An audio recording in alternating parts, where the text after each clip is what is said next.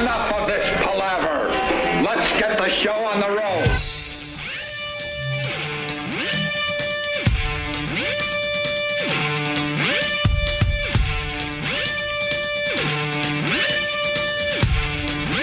Dude, most people don't have the whole language obsession we do because they don't talk for a living. So like John Lou to them is not as irritating as he is to us. Well, that didn't make the air. Why?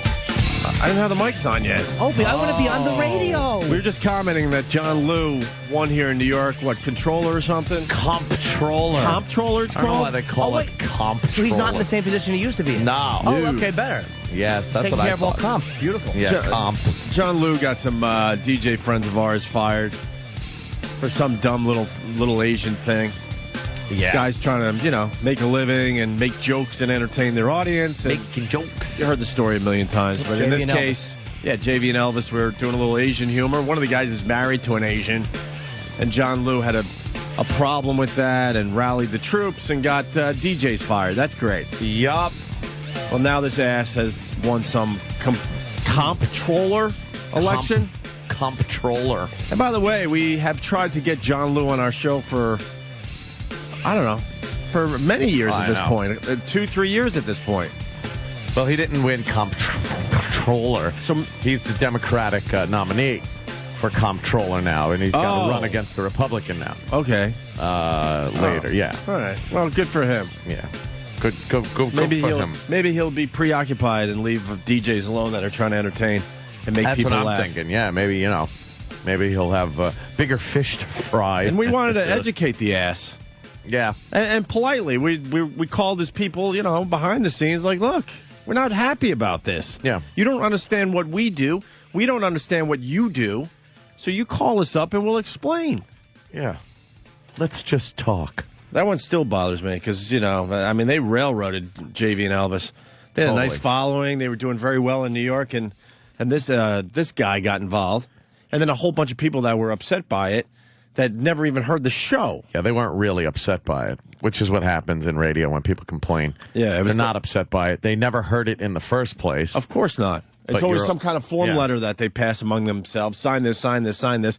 And then, the corporation, in this case CBS, they get nervous because oh my God, look at all these people that are angry. They're not even angry. They're just, they're like robots just signing this dumb paper. So, Yeah. there you go. I got a really bad sore throat. I was telling Anthony before the show, and I think it has something to do with standing in a river In the rain. in the rain Of course it does. for 5 straight hours, and I think it finally caught up with me. 'cause- take your NyQuil, you relax, you have a cup of coffee. yeah. You know what, dude? Boom, you got a fisherman's friend. You just kind of relax. fisherman's You breathe in the lake air. Boom, it washes that cool menthol right over the sore throat. Dude, you know what? You're fine. Dude, I used to get beat up when I was a kid. Why? Where did that come from? Dude, I don't know. You'd have a cup of coffee, his fist, my teeth. Maybe he likes coffee so much because he was throwing it on, penises of young boys that wanted to put him in his hiney. Just cannot get enough of the Bob Kelly impression. Yeah. I love Bob. Fucking God stupid damn. Bob. That dolt. He was smoking in nature. I'm like, will you stop? Nature. Just stop smoking in my face in nature. And I support the smoker, even though I don't smoke. Yeah. But I think it's your right to smoke. Of course. Not in certain places. I even said in restaurants and bars you should be able to smoke. And then you as the patron, if you're not into that, in a free society like we have, you find a restaurant or a bar that kind of doesn't have the smoking thing going on. I'm kind of digging the no smoking thing. I dig everywhere, it. though, It's great, you know? dude. It's great. I Yeah. dig it, Amp, but you're into that whole gun thing. It's No, I know, you should allow the people to fucking kill themselves if they want. I don't give a shit. Problem is, there's always that argument that they're killing everybody else in the place. And they're Yeah, but you choose to go into those places. But then how they got a lot of these things done, these laws and whatnot. Well, the worker. Yeah, but you as a worker could find a job that doesn't involve people smoking. Yeah, I just don't like the government getting their nose in there. Like Exactly. Bloomberg did that. If you have a restaurant or a bar and you decide you want a smoke-free environment, then you should be able to do that. Mm-hmm. And then you'd get people like me, who like going into a bar and not having the clothes smelling like smoke when you go home. Right. And if people want to go and smoke in another bar, they could do that. Right. It's the government getting in there and telling you, what you should and shouldn't do and eat or shouldn't eat, smoke, fuck, whatever. Of course. Eating, drinking, fucking, sucking. Yeah, and no one in my family smokes, but, you gotta fight for that stuff. Yeah.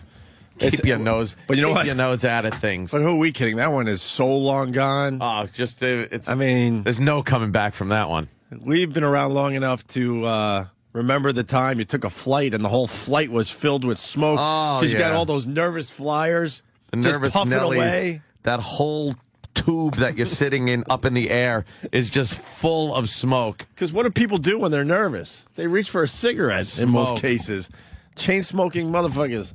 Dude, in the air. I totally remember as a kid people smoking on a plane. I remember being on a fucking airplane and just it's packed with smoke. There's no venting that shit out. No. It's just you couldn't from the back of the plane. There was a fog up to the front where you couldn't even see like the sexy stew. Ashtrays on a plane. Yeah, the little flip-up ashtrays. Doesn't that just seem like a fire hazard, Of too? course. And now when you go on one of those older planes every once in a while and you see the old ashtrays. The ashtray. Or the razor disposal in the bathroom, you're like, what? How old is this plane? I'm shaving. Is this thing really in the air? And how long is it going to stay up here? Shaving on the plane. Right. Well, the other thing about smoking that was cool was sporting events. When you were a kid, Yeah. seeing your favorite team, in this case, like the Knicks or the Islanders when I went to those games, and you would see, it was almost like a cloud of smoke because it all would just kind of rise to the top of the arena. Cloud of smoke. Concerts, too. Concerts. Yeah, you would see like... Yeah, that's even better, actually, because there were more smokers at concerts. And it would look, you'd see it in the stage lighting. Mm-hmm. The big beams of light would come down, and it wasn't from a smoke machine. No. It was the smoke in the venue. Everybody just smoking away, puffing away. So the good old days. Smoking days. joints. Someone would just pass a joint down, you'd get it. It's like, oh, what's this? Oh, well. You just pass it back down. Well, thank you very much. Don't know where it came boys. Don't know where that came from. Boys, pass that along. I know Pass I'm your the GM, but I want to be cool like you guys. Pass the doobie. Boys. Didn't he share a little weed? Yeah, we had a GM that might have shared weed with 17-year-old girls backstage at concerts. Give me a poke off of that. Would you give me a hit off of that marijuana cigarette, boy? Does anyone know where ozone is? I'm a little low. I think I could use a doobie, Right. boy. Don't you have clients to talk to? He was too busy trying to be famous in his own right. Yeah. Oh, did he love the limelight, that little bastard? Love the guy, though. Oh, yeah. But anyway, yeah, it's long gone because now what? You smoke in little circles outside buildings. That's about it, right? Yeah, and even that's got me like, ugh, can't stand walking through the clouds. But Bobby, and he annoyed me, though, smoking in that nature. And then someone pointed out, you're yelling at him for smoking in nature as a huge semi goes flying by you guys. Because I'm trying to say that we're in nature and I want to enjoy it. Yeah, you're right by a highway. Yeah. So there you go. What do we got going on today? We got Victoria Gotti coming in. I've been looking through her book. We got it yesterday. It's called She's very intimidating. This really? Well, the one time I met her, she's very intimidating. Yeah. Well, she's the daughter of John Gotti, and Oh, yeah. this family of mine is in the book. She doesn't put up with shit. And she's obviously a good writer because she wrote a column for the Post for a long time, and she's written other books. And I was unfortunate that I couldn't just read it. So you're looking for questions and points to talk about. But I read the whole first chapter too. It starts off with her dad's funeral. It's fucking great, man. I mean, it's like this is a family you want to hear about. It's not some boring family history. It's like these are people you want to read about. Sure. So what I've read of it so far is great. And the Post has installments every day, and today's the last one, kind of promoting her book, and it's got 2 pages of just her book in the Post every day. It's fucking great. Wow. So I'm looking forward to her Excerpts. talking. Yeah, excerpts is the word. Yeah, she's coming in. We also have our old friend Mike Rowe. Mike Rowe from Dirty Jobs. I was and- kind of scared that he was sailing off. You know what I mean? Yeah, I We saw talk him about on- this a lot, where we get these guys sort of, I Sort of on the way up. I mean, Mike Rowe he was happening when we met him. But then he really started getting big with the commercials Some and of the everything. Ford commercials, yep. And then we didn't hear from him for a while, and I go, I think we lost another one. Could be another one. But no, he's coming in today, man. New season of Dirty Jobs. It starts. I was going to say starts last night because I saw it last night. When does it start? Oops. October 6th. Discovery Channel. That's not far off, like a week. So we're going to catch up with Mike Rowe, and then our old pal Jeffrey Ross will be in. He wrote a book, right? Yes, he did. It's called I Only Roast the Ones I Love. And it's fun. Again, I've only perused it. He's going over a lot of his roasts, because Jeff is probably the king of those. The premier roaster. I wouldn't say that. I would say the king of those roasts. I would say the premier roaster. Just like you'd say when I say a couple pages, you said excerpts. Excerpts. You use the fancy gentlemanly words. Yes, I try. I'm the layman. But yeah, Jeff his book's very funny from what I hear. I haven't read the whole thing. I looked at my picture in there, of course, being the pompous asshole I am. Yes. Oh, you got a picture you're in the a book? Why picture. wouldn't he put his celebrity friends in? Ooh. Yeah, why wouldn't he? Jimmy. Oh, boy. Who else is in there? I didn't really. What other you just looked at you? Yes, Jeff told me you're on page so-and-so, and I went right to that page. You missed the point I'm making. Jimmy didn't put his friends in his book. Really? Well, it seems that some friends didn't see the paperback edition and how the first photo of us ever taken together is in the back of that. Oh, wow. And I was fuck, you talking got me about back. satellite radio. Look at yes. that. You got me back bad, really? Of course. Oh, that's very nice. Yes. I don't think we have a paperback here. I apologize. It's okay, except. I apologize. apologize. Oh, I'm sorry. So it's Whip 'em Out Wednesday, and we just heard that the WOW stickers that the company was nice enough to get for us, Sirius XM Satellite Radio. Yeah. We're not beating them up today. We're not hitting them with the newspaper. But they're sold out. Sold out. And we barely talk about getting WOW stickers on the actual show. It's in promos when we go to break and stuff. And you guys have been sending in those self-addressed stamped envelopes, and we ran out. Yes. But there's a new batch that has been ordered, and they're coming in very soon, I guess. Well, how many? 10, 12? I think they might get a couple hundred this time.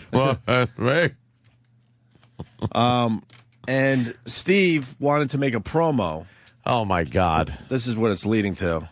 Wanted to make a promo about what I just said, basically. That we don't have WOW stickers right now, but we will soon. So Hang in there. Keep sending in your self-addressed stamped envelopes. Yeah. Now, boy, there aren't many things we are afraid to touch on this program. Mm-hmm. I mean, we joke about everything. In the proper context, I believe anything could be funny. I've said that in interviews. Always asked about the line. You know that? We're always asked about the line. Where's your line?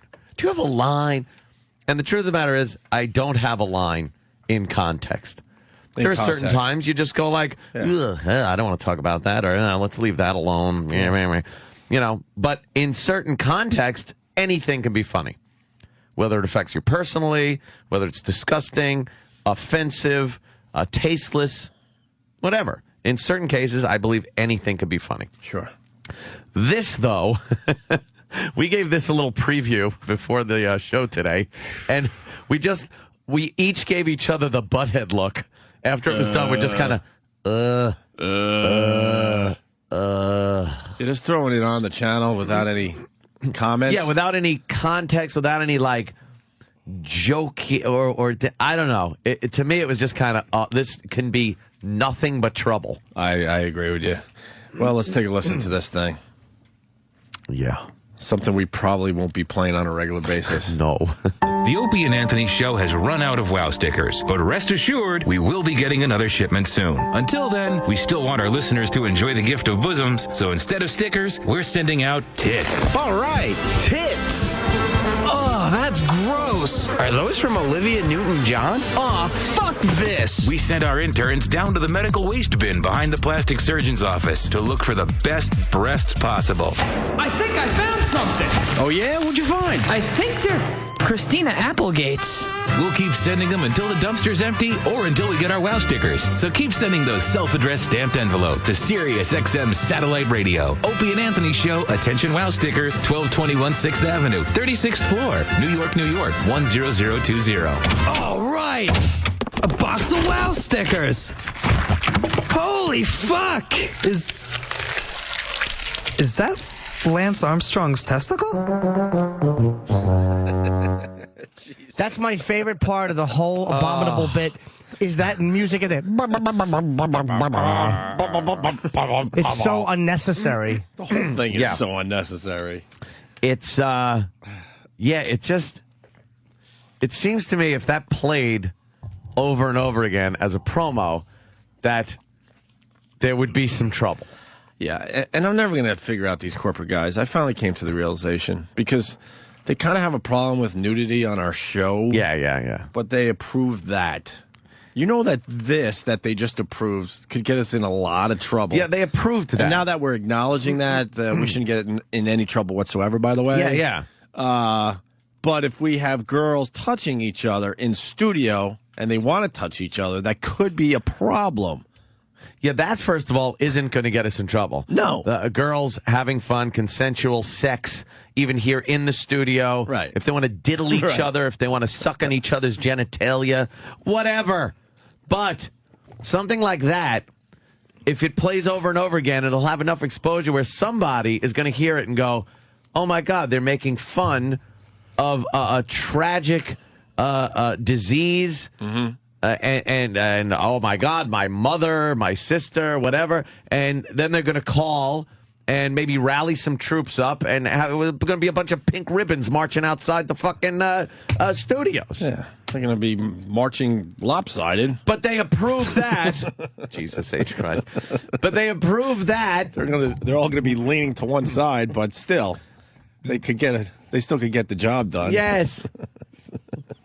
And then they don't let us have women in here. It's dumb. To just toy with each other. That's why, Danny, I don't go to these meetings anymore. Me and Ann, we can't be bothered with these silly corporate meetings.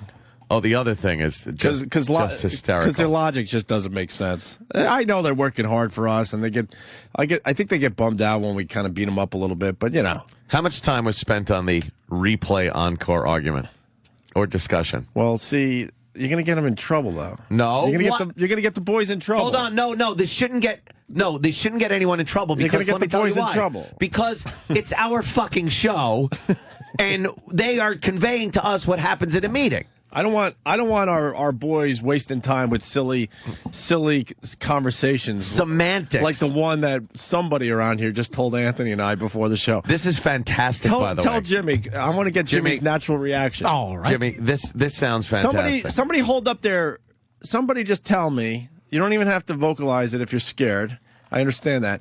How many minutes were spent on this particular topic for the Opie and Anthony show? Yeah. Somebody. I see people were about 5 minutes. About 5 minutes. Okay. Knocking this one around. Knocking this around. Listen you know how we have our show live from 6 to 11 every weekday morning, followed by Ron and Fez, and then after Ron and Fez, there is the Opie and Anthony replay. Right. It's been the Opie and Anthony replay. For many years. Wait, can we play maybe a promo that says just that, just to hammer this home? Do we have that? Something that just says, Opie and Anthony replay. Oh, before we move on from the WoW promo too, Ann, just hold that thought because this is important to the discussion there. Scott in Hopog writes, guys, October is Breast Cancer Awareness Month, you morons. Great. That's a good one, too. So the promo couldn't come in at a better time, man. Fantastic. What? Tomorrow starts October, and we're going to run the Let's Find Breasts in a Dumpster WoW sticker promo. Naming celebrities that have lost their breast to tragic disease, and we're going to run that on, it's fantastic. Breast Awareness, Breast Cancer Awareness Month starts tomorrow. All right, here is one of the replay promos. Okay. Now. Every day at 3 p.m. Eastern, right after the Ron and Fez show, it's the Opie and Anthony replay. If you're in other parts of the country, fucking figure it out, all right? It's either subtracting a couple hours, whatever. So three, whatever, you got it. So, remember, it's the Opie and Anthony You can check out the O&A replay beginning at 3 p.m. Eastern, noon Pacific. On Sirius 197 XM 202, The Virus. All right. I recognize all those voices. I hope that's most of the listeners interesting. did. Big celebrities in that promo. Yeah. For the replay. Which is when they replay our show. Right. Now, Jimmy, replay is kind of a negative word. Replay, it's a negative word. What's negative about it? I don't know. It means to play again. Yes. Let's look at the replay it. instant replay. To play again. You No, only no, play. You only no. play the best plays over again. Yes. Wait, you only play. Does that make sense? You only play the best plays. Whatever. It's replayed. Right. When you're watching a sporting event, they're not replaying like mundane who gives a shit plays. It's called an instant. Yeah. When you watch an instant replay It's usually in something sports, that- football, it's a very exciting moment. Of course. They don't usually just instant replay. So Something crappy. And the prefix RE does not imply negative. Right. It doesn't imply bad. To play again. Replay. Well, maybe we don't got this right. Is that about what was said in the meeting? As I look around, somebody different nodding their heads. yeah, that's pretty much what they're saying. Wait, Steve. Steve throws his head up and his eyes just went up like, oh my God. Well, I don't want to misrepresent this. What was said? And by the way, you weren't the one that brought it to our attention. No, I certainly wasn't. But I'm dragging you into this. Yeah. Mess. So it makes it very confusing who should be fired. The O&A replay has a negative connotation to it, and it should be the O&A encore. Encore, Jimmy. Encore. It should be called the O&A Encore. That fucking stinks. And I'm going to tell you why. Encore, to me, does not imply the same thing again. An encore implies an additional thing that is different. So, like, when they say encore, they don't say come out and redo the entire act over again. Well, there's an encore presentation. Yeah, you're right. Actually, you're right. There is. But replay is much better. It's not negative. There's no negative comment. It's simple, nothing direct. negative How about about this? Whatever. It's a It's whatever like, why argument. argue semantics? Right. I don't care which one they use. I replay. I do care that they're spending time discussing it. Opie and Anthony replay is simple. It's direct. It's to the point. Yes. What are you doing? Listening to the replay. Right. Who's going to say, come on, I'm listening to the encore presentation? This is not fucking Masterpiece Theater. Have you just hear the promo that we did? Pieces of garbage. It's a fucking replay. Encore. I am listening to the encore presentation of the Gregory and Tony program. Brought to you by. It's fucking nonsense. 4 hours of horse shit again. That's what they should call it. Hey, when does 4 hours of horse shit again start? I like that. Brought to you by some kind of soap that washes the duty stains out of your underwear. Brought to you by Dove Facial Cleanser. 4 hours of horse shit again. I nominate that implies honesty. Right. We should, Yeah, that's the discussion they should have had down the hall. 4 hours of horse shit again. Here you go, fuckers. Yeah. Yes. I love that. See, you should just go over the top. Like, to discuss encore versus replay. Those guys have just run out of things to talk about with the staff of the Opie and Anthony show, I That's do right. believe. That's what it is. So we push for, if it's not going to be replay, encore is off the table. 4 hours of horse shit again, or garbage redo. Like in Apocalypse Now. Rehashed verbal rubbish. I like Getting that. Here. That's good. I like that one. Right. Whatever. They can't call a replay a replay. And these now are machines. I want to call it the instant encore. Yes. That is what they need to be called now. The instant encore. I want to play a sound from my instant encore. Man. Hey, where are the white women at? There, that came from my instant encore. Holla. Wait, what's it called? When you recreate. Oh, the sound recreation machine. Yes, I like that. yes. The sound recreation machine. Oh, they're a bunch of fucking ontards. Management are ontards. Encore! That's who listens to our show. A gentleman in tuxedos with a monocle. Encore! Encore presentation. We'd like an encore presentation You're of the saying- AIDS jokes and fart noises. You're not saying encore presentation the right way anymore, Jimmy. How is it? You were doing encore presentation. Encore! What time does the encore presentation begin? Presentation. I'd like to pour myself a cup of tea and have a crumpet with a shot of jism on it. Could you ejaculate onto my crumpet, sir? Before I miss the encore. The encore presentation is starting, and I don't have a fat retarded girl to throw rocks at. You know those asses that lived before us fucking ate jism for some dumb medical reason. You know? Yeah, cure nightmares. Some dumb thing. So they're all just gobbling jism, thinking it's gonna. It cures the vapors. Right. Keep the nightmares away. Oh fuck. Well, I want to thank. You have a current re-encore promo? I'd love to hear it. Oh, Bobo. Okay. I want to thank management for giving us some material today. That's right. Encore presentation. And I hear this a lot. Well, you know, they're working hard for you guys. They don't really appreciate it when you beat them up. Well, then fucking work on your skills and get a radio show. What do you want from me? Fiddlesticks. Right, what the fuck? Excuse my language. If it comes to our attention that you're discussing whether it should be called an instant replay or a encore presentation, you're going to get beat up a little bit. I'm sorry. My idea, I think that I think replay is just too soft and flaky. 4 hours of horseshit, ... again. That's the name.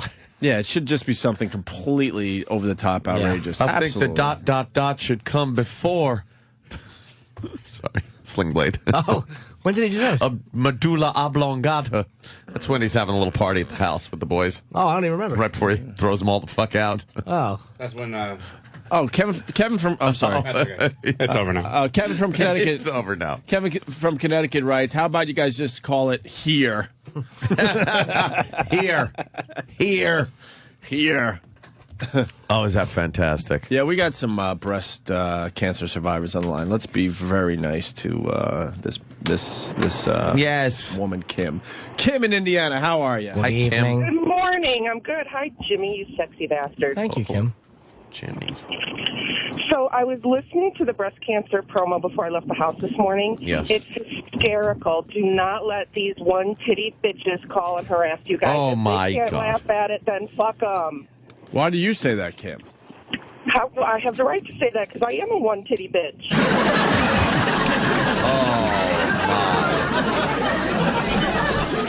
So you survived breast cancer, and you find that you're able to kind of look at it like any other horrible situation. You can make fun of it, even though you know how fucking awful it is. Exactly. Fuck them. Fuck them if they can't laugh at it. Yeah. Wow. Well, it's the timing's a little weird. I mean, tomorrow starts the big, breast cancer Awareness month, yeah. and this thing was handed into us. Yeah. Dumpster diving for breasts. I mean, Yeah, Jesus. that seems a little harsh. Especially in lieu of wow stickers. Not even important things. Now that I'm pushing 40, maybe we could go a little. Yes, you are. You're pushing it right out the back window. So you run past it. I'm not pulling it off anymore, am I? No, yeah. I didn't think so. Wow, you look really old for your age. Well, fuck, I got to start using my real age, and then you'll be impressed again. All right, Kim, thank you. Thanks, Kim. Thank you, guys. Have a good day. There goes Kim. Call it regurgitation. Well, you get our point. Yeah. Anything else happening with the meetings? Anything else we've missed? I got a spy report. Do you? I got a Ron and Fez spy report. Oh. Mm-hmm. Spy report. Spy report. It's the Ron and Fez spy report. We can't take credit for that. But someone wrote me this at 11 a.m. 11 a.m. yesterday, Yesterday. I would believe, because it hasn't happened yet today. You're going to hear a name that's going to scare you yet, but don't worry. What? I got this under control. All right. Spy report. This was written to me. During Mel's speech. That's the name that scares you, I understand. Yeah, well. He said, it's great to have Howard on board, and of course, Oprah. Opie and Anthony. Oh, good. He made no mention of any other shows on either platform. That's great. Wow.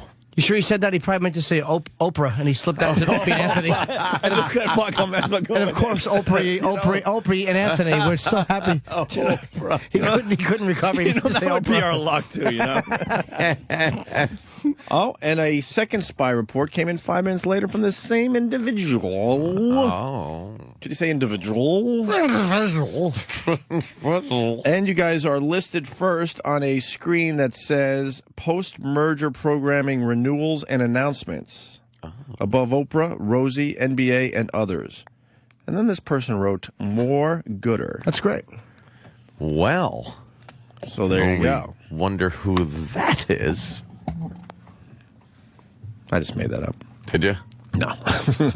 Oh, I was feeling good for a second. No, that's pretty cool, though. Where did That my is. name come up during the talk? Oh, it's got- Jimmy. Let me scroll, Jimmy. It's It gotta must be, have- It's got to be here somewhere. There has to be an oversight. Somewhere. Scroll. Forgot about scroll. Scroll. I'm still scrolling, Jimmy. It's got to be in here somewhere.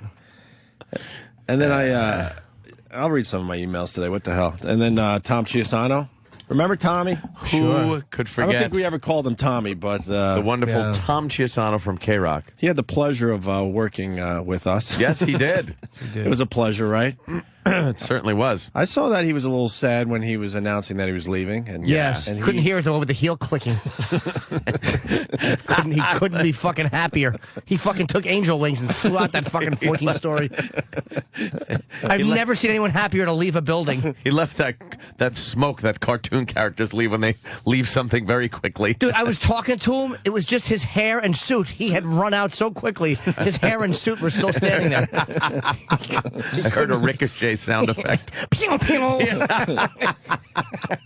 He was fucking out of He there. fucking left so fast. The C and the B fell off the wall.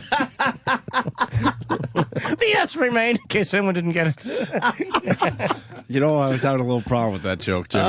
Thank you for explaining, because now, man. Oh, my God. So I told Tom Chiusano, because I haven't talked to him in a while, and he used to just he used to bore us with his fly fishing stories. Oh, they were terrible. No way. He was a fly fisher? Did you ever pay attention? I never paid attention. He would spill his guts out to us how he enjoyed golfing and fly fishing. That was his thing. I knew about his golfing. Yeah. But fly fishing, wow. He is a fly fisherman, an angler, as Bobby likes to say. Dude. And so I went back and forth with Tommy a little bit here, and I told him I went fly fishing for the first time, and he wanted to know where, and I told him Roscoe, New York, and then he wrote this back. I made that trip once as well. Caught one fish. It's the end of the season, you know. If you ever want to get serious about it, and this is where I bring it to the table today, because this will annoy Jimmy especially. If you ever want to get serious about fly fishing, I know a couple of different lodges in Montana. Oh, Can you imagine? Oh, my God. Can you imagine traveling to Montana to fly fish? Montana. With a fucking fishing pole? Do you bring your worms as carry-on? There's no That fucking worms in fly stinks. fishing, Jimmy. Look, I got some early morning earthers. What are they called? Some juicy. What are some worm names? Bloodworms. Yeah, it's a good bloodworm. Oh, it was raining. I pulled some bait out of the yard. Yuck. Did you? What fucking horrible hobby that is. But haven't you learned anything? It's all about flies. You don't use worms. No worms. And then you stick the flies all in your wacky little fucking hat. Bob told me that the guy catching the fish with the fucking trout was throwing chum in the water and then just dipping worms, and those asshole fish were grabbing it by the fucking bushelful. Wasn't that where what's his name used to go? That news guy? Who? With the Montana crotch rat. Fuck. Charles Osgood? Yeah, no, the other guy. Carell. Yeah, Charles Carrault, Right. and he had Carrault, he had like a chick up there. He had another fucking wife or some shit. Yeah. And wasn't that Montana though? And he used to go fishing up there. I do believe. He must have been the a fly elusive fisherman. trouser trout. That guy was traveling the country, and then it comes out after his death that he had another wife. Believe you. God bless the guy. The elusive furry trouser trout. You know, if E-Rock runs down that disc, That was the. if E-Rock runs down the disc that kind of embarrasses people, there's one on there. You want to go old school? Oh. There's a Montana crotch rat, crotch. Rat, yeah. What was it Montana again? crotch rat. bit. That's the Montana crotch rat. And then Tommy just writes, Tom Chiusano. He doesn't like Tommy, I'm sure. Yeah. My best to Aunt, Jimmy, and Kenny, and the rest of the crew, Tom. So Tom's doing well still. How's he doing? I mean, what is he doing with himself? Is he? That was the first time I talked to him in a long time. I mean, at first he was just playing golf and just enjoying, his time off. I mean, he wants back in. He was forced out. The Don is semi-retired. That company forced Tom Chiusano out when this fucking guy... Yep. Look, man, Howard was a powerhouse at, K-Rock. You can't deny that. But Tom Chiusano knew how to take that and make a lot of money for the company. And then they fucking pushed Tom out the fucking door. Yeah. Just like that. He didn't want to leave. No. He had a couple good years left in him, and all the time and money he brought into the company, that should have been good enough to let the guy, stick around a few more years. And, dedicated right to the end. Even when he saw the wheels just fucking coming off of that station. Yeah. The wheels were coming off, and he was just dedicated to getting, advertisers in there. He was still rah, rah, rah. Yes. Good soldier, that guy. Yeah, you can't, you can't have loyalty. It's too bad you can't. Because that was a loyal guy right there. Yep. Even when Howard left, he hung in there and tried to make it work. Yep. With Through David the Lee format Roth. changes, right. The fucking personnel changes, the cutbacks. Like I said, the wheels just flying off of that thing, and he's there in the driver's seat. And the company couldn't get rid of him faster to save a few bucks. Yeah. Unbelievable. I know times were tough, but I'm sure there were guys that should have left way before. and upper management. Yeah, Please. exactly. Yeah. Well, they never go. They never go anywhere. Exactly. So there you go. By the way, just the last part of the fly fishing extravaganza videos will be up today because people wondering when the fuck is this stupid thing ending. It's like a mini series. You're running routes. Well, you can't put up a 25-minute. If you study YouTube, you can't put up a 25-minute video. That is true. People just you got to put it up clips. in parts. So Quick the last clips. part will be today. Finally, what else is going on? Well, no, quickly. I think that Savage killed himself. Yeah, the guy. What happened? So you got a black guy, and a white tourist. No, he was a Spanish Hispanic guy from the Bronx. Spanish guy from the Bronx. Yeah. That was a Spanish guy. Yeah, I believe so. Yeah. The picture I'm looking at, all right. Yeah, he looked kind of like he looked like a studious young, but I heard they bumped into each other. Yeah, I heard he was mouthing off and squared off to fight with the guy. He was ready to fight. Yeah, like he was he wasn't a fucking, he was a tough guy. Yeah, he was like Who was the tough guy? The Spanish kid. Okay, yeah. Like he squared off, took his jacket off, and squared off to I'm fight so the guy. fucking confused.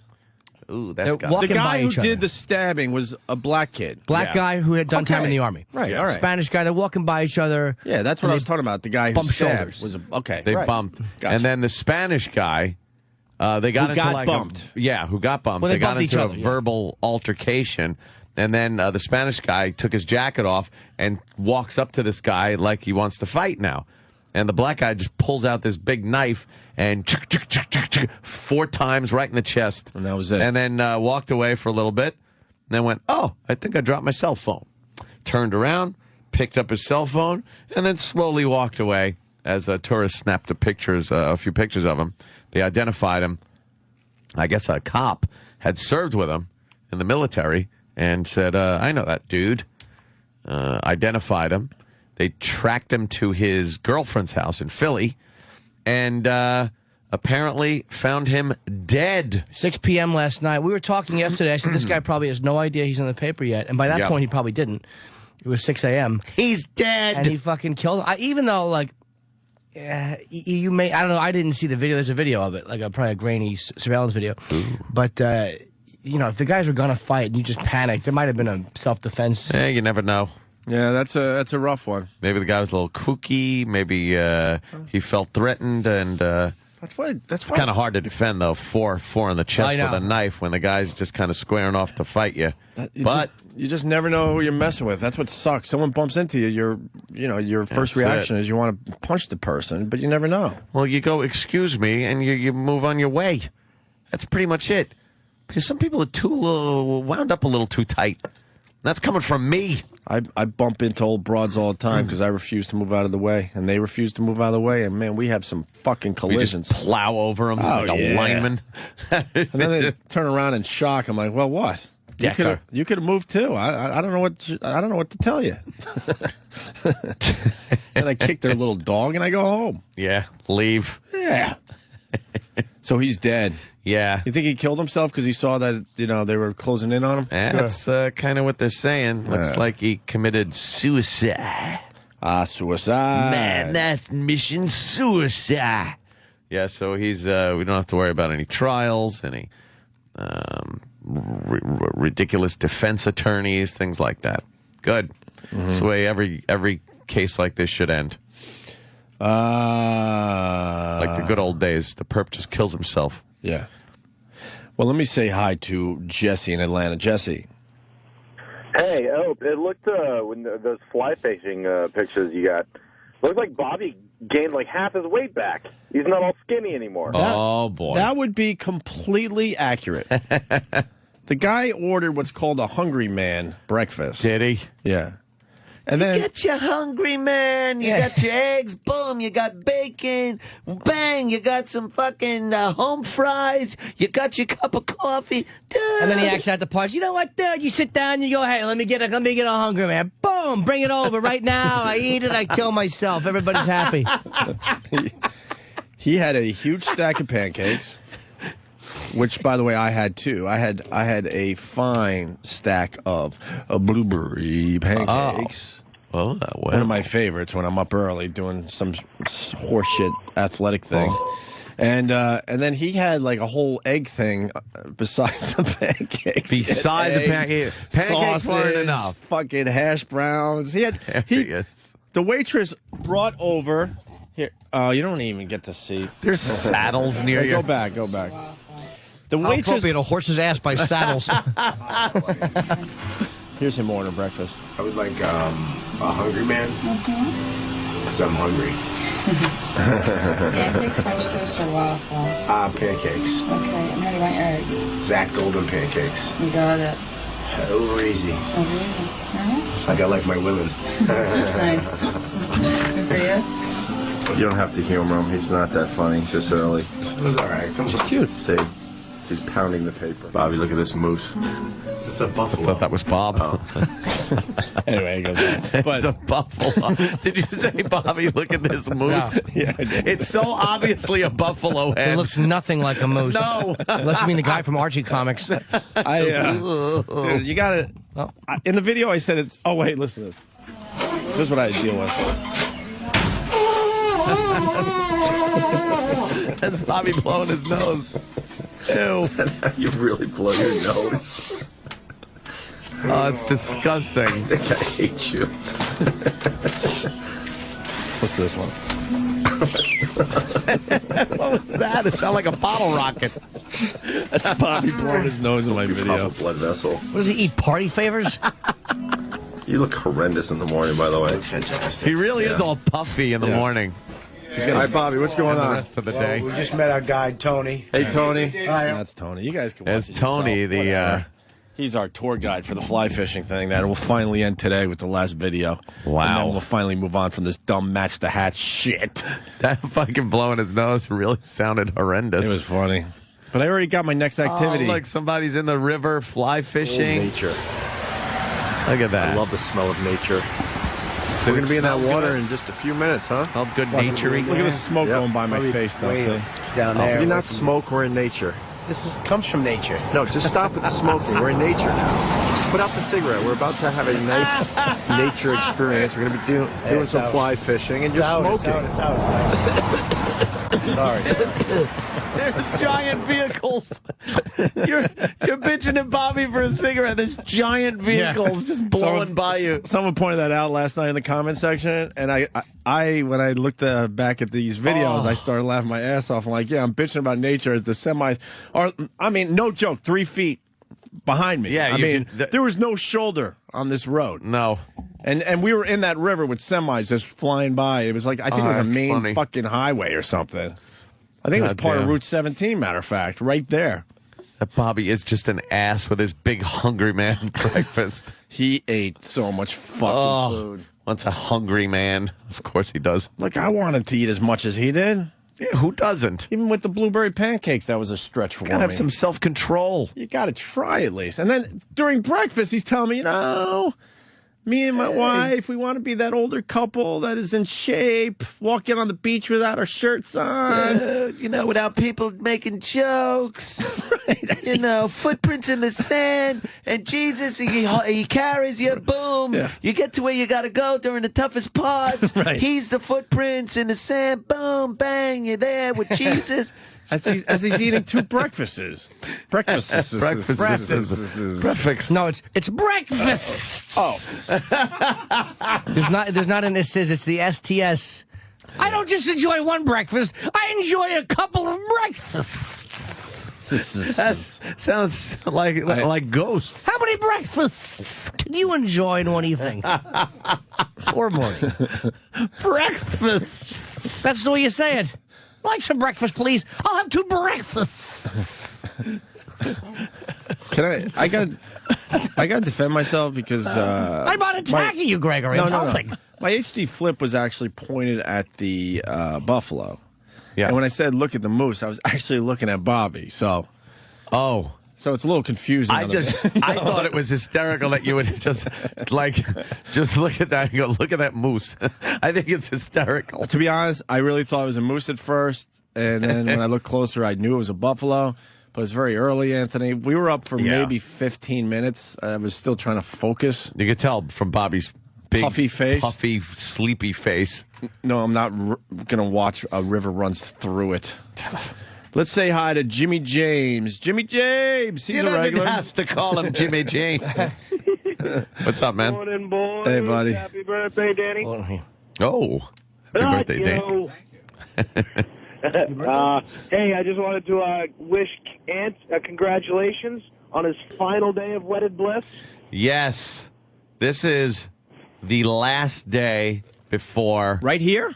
It's over. Oh, that's right, October 1st. It is over tomorrow. Did you pick up your big giant check to drop off at her house, like Publishers Clearing? Yeah, I really would love to do like a giant check thing with some stripping whores to bring the check out. You know, something like that. But no, I'll keep it civil. Did you write the check yet? No. Today? Yeah. Whenever? I'll write it today. Right. I'll write it today. Wow. I'll send it out, and that'll be that. I got to put something like, the end in the notes section or something. That's funny, actually. Like, how about just Fiend? Fiend. Yeah, like a fucking foreign movie. F-I-N. Fiend. Dunsky. Wow, that's not bad that you're finally done with your marriage 10 years after you decided it was over with. Can you believe? That makes sense. We live in a society that makes sense, right, guys? Yeah. That makes a lot of fucking sense. I honestly never thought the day would come. It just seems so fucking long ago, and it was that me and Opie took that walk to the bank, and you had no which money. Started in your the account. whole thing off. The little walk to the Fleet Bank to take out my money, which had already been taken out. That was on the corner of 57th and Broadway, right by Letterman's theater over there. And back then, it just seemed like it was going to be an eternity. Yeah. And it turned out to be a very, very long time. And tomorrow is it. That is it. The last of the last. That's unbelievable. I know. Because, you moved on, obviously, Oh, yes. Many times. But you still technically were connected. Yeah. Without because any kids. You're always wondering if she was going to pop up with some nonsense or you had to write the check that infuriated you. When lawyers are involved, you always wonder if they're going to, start some other litigation or something. So, that was always in the back of my mind. And with having no kids, no property, nothing, there shouldn't have been this long-term kind of it's unbelievable relationship that's left over, albeit just purely financial. But it shouldn't, obviously, in my opinion, it shouldn't have been what it was. But that's it. Tomorrow, it ends. It's finally fucking over. It's a celebration. Yeah, you're going to feel, I don't know, like even freer. Little weight. You're going to feel will even be lifted. freer. Little weight will be lifted. I kind of, I think it's almost like a prison sentence because we always talk about that prison versus the death penalty thing because, people say, well, the rest of his life in prison, he's going to have to suffer. You know what? You get used to things. Thank you. So we always said that. Suffering there. And it becomes their life. Yeah. If they're able to see Curb Your Enthusiasm on a Sunday night, and this guy murdered one of your loved ones, is he really suffering? Yeah. Does he get a peek at the football games on Sunday? Of course he does. Does he get to hear maybe some fucking Molly Hatchet that's cranking out through the prison somewhere? I don't know. Does he never, ever laugh? Right. Of course he laughs. Where's the suffering for real? It just becomes your life. When people say, no, I'd rather have him suffer for the rest of his life in prison, it just becomes that's your life. You can't think of it because it's so horrific to think about being locked up in prison. Of course. But it's not a treat, I'm sure, but it becomes something like when they're, even though I hear the food is horrendous, I'm sure every once in a while there's something in there where this guy that killed your loved one's like, ooh, pizza. Ooh, this is tasty. Yeah. You don't want the guy that killed your loved one to ever say, ooh, this is tasty. To have any bit of as pleasure. he's in the joint. Right. Yeah.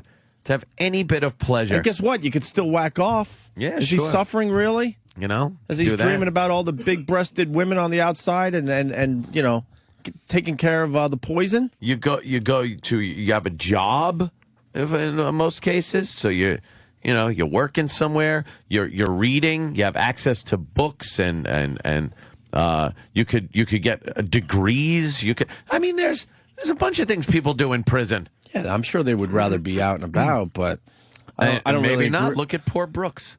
Right. He didn't want to be out and about, did he? Where's the music? Thank you, Travis.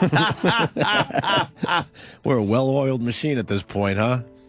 The world had went and got itself in a big damn hurry.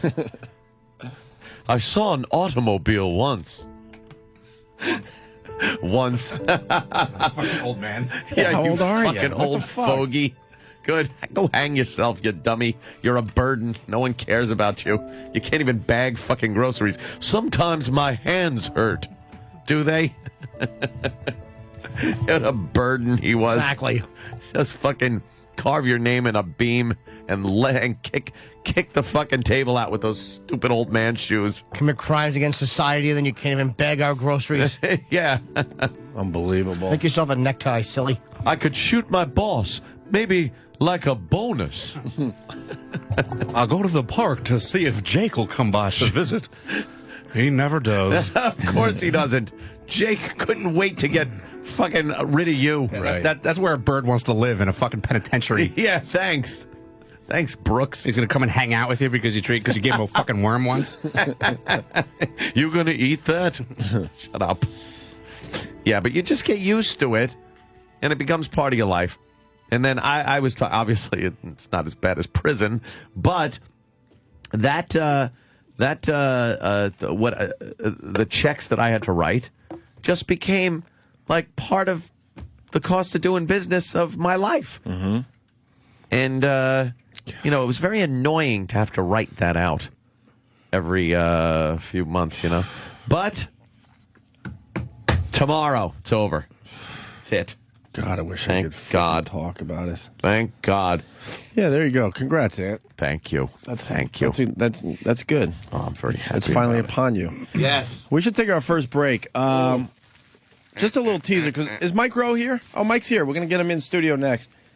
Now, I saw Dirty Jobs on the Discovery Channel. Season premiere is October 6th. I saw the first episode, and, it's great. Mike, this show, you start thinking, how the fuck is he going to keep this thing interesting? How many dirty jobs are out there? And he keeps it going, man. He really does. It's all about Mike, too. He's a very funny guy. I can't hold back from saying this, and I hope it doesn't mess up the premiere episode. I'm hoping he talks about this one point a little bit on the show today. Yeah. We learned in the season premiere of Dirty Jobs that, the mattress you lie on at home? I do. We all have a mattress, right? Yes, we do. How about we play a little game right now before the break? Oh, no. Okay. About 7. The mattresses. Okay, you got a mattress at home, right? Yeah. How much heavier is it than when you bought it? No. With time going by, obviously. So you buy a brand new, spanking new Posturepedic. It smells good. It has the spray. Simmons Beauty Rest. Yes. Right. I prefer the Craftmatic Adjustable, Gregory, so I can sit up and eat soup. I like to have a nice lentil before I go to bed. I like to dip crackers in a nice cool lentil soup before bed. Perhaps a little tomato juice to wash it down. My old Craftmatic.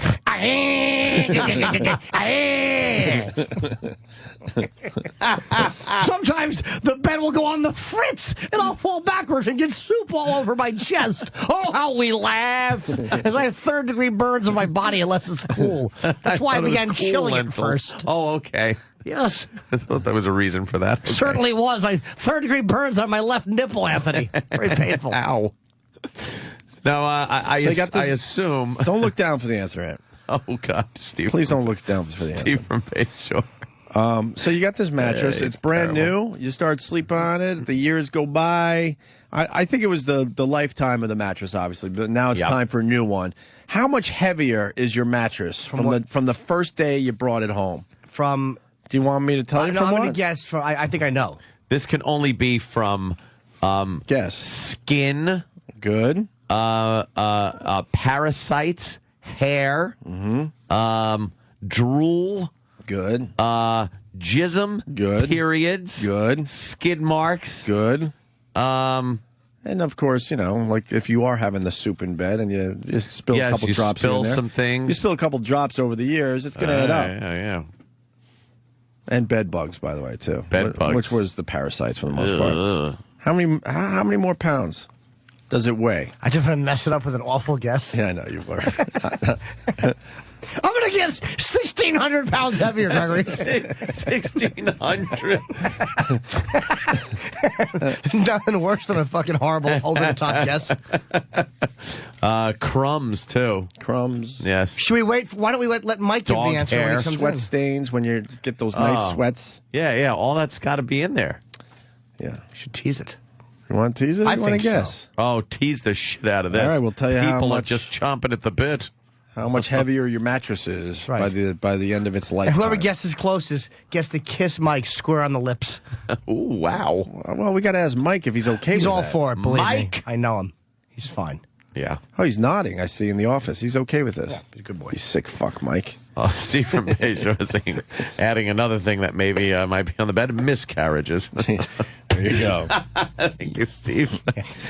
Like you just leave him there. Yeah, like you wouldn't blot that up. Yeah, exactly. Come on. What's that? Why is your sheet misshapen? Long story. All right. Mike Rowe from Dirty Jobs. Yes. Next. Stay there. Hey, let's say hi to Mike Rowe, huh? Dirty Jobs. Gentlemen.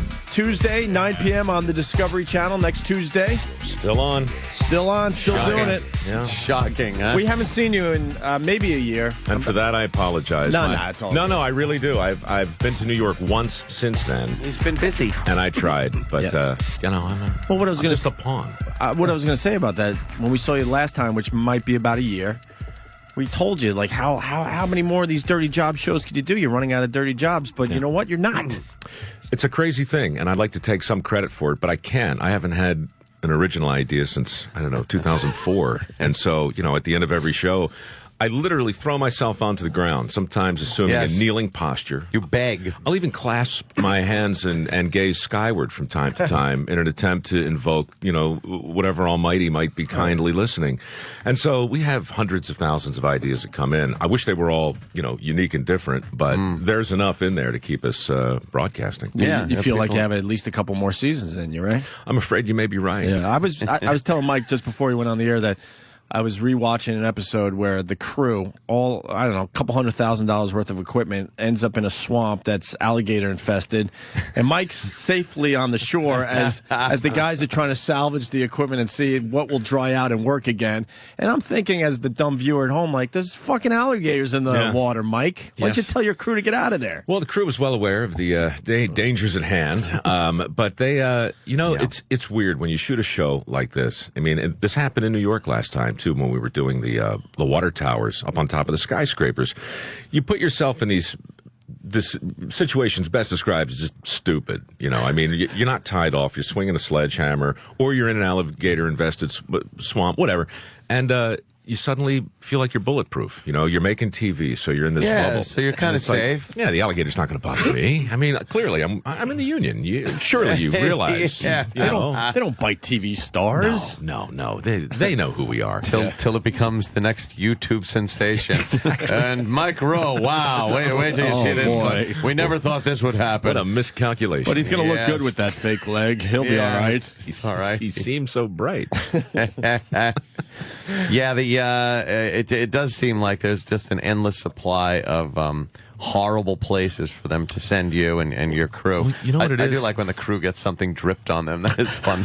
That is fun. Not so much just a deluge, but just a little bit of gack from whatever you're doing gets on your camera guy, and you see him kind of wiping himself off. No, you know what? Annoyed. That's a really interesting point. Sometimes a touch of gack is more effective than a waterfall of disappointment. You know, because you can see it there on your garment, you know, quivering as the the afternoon sun catches it, and it's like, my God, you've been truly soiled in a relatable way. Yeah. What is the thing with the mattresses? Because they teased it before the break.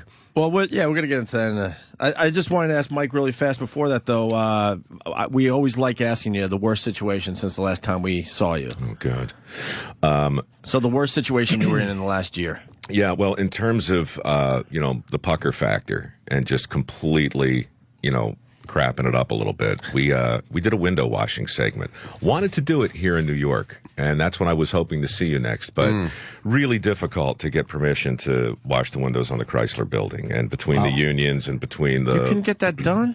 You're Mike Rowe. I tried. No go.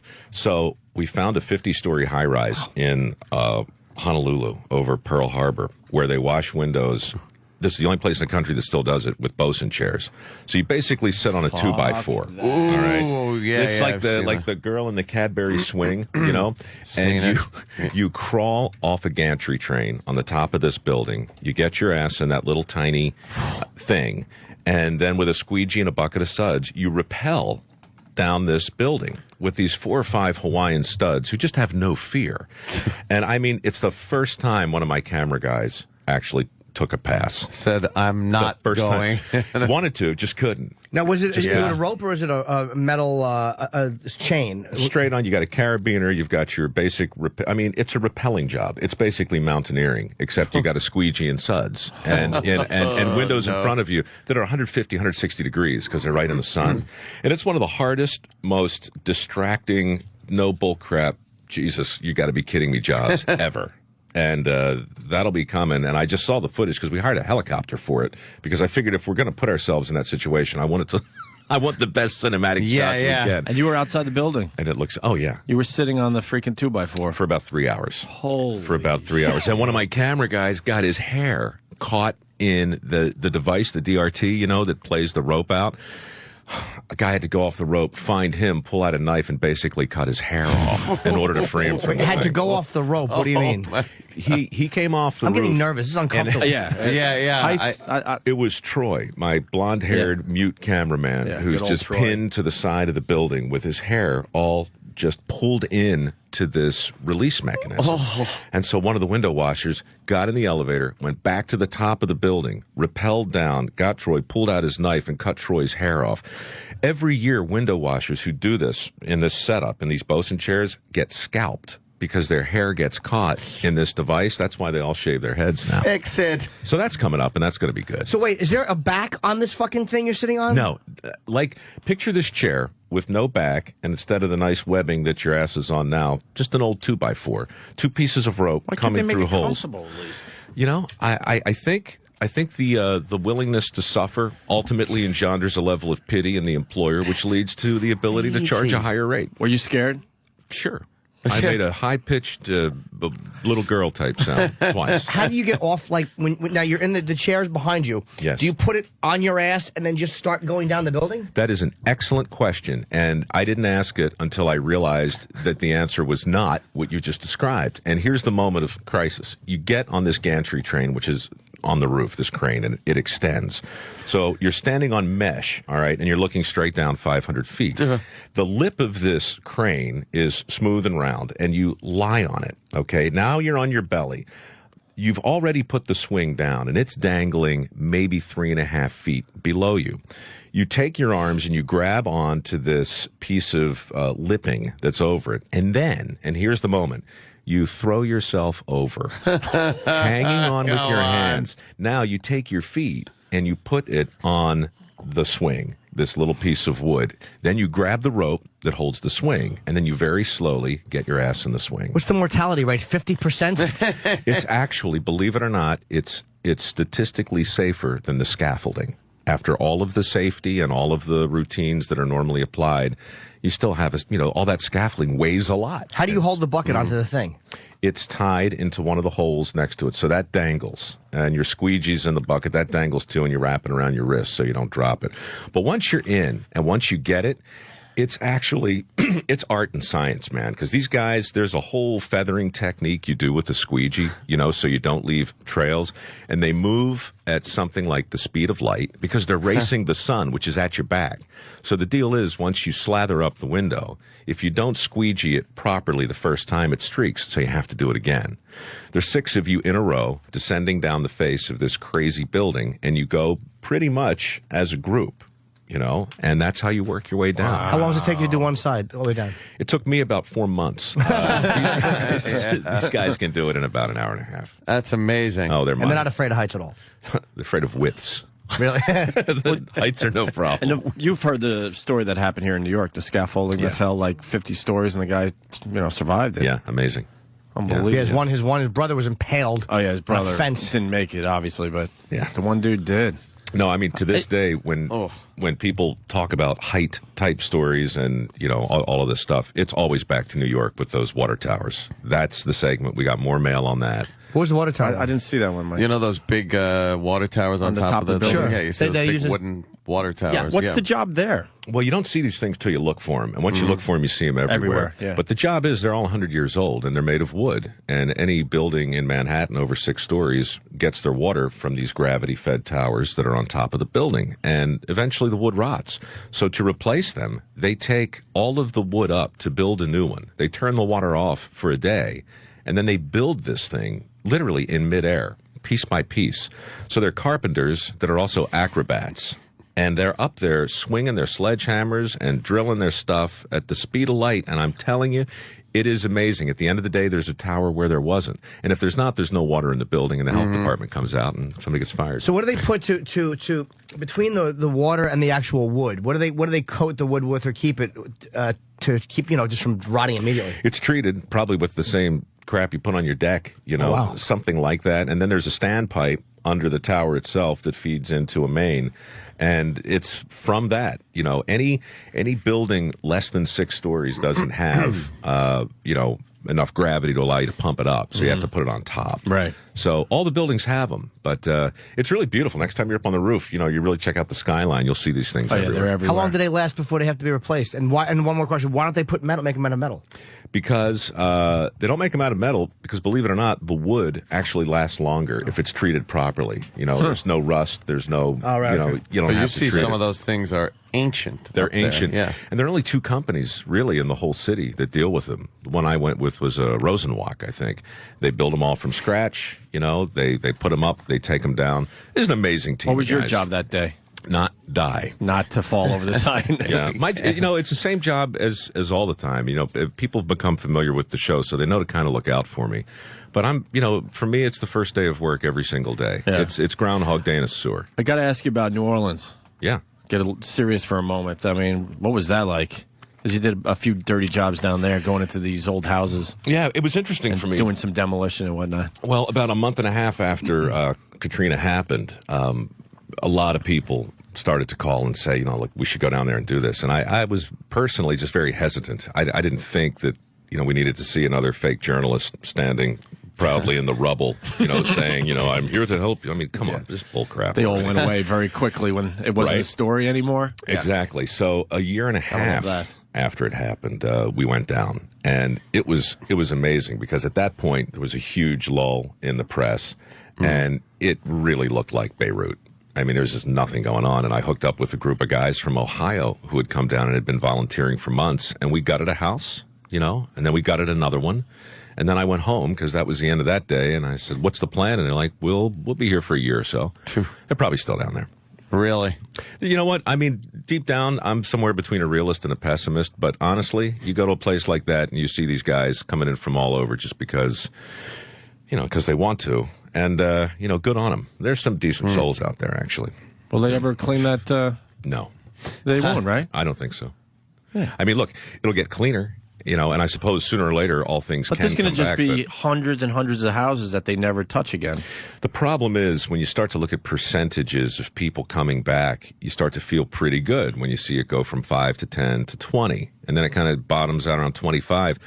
The reality is that's not enough to turn the grid back on. You know, you can't have 50% people, you know, leave LA, for instance, and then come back and have everything be cool. It just doesn't work. You know, you need to come back for real to justify all those city services. And they can't even get the towers built. And that's what the entire city wanting. It's like people don't give as much a shit about New Orleans as they do about New York. It's just a reality. Yeah. And if you can't get it done in fucking ground zero, they're not going to get it done in New Orleans anytime soon. So you could just wander around. It's like a ghost town now in certain sections. Well, I mean, that was not a year and a half ago. I mean, the show keeps hearing. I haven't been down there in nearly 2 years, so I can't speak to it directly. But I can tell you that walking through, I mean, it's not like, geez, what happened to that house or that house? It's like that block.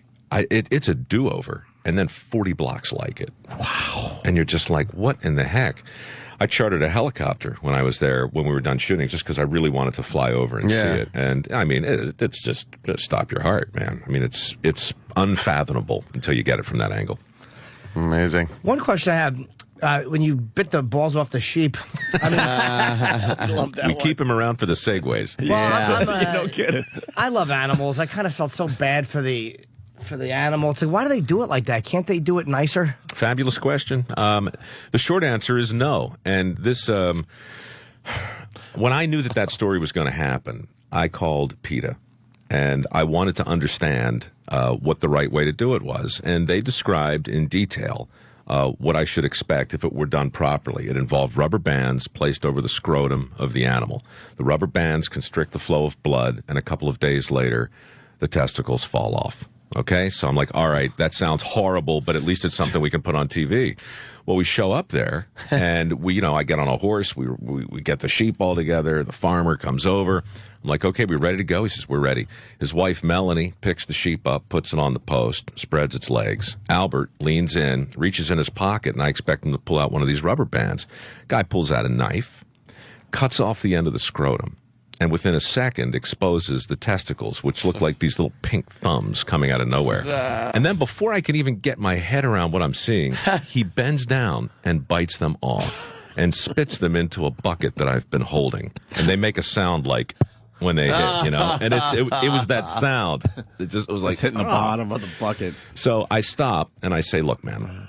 Cut. I mean, I never say cut. Dirty jobs, just take one. But I'm just like, cut. I'm like, look, you can't do this, And he's like, what are you talking about? This is how we do it. And I said, come on.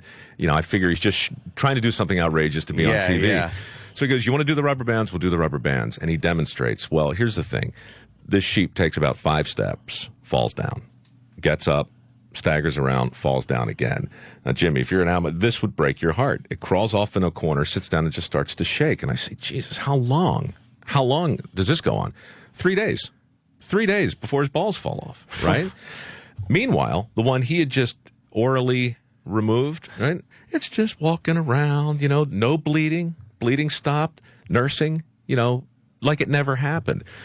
Point is, there's so much that goes on in the world that just makes you think this can't possibly be kosher. And yet, had I followed the guidelines, I mean, right in front of me, I'm looking at an animal that had been tended to properly, that's in abject misery, next to one, I can still see the blood on Albert's chin from its scrotum. And he's happy as can be. Not Albert was? Sheep, Why isn't there a tool besides the man's mouth that could be used? Efficiency. When you're a sheep herder, it's you, sometimes in one other person. When you're castrating, as you have to do, I mean, it's a huge part of the job, you got 2 hands. Somebody holds the sheep, you make the cut, you need both hands to keep the scrotum pushed all the way up into the belly.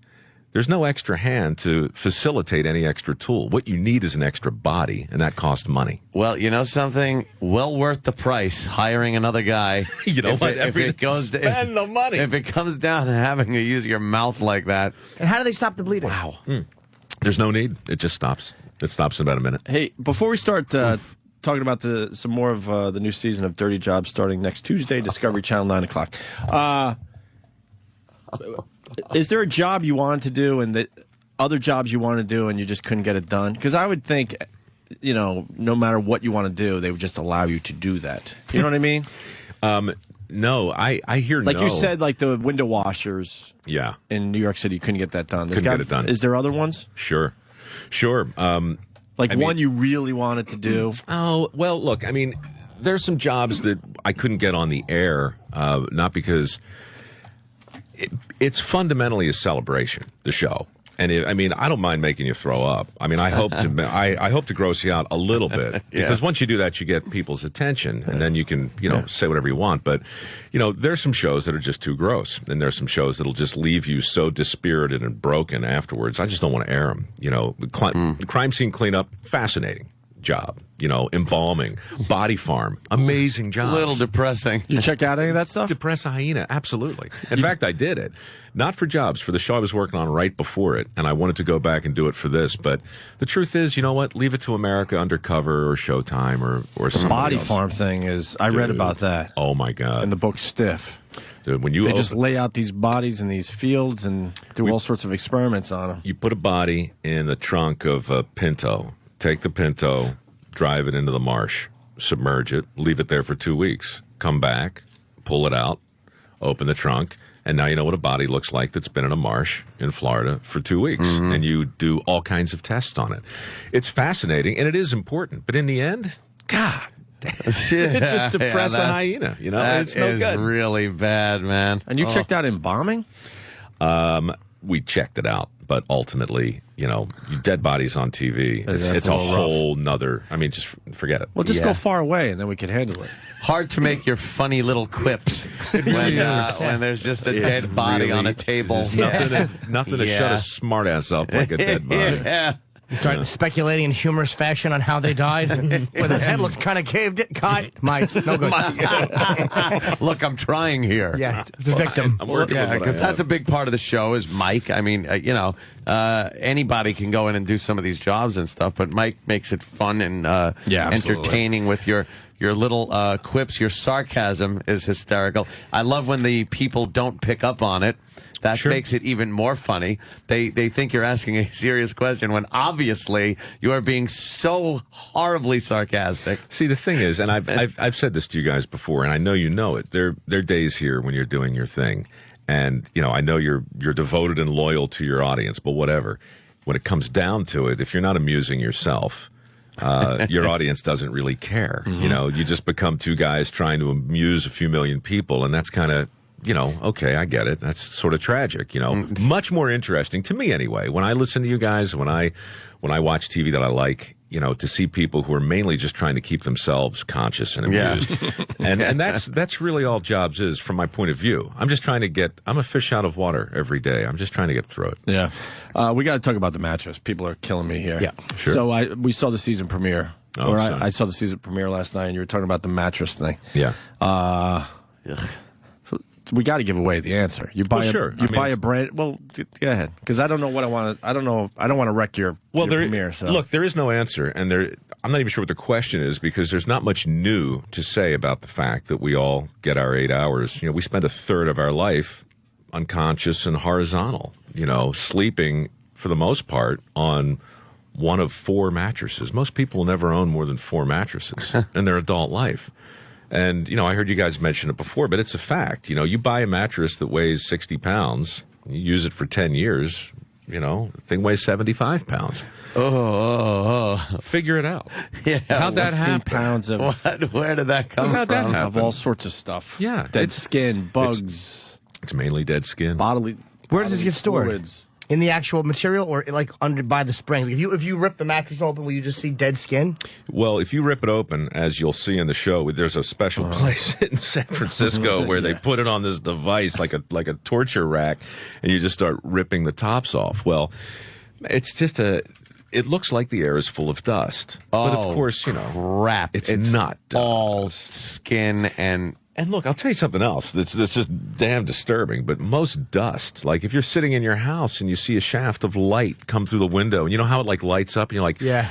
Geez, I had no idea my apartment was so damn dusty. That's just your skin floating around. What do you think dust is, Oh, God. So, yeah, a mattress that gains 10% of its weight is, I mean, it's just a horrible thing. You Yeah, know? that's that. 15 pounds. I wonder how much the mattress of one of those people. We should. Yeah, I know. We have to share. You have time, right? Sure, I got time. Okay. Yeah. Is she here? Yes. So we have to bring her in. Yeah, all right. We got Victoria Gotti's Gotti here. Oh, but listen, I don't want to make any trouble. Yeah. And so we're going to split the time. She's only here till 8 o'clock. Yeah, and then we'll go back so to Brian. Mike. Is that cool, Mike? Of course. Yeah. All There's right. a book. No, hang in here, Mike. Help us out with this one. You okay? Are they bringing her in? What are they doing? Yeah, but we're getting her right now. Huh? Yeah. Yeah, bring her in, of course. All right, so Micro Dirty Jobs Tuesday, 9 o'clock on the Discovery Channel. We're going to talk to Mike. Well, you're going to help us out here, Mike. Just hang in here. I'm staying until they come and get me. You're, it's you're not an old even broadcaster. It's not just about the filth either. It's also the situations you get yourself put in, with the altitudes, and then those claustrophobic spots. Oh man, really tight that you're spaces in, too yeah. is coming. Fuck that. I'm out. Honestly, The one with the locks or whatever that was. That Sue locks, man. You crawled down into this. It was like a metal coffin. You know that scene from? You remember The Ring? That movie? Oh, yeah. The scene from the person in the bottom of the well, and when they look up and the sky, all you do is you see it through the top of the well. Yeah. That happened. We were cleaning caves in California. You know, abandoned mine shafts. They're everywhere. People die every year. They fall into these things. And I got caught in the bottom of one of those.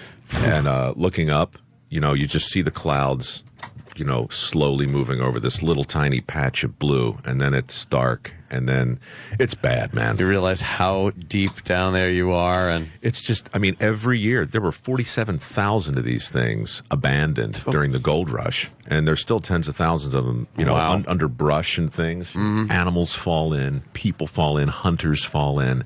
And that's where they die. And that's Can't it. get out. Yeah, you're done. Amazing. Yeah, it's bad. We're going to continue with Mike in a second, but we got Victoria Gotti. Yeah, she is. Entering the studio. Hello. Hi. Hello. Take a little seat over there. Very nice. Ooh, yes. I know. I want to Now the book. Jimmy's been reading the book like crazy the last day or so, right, Jimmy? Yeah, we got copies of it last night, and it's just been the Post has been had like little features every day, as you know. Yes. And it's really it's like you're a family that people want to learn about. Usually people read about a family and they're like, ugh. But you're really talking about everything that kind of happened with your family in this. Yeah. Have you talked about it before publicly, or has it always been kind of No. people knew, but No, I guess we just, people assume, people ask the most insane questions, sometimes rudely so when I was out promoting a book, a novel, doing a show, something like that, but no, never talked about it.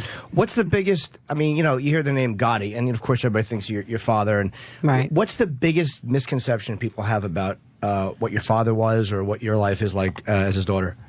That I was some mafia princess. That probably bothers me a lot, next to the stigma that goes along with just being Gotti. I think that bothers me the most, is that, we grew up in this, mansion a la The Godfather, and rode around in, bulletproof cars, and, I grew up dirt poor.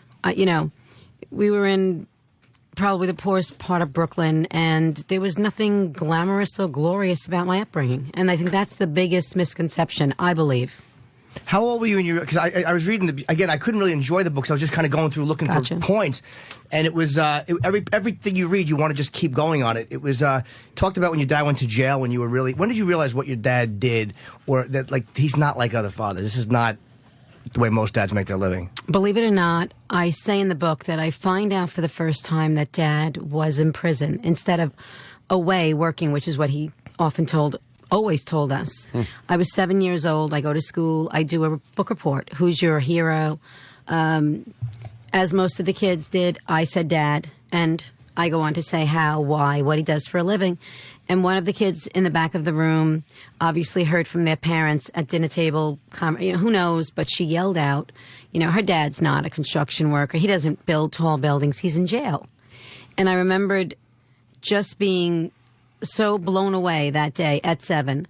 I literally peed my pants in school, in the classroom. It was like one big blur. And I think I looked at the teacher to help me. It's like you look for an adult, anybody that's going to direct this situation or redirect. And I'll never forget when she handed me a mop and said, You know, not only can you not leave the room to pull yourself, she handed me that mop and said, clean it up. And that was like the further embarrassment. So I think by the time I got home that day, I was so angry at Mom, at Dad, at 7 years old. I felt so betrayed, so and I was young enough though, but still not that young to know that I was had. So did your I was mom, angry. Did your mom tell you, like when was the first time you heard the name, like the word mafia? When was the first time that came into your life, or you heard that talked about? Believe it or not, people ask me, well, when did you really put this all together? When did you really figure out? And for me, my mom, my sister, it wasn't until the late 80s. The late 80s Wow. when, exactly, Mom called me up one day. We had a three-way conversation between Mom, myself, my sister, and Mom made a comment, something to the effect of, can you believe the tabloid reports now? Did you see today's paper? The headline is, and we were like, what? What was it? And she said, today they have your father as being now the boss of all bosses. That, I guess, even to Mom was so, fictitious, so over the top. And I remember we all kind of went, oh my God, you have to be kidding me. After that, with each report, each headline, each story, you start putting the pieces together. And I think now that we've discussed it sometime later, we all kind of agreed that silently we put the pieces together and figured this is what it is. It is what it is. It wasn't such a fallacy. Even though you figured it out, had it gotten to the point where you were like, oh my God, he's had people killed. Now, when that revelation came into your head, how did that make you feel? Knowing that people were being murdered. The interesting thing is Dad never, ever, ever, and that's why a lot of people say, well, how couldn't you tell? Or why didn't you see? Dad made sure those two worlds were separate. He never, ever crossed that line. He didn't take any of that mob speak home. You weren't allowed to bring up even shows like The Sopranos. You couldn't owe up to even having seen it, talked about it. That was his angst. That was his, you just could not. You couldn't talk about men's business. Women belonged in the kitchen, taking care of the kids. The men were, the men. At dinner time, we were asked to leave the table, the women. As far back as, I think, when I was even 20, in my early, you had to leave the room. It was a time now for women to get up, excuse themselves, go on. And the men would have their conversations. But Dad would never, ever, for instance, Gravano. People had said to me, well, did you know Gravano well? Hardly knew him at all. Dad never allowed. I can honestly say, and I think Gravano owed up to that in his memoir, that he had never been inside my home, my family home. Dad would never, ever bring any of these men home. He would never introduce us to these men. He never made those two worlds cross. He would never allow it to. So I guess he did a good job of keeping us far removed from that. It was just two separate worlds. But in time, even though he was keeping, trying to shelter you guys from his life, it had to creep in through the media and stuff. And again, knowing about the killings. I mean, because that's the ultimate. If you have a dad that's, all right, he's robbing this or, but I mean, responsible for the death of people. How did that strike you? I mean, at that point too, I mean, I say it in the book too, I love the man, but I loathe the life. I don't understand why he made choices that he made. I can't answer that for him. I can say that for me, it was a horrible feeling. It was, if I could have anything in the world, it would have been to have a 9-to-5 dad that, was an architect, was an attorney, was something other than what he was, what he chose. But at the very end of the book, like people say to me, well, did you ever confront him? Did you ever talk to him? No. Again, we never brought these things up. You just weren't allowed. You knew your place. But at the very end of his life, I do have a conversation with him. And at one point I say something to him like, I ask him, and he knows what I mean. And he was kind of, in what they call a medically induced coma. But he still had his wits about him, which I thought was remarkable because at that point he should not have. And he turns to me. I said something to him like, what was it all about? Was it worth it? Meaning, for him, was this path that you chose worth it? The destruction, the aftermath, the way you died. And he just kind of like leaned over, looked at me, and he had this blackboard which he would scribble on with chalk, and he had no more use of his voice. And he wrote this thing that went wrong. And I remember reading it, and I thought, oh, my God. It said basically, my life dictated that I choose the path that I took, and blah, blah, blah, blah. In other words, he felt that this was his path that should never be confused. There was no excuses for today. Like, for instance, for anybody else that decided they wanted to be in that life or would welcome that life, that would be the last thing he would advise you to do. That would be the last thing he'd want you to do. His attitude was, if you have a way, you have a shot, God, God, take it. Take it. This is not something that he would ever say to somebody, yeah, you know what, follow me into this, or yeah, you know what, go do it. And your dad too was very, very. He was like a rock star, really. I mean, it was a charismatic thing. I remember him as a kid watching him on TV, and you didn't think, I want this guy to go to jail. No, you thought like, wow, that guy is something to be admired. Well, because he was the neighborhood Robin Hood. You know, the thing with Dad was, the funny thing about Dad, like a lot of people say to me, well, why do you think the whole, lore of it, or why do you think, or they'll ask me and say, well, why didn't you run away from it? Why didn't you? Well, first of all, I love the guy. I wish I could say I didn't. I wish I could say I've written a Daddy Dearest. I didn't. It's not about that. He loved me so much. I loved him. But at the end of the day, these people came out at his funeral. They were lining the streets. They were crying. They were holding signs. These were strangers. I mean, tens of thousands. These people believed my father to be this Robin Hood. He never could say no to anybody, nor did he want to. You came to him with a song and a dance. That was a big joke, even with Mom. Mom would constantly kind of chide him over that, and sometimes in an angry fashion. She'd say, charity begins at home, but yet you go to Dad with a song and a dance, boom, you had it. It didn't matter what you asked for. It could be the insane. It could be something for purely materialistic purposes. You had it. He just couldn't say no to anybody, and he thought everybody, especially the underdog, was always celebrated. Something I read, too, that was amazing is it was very, in 1980, your brother was killed by a neighborhood guy driving. And the tale in your book is a lot different than what I had heard. Very different. Because there was you say that he was drunk. I never heard that he was drunk. And then you wouldn't. Well, back now you wouldn't, because don't forget, back in those days, you're talking about 1980, there were no, breathalyzers at the scene. It was not vehicular manslaughter. It was considered an accident, an unfortunate one at that, but that's what it was. At the time, the local cops, the NYPD, when they found out it was John Gotti's son, that is even before. You're talking about 1980. It wasn't where it was in the papers and all. But that is at a time where even the cops, they would hear things within, internally. They realized what had happened, and all they wanted to do immediately was contain the situation. Get whoever was involved out of there immediately. They felt it was the safest bet. They felt, given the tragic circumstances, let's just diffuse this. So when he complained of chest pains, the neighbor, they took him, his wife, I think, took him away and said, I'll take him to a hospital. Right. He doesn't need an ambulance. They took him away. My brother was taken away with Mom. Dad had not yet arrived. Went straight to the hospital.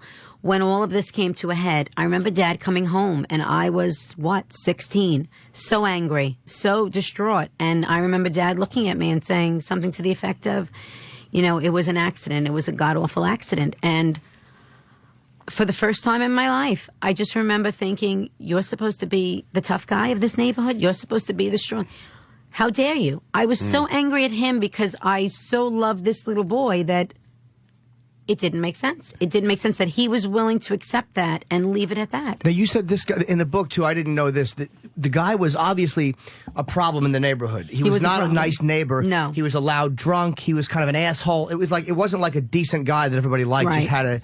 Did that kind of go into part of why you were saying to your father, are you just going to let this happen? I was a kid. I knew his son very well. See, it was so ironic because our yards touched. Our backyards were literally, you opened my door and you saw his yard. I was very good friends with his son. In fact, I think I even dated him, all of at 12, held hands, walked down the corner. But he was a good kid. He was a good kid. And I always remember feeling sorry for him because he had it so tough at home. His dad was a very kind of, by the book general type. And he was constantly getting hit. He was constantly getting punished. He was constantly getting berated in front of us, which I felt that was, something my dad, strict as he was, would never do. Come to the park, yell at all of us in front of, This was something that this man did. So we kind of hated him. He was like the big bad wolf of the neighborhood. When this had happened, And then the neighbors come, and I don't know why. It served no purpose. I think, if anything, it made the situation so much worse. Came running to each of us, namely myself, Dad, whomever, to say, and can you believe the indignant attitude on this, blank, hole and blah, blah, blah, blah, to say after, he didn't even know he had your son under that car. He dragged him over 200 and something feet. And he was 12, by the way. He's riding a mini bike and the car hit him while he was riding his mini bike. Oh. And supposedly one neighbor had a bang on the car and the other one reached in and grabbed the keys and said, hey, asshole. He said, do you understand you have a kid under the wheels of your car? And this guy, gets out. He's kind of like dazed and confused and says something like, well, where the hell did he come from and who the F's kid is this? He was looking around to blame some parent for having this kid in the street. And he was screaming at the top of his lungs. What the F was he doing in the street? Damn, it put him out. It put him out that he had to hit this boy on this day because he jumped in front of his car. And that, I think, is what really killed me at the time. I just felt no remorse. 2 days later, a big celebration at his house. Big party for the wife, God knows if that were me and it were a kid, an innocent 12-year-old kid, I don't know how I could live with myself. Yeah, maybe you lay low and, you cancel the party. Go away a little bit. The party at the very least. The At the party very at the very least, least. right. When I have to walk outside and see a guy swigging back beers with a bunch of guys and, rub it in birthday your cakes face, and music coming out. My mother's upstairs, medicated beyond belief, having just tried to commit suicide twice the night before. It's kind of difficult, I'm sorry, and he did, for people that aren't familiar with the story, he did wind up disappearing. So everybody knows that he was killed. And there's a very chilling line I read in your book. His name was Favara, is that how you pronounced it? Favara. I only wish Favara had shown some remorse, some respect. I believe he'd be alive today if he had. And I believe that. And now there was a story I heard many years ago that he had, and this is probably false, that he had come to your house with flowers to apologize, and your mother had chased him with a bat. Not but your true. story is much different. Much different. And my story is the truth. Yeah. My story is the whole truth, nothing but the truth, god-awful truth. It's even, I believe there's a police report, there's a file. Because Mom was so erratic in those days, it wasn't the first time she walked around that corner. It wasn't the first time that night with the party. The one thing I had hoped wouldn't happen, that hopefully she was so medicated. She wasn't. She heard the music. She came down. That was the night she strolled around the corner, nightgown. I don't even think she had her wits about her. I don't think she realized, it was in March, cold. She goes out in a nightgown, and she takes whatever she can find at the door, which is a baseball bat. And she goes to the house with the intention of, she sees the car. She sees the bloodstains still on the car.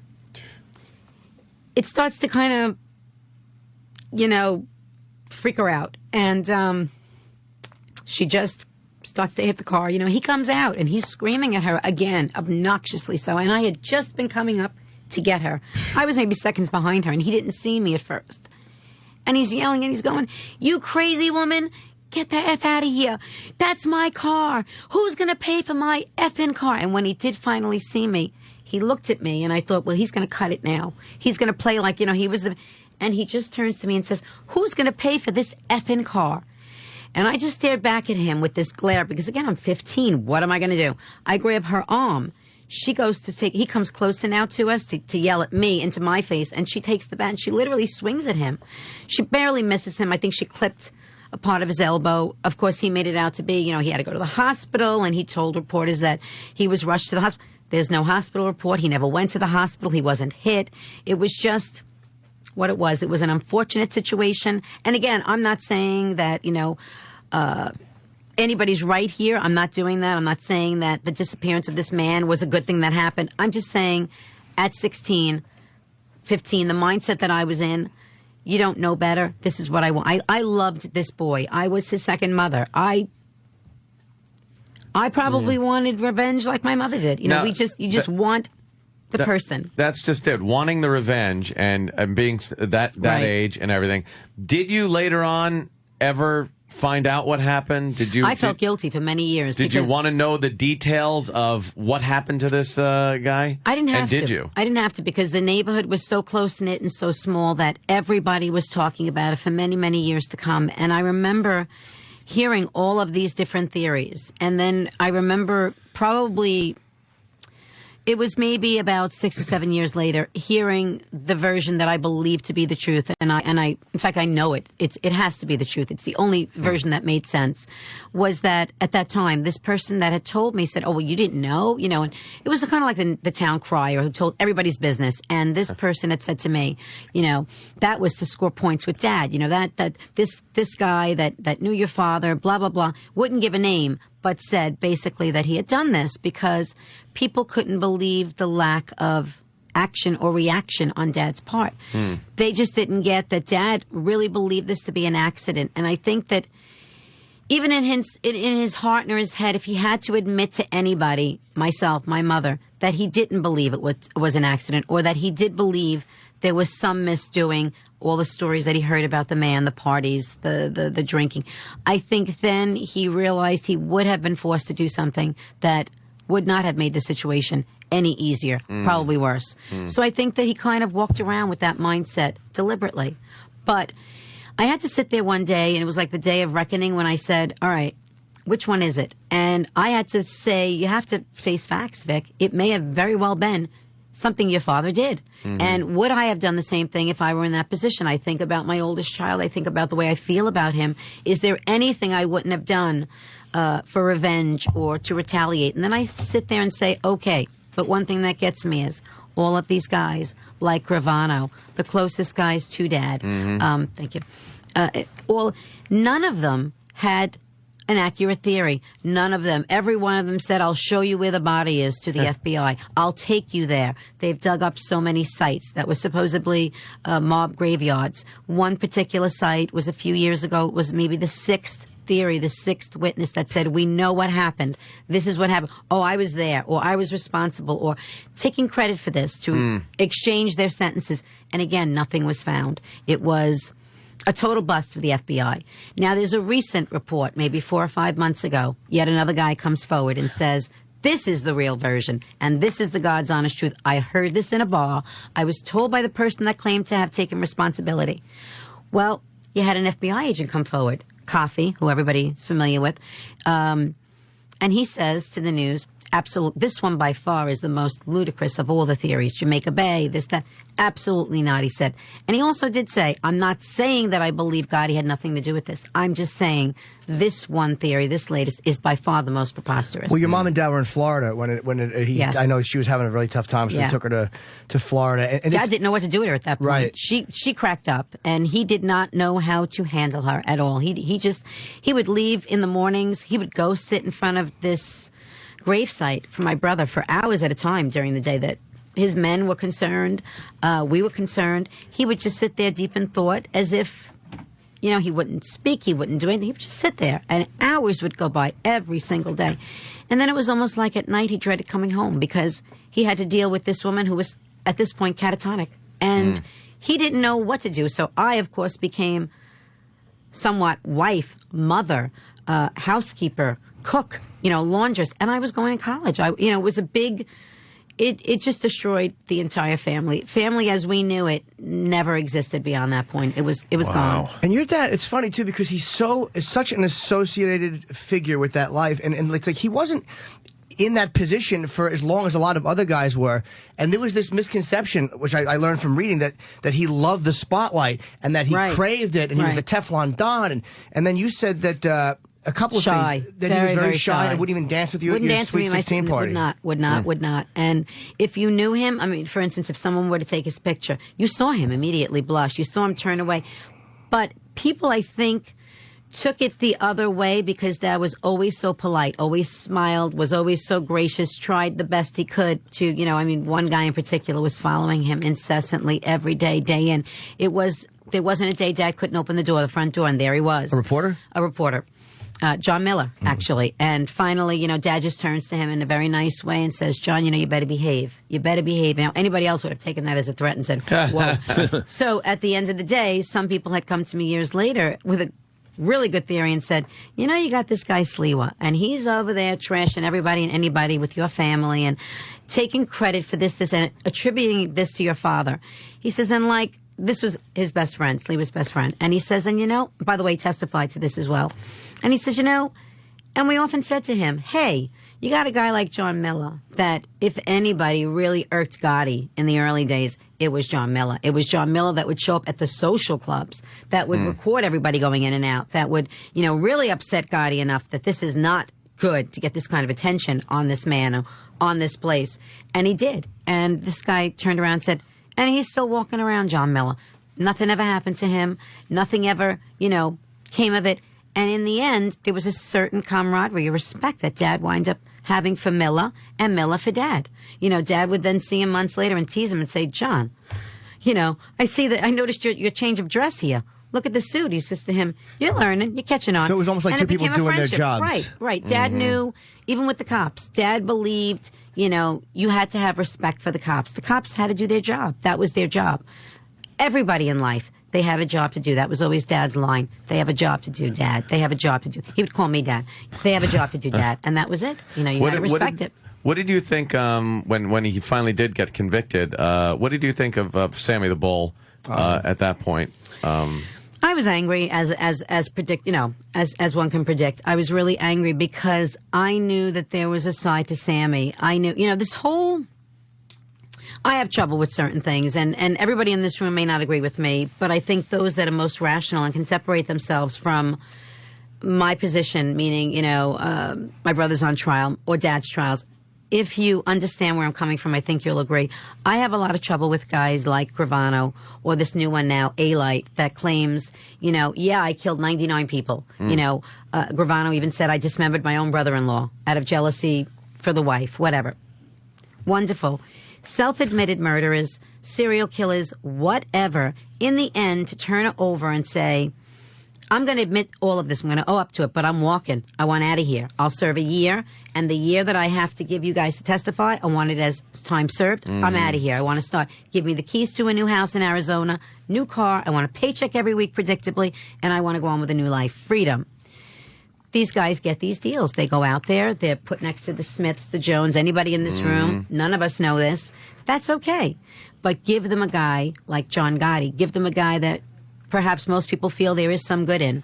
But give them a guy like that, and they'll let a guy like Sammy go. And they did. So I have trouble with that whole thing because, as we know in Gravano's case, he was not redeemed. He was not, ecstasy. Yeah, he went on to be this mob boss out in Arizona, start his own mob by his own admission, and he became the biggest drug dealer, the colleges and the high schools, had his family involved, a no-no in that life. And, the cops then said, or the FBI said, well, we're shocked, we're saddened, please, please. You can believe that a guy like Sammy can redeem himself, change, turn over a whole new leaf because what? He's purged his soul. He's told you everything, and now he feels like a great guy. But you can't believe that John Jr., who wanted out of this life on his own, of his own volition, 12 years ago, and walked away, no tapes, no video, no people saying, well, he did this, and this. In fact, it's going to be a tough case for the prosecution to prove to the people that he, even beyond the statute of limitations, had any goings-on with any of these men. No pictures of any of these men ever coming into his life after that date. John has said, I was in the life. I'm owing up to it. I want out. I'm done. Well, your dad had said to him, too, I think that there was a meeting where he was going to take a plea because they were going to give him 77 months. Yeah, I have that tape. Just to kind of get out of it and to move on with his life. And your father was kind of against it. And it was like he had a really smart foreshadowing. He said, if you take the jail, they will never leave you alone. Well, I'm going to tell you something. I'll let you know in a secret. On that tape, which I would not give... We were doing a CBS special, and I would not give certain parts of it. And there was one part that I had to really sit and think long and hard because I didn't know what I was opening the door to. And I knew legally they needed this for case purposes. But one part of that tape, you hear Dad saying, law enforcement has always maintained that Dad would always ask his brother, my brother, when making reference to men in that life. The terminology or the term was always, how are the cousins, uncles, nephews? This came from law enforcement, not something that anybody else made up. On this tape, the last visit between Dad and my brother, you hear Dad says to John, if John says, I want to take this plea, Dad, I want to just go in, I want closure, I want to go on with my life, I want to see my children graduate high school, I want to walk my daughter down the aisle. Dad leans forward, and you know what John means. John means to say, I want to go in, do my time, and I want to get out of this life. I want out. I want to come home. I want to be Mr. Mom, Daddy. I just want to get out of here. Dad leans forward and says to John, listen, I don't love you. He says, I adore you. And I'll support whatever it is you want to do. He says, but you know, as far as family, he says, we have 410 uncles, nephews, cousins. Now, obviously, in my family, we don't. But in that family, they did. And he says to John, do you understand if you do what you're going to do, what you want to do, there will be utter chaos in the next 5 years. In other words, if John were to leave and take the plea and then leave the life, there's going to be nothing but utter chaos. What happens then next? Then there's a follow-up tape where Dad is speaking to his attorney, and he says to the attorney, what does my son think? This is an elevator? It goes up, it goes down, he gets off at a different floor that he wants to.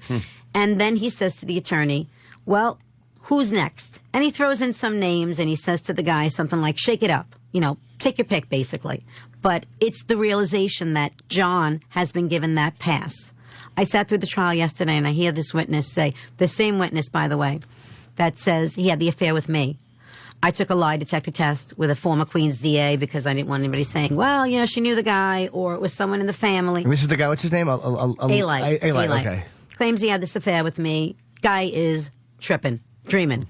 Never happened. I mean, it was the most bizarre. And we still can't figure out why he would throw such a blatant lie in there, because it only made it seem worse for him, I would think. There was no reason, no purpose for it. Wasn't case related.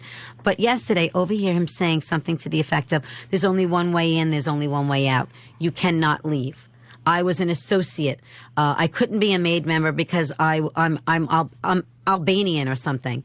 And I'm thinking, wait a minute, you're an associate. So you're not a member. You just said that. Yet there's no way for you to get out. You'd be killed. You're not even a member. It didn't even make sense. But he ends it by saying, you're never allowed to just leave. Well, you know what? If your father is the guy that's in control, that's in charge, he makes the rules at that point. Well, they said they gave him a pass. They gave him a pass because he was John Jr. Something I read today in the paper, which was very interesting to me, and I don't. And I think, by the way, he also got that pass because I don't think a lot of men were happy that he was there to begin with. I think they felt the age, nepotism, why him kind of thing. That was in a day when I think anybody would have wanted that title. Today, I don't think you can hand it to these guys. They'd run from it. You would assume that the nepotism thing is the succession. Like, I would find it hard to believe that a man like your father, with all that power built up, and it is the Gotti name, you would want that to be the controlling name, even if he is in jail, or what happened eventually, him passing on. You would think that his wish would be to have a Gotti in there as the head guy. I think that was part of his, because people have often asked me and said, what kind of son would want to walk in his father's shoes knowing this is the life or lifestyle? What kind of father would want his son to give, even more impactful? I've played devil's advocate. I've spoken to my brother. Of course, Dad, I could not have that conversation, but I had to guess and kind of fill in the blanks. I believe strongly that one of the reasons, I should say two of the reasons. One, I believe Dad believed keeping John, my brother, next to him, close to him. There were constant fighting between Dad and John. John was an 18-year-old, 19-year-old. They were not getting along. Dad hated his friends, namely this Alight, who yesterday in court claimed he had a great relationship with Dad, even spent nights over the house. Mom and I looked at each other like, wow, this is like, incredible. My father actually, at one point when when he embraced him into that world, said, your friends, he called them street punks, he said, they go. They go, it's as if you never knew them. And that is what John did from 1990, distanced himself from namely this person, but a lot of others.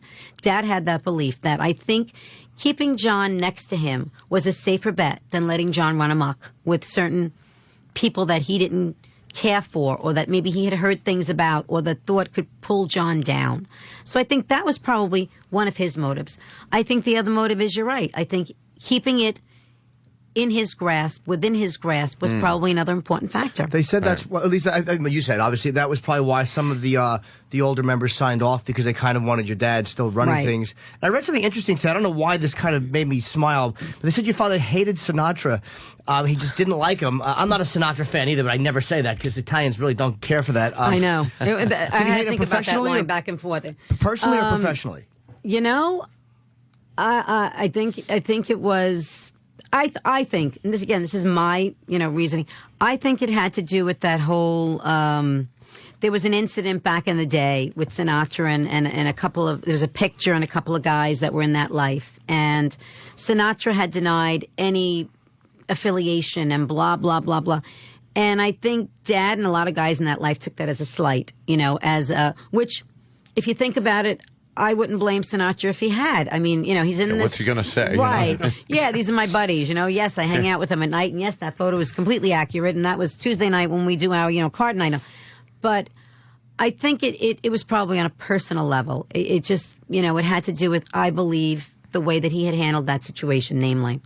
But you couldn't, and then concerts, my God, we were never, I think I was 30 years old before I went to my first concert. He would not allow us ever in places that he felt were fire traps, death traps, too many people, stadiums. If my brothers were going to a ball game, it had to be Dad and maybe 4 or 5 other people, cousins, uncles, everybody. It was one man per child. The ratio was 1-to-1, 1-on-1, so that everybody can kind of get control of the situation. So, and then the Barbizon Hotel.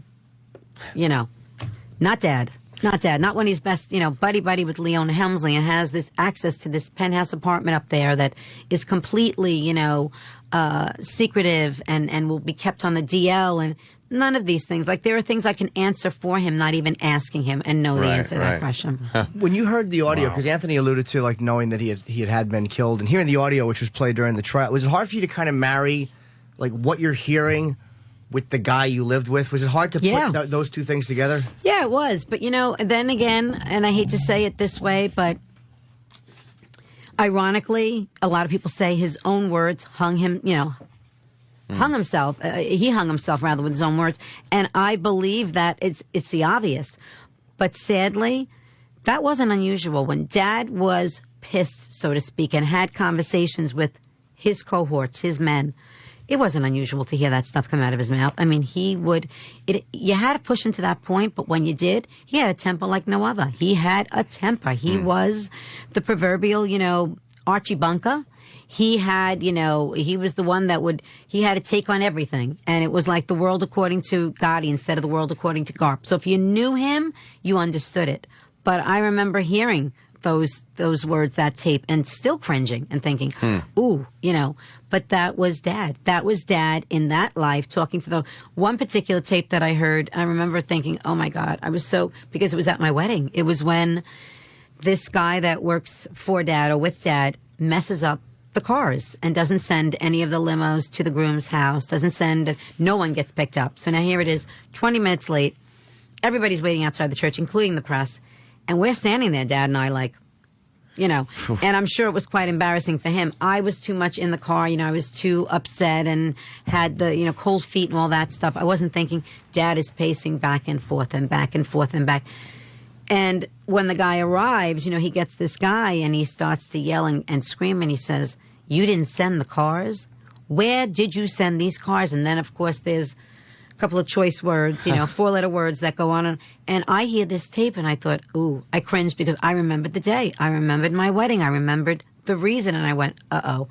But hearing them in a courtroom or hearing them on a radio or on a television, it is, you have to remember, Dad would say this to me when I asked him about it. And I say something to that effect in the book. The worst violation that anybody can really, and Dad believed this, I think, go through is finding out after a period of time that you have been bugged somehow. Your home, your bedroom, your office, hearing this, and then all of a sudden somebody's playing back those tapes for you. Now, we all have those moments during our day where we're talking about, May next door or the butcher down the block, right. Or the cute gardener that walked in, It doesn't mean that we mean this or that we're going to act on this or we're going to hop into bed or in the sack with the gardener while we're married with 2 kids.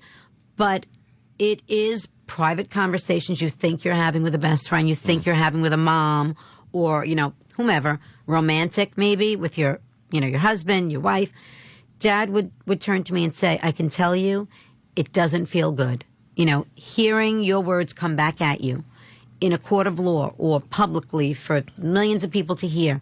He'd say, only that person, meaning him, can explain what I meant when I said what I said. He said, but why even bother? They have the words. It's, they have their take.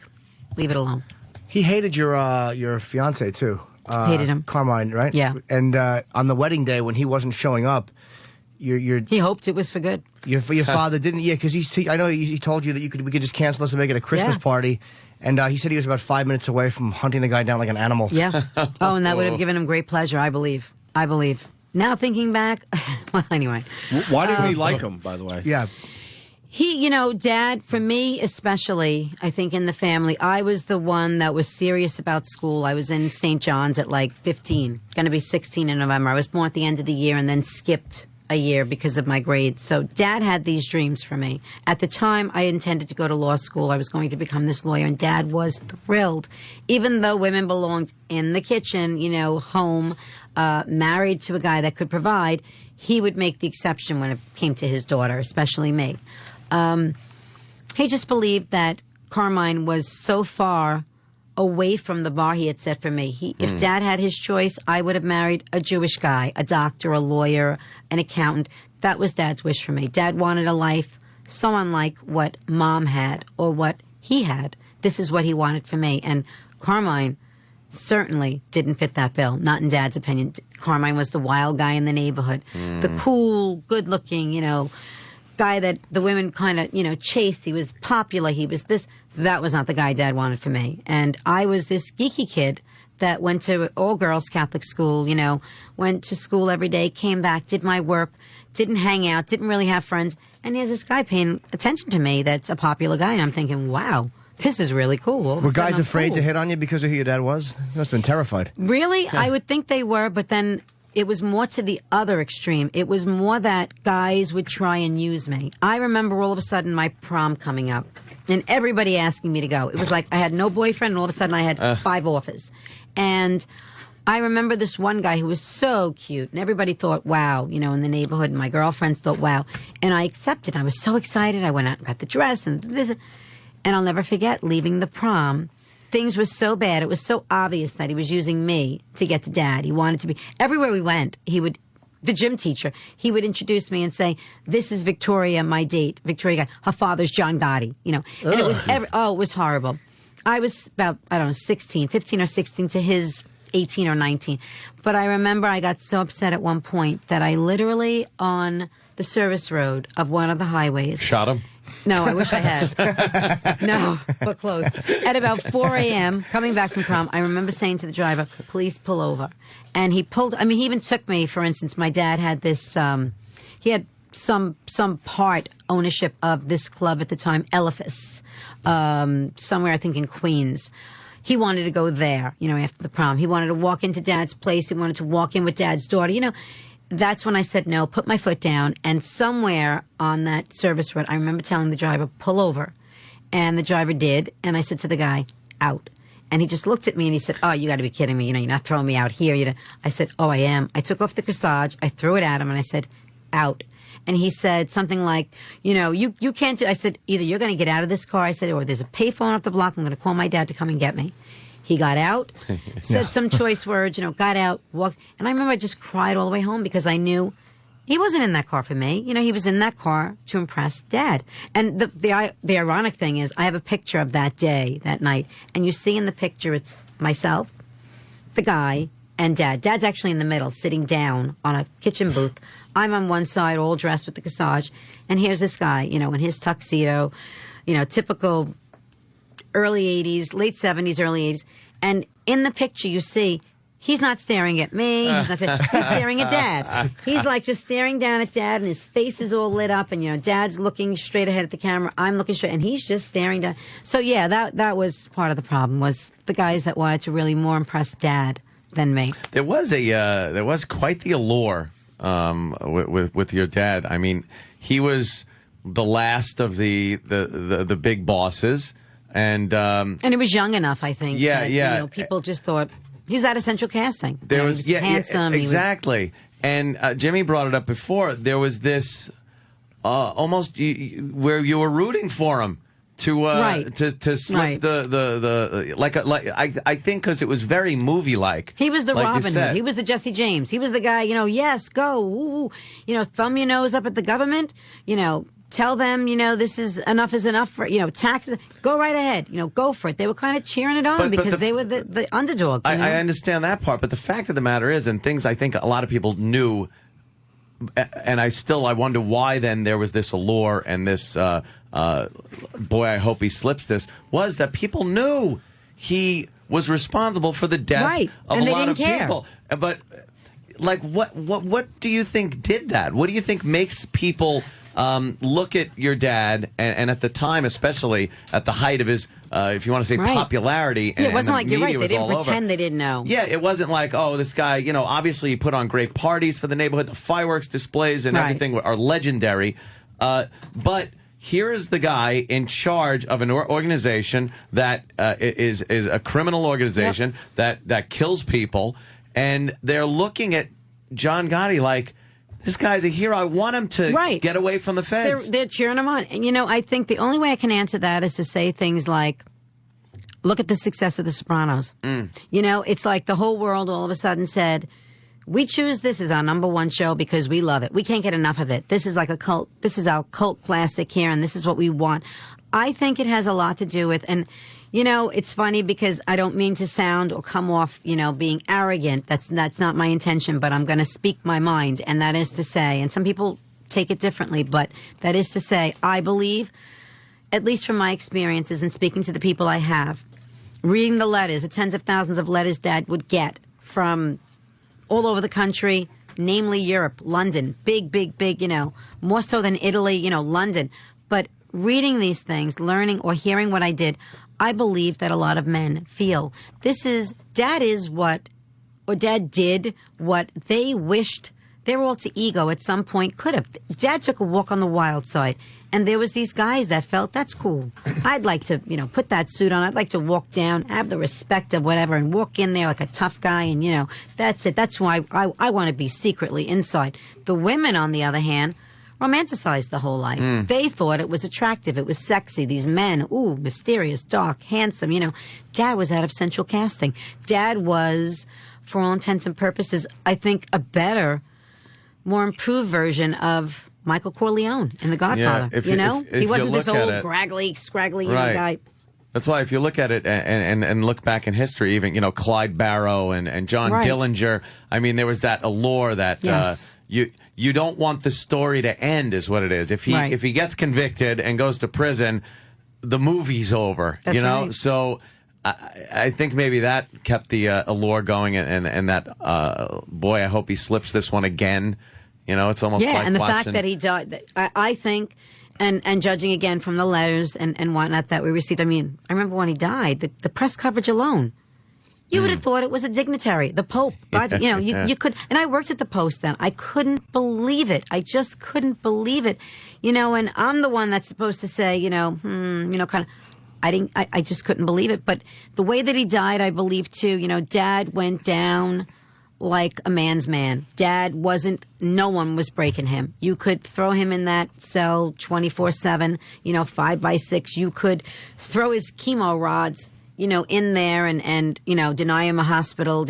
You could do what you want. You could let him have his heart attack where he, killed off, I say in the book, 70% of his heart muscle and laid in his own blood for, 12, 13 hours. Do what you want. His attitude was, keep coming at me. I'll keep, you're not breaking me. And I think the fact that they didn't ever break him, I think people just cheered him on even more and said, you know what? The guy did go down with his dignity. He went down like a man, like a real man, in today's age, all you have to do is say when you get arrested, what do you want me to say? Please, I'll sign on the dotted line. I'm out of here. I can't do a day in jail. We know, but you're talking to a room full of fruits. We definitely understand. One thing I wanted to say, too, like one part I think the allure was, it was the way he kind of came to be in the position he was in. It was in movie I mean, Paul Castellano was known as the boss of bosses. Right. And then he's gunned down in 1985, but in New York at 5 p.m. by 4, it was like something that would have happened in the film The Godfather. And I think that was part of it, too. It was like the balls on this guy to do it that way. Right. And then just walk around looking great and beating the rap. I mean, he really was the last of the time. It was almost like, It was almost like... Yeah. That's it. You know, I mean, Dad would constantly pass comments like, you know, there are so few men left in this world. There are so few men left. And I think he meant, obviously, his world. But he would say things like that. There are so few men left in this world. You know, everywhere he turned around, somebody else, you know, you were reading something else about a rat or this or that. And it was becoming so easy. You know, Dad's attitude was, not a bad country, America, he'd say. You come here, you know, you do a life of crime. You reap the rewards all your life. You do what you have to do. I mean, really go with it and go with it. And then all of a sudden at the end you get caught. No sweat, no big deal. You don't even get time anymore. All you need to say is, I'll give you this guy, that guy, that guy. Give me the wire. I'll do what you want. Work for you for how long? A year or two? I can handle that. As opposed to what? Life in prison? The chair? I can handle that. They do it, and that's it. They walk away. I mean, I think the most eye-opening experience for Dad was when he saw, I mean, he wouldn't really owe up to it, but God knows on that visit enough of it came out here and there, but I think was seeing Sam Gravano on Diane Sawyer. I think that just, you know, inside. I remember him saying something to me on that visit that day that I thought, he knows he's being taped. This is, you know, he's pushing it now, and I'm wondering, does he know what he's saying? You know, because this is not good. But he said something to me to the effect of, he'll get his day in reckoning. Him and I will meet again, and I live for that moment. He kept saying, I live for that moment. That moment never came, though. That's kind of an odd thing that he was able to... Yeah, well, he was locked away, you know, in this whatever. And then at the time that it came to light that Gravano wasn't this changed guy, this pill of the community, Dad was already... I think Dad died, 3 weeks later? So but there was nobody... It was irrelevant. There was no one taking over the reins that could have said, like, oh, this son of a bitch, or, you know, let's... You know, I've thought of that too, and I thought, wow, how easy. You know, how easy. The guy's living in not only is he living in broad daylight, open, you know, in Arizona, but he's got this mob going. Yeah. You know, he's the biggest drug dealer there. It's got his family involved. You know, what's up with this? And I think Dad felt the same way. I think Dad felt that everybody else out there in the world was just incompetent, plain incompetent.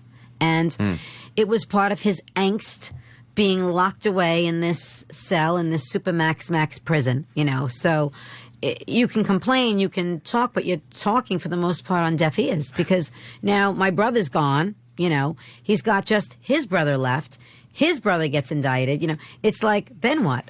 That's it. Wasn't it also everybody was kind of scrambling for their own lives, like other families, and you know, I think most of the RICO statutes, I think, really, I mean, again, put guys away for life, and it's hard to get a guy to do life. That's right. You get him to do 6 years, but life is a long time. Or that they're going to want to, exactly, willingly. I mean, it's not, you know, it's not something any of us would want.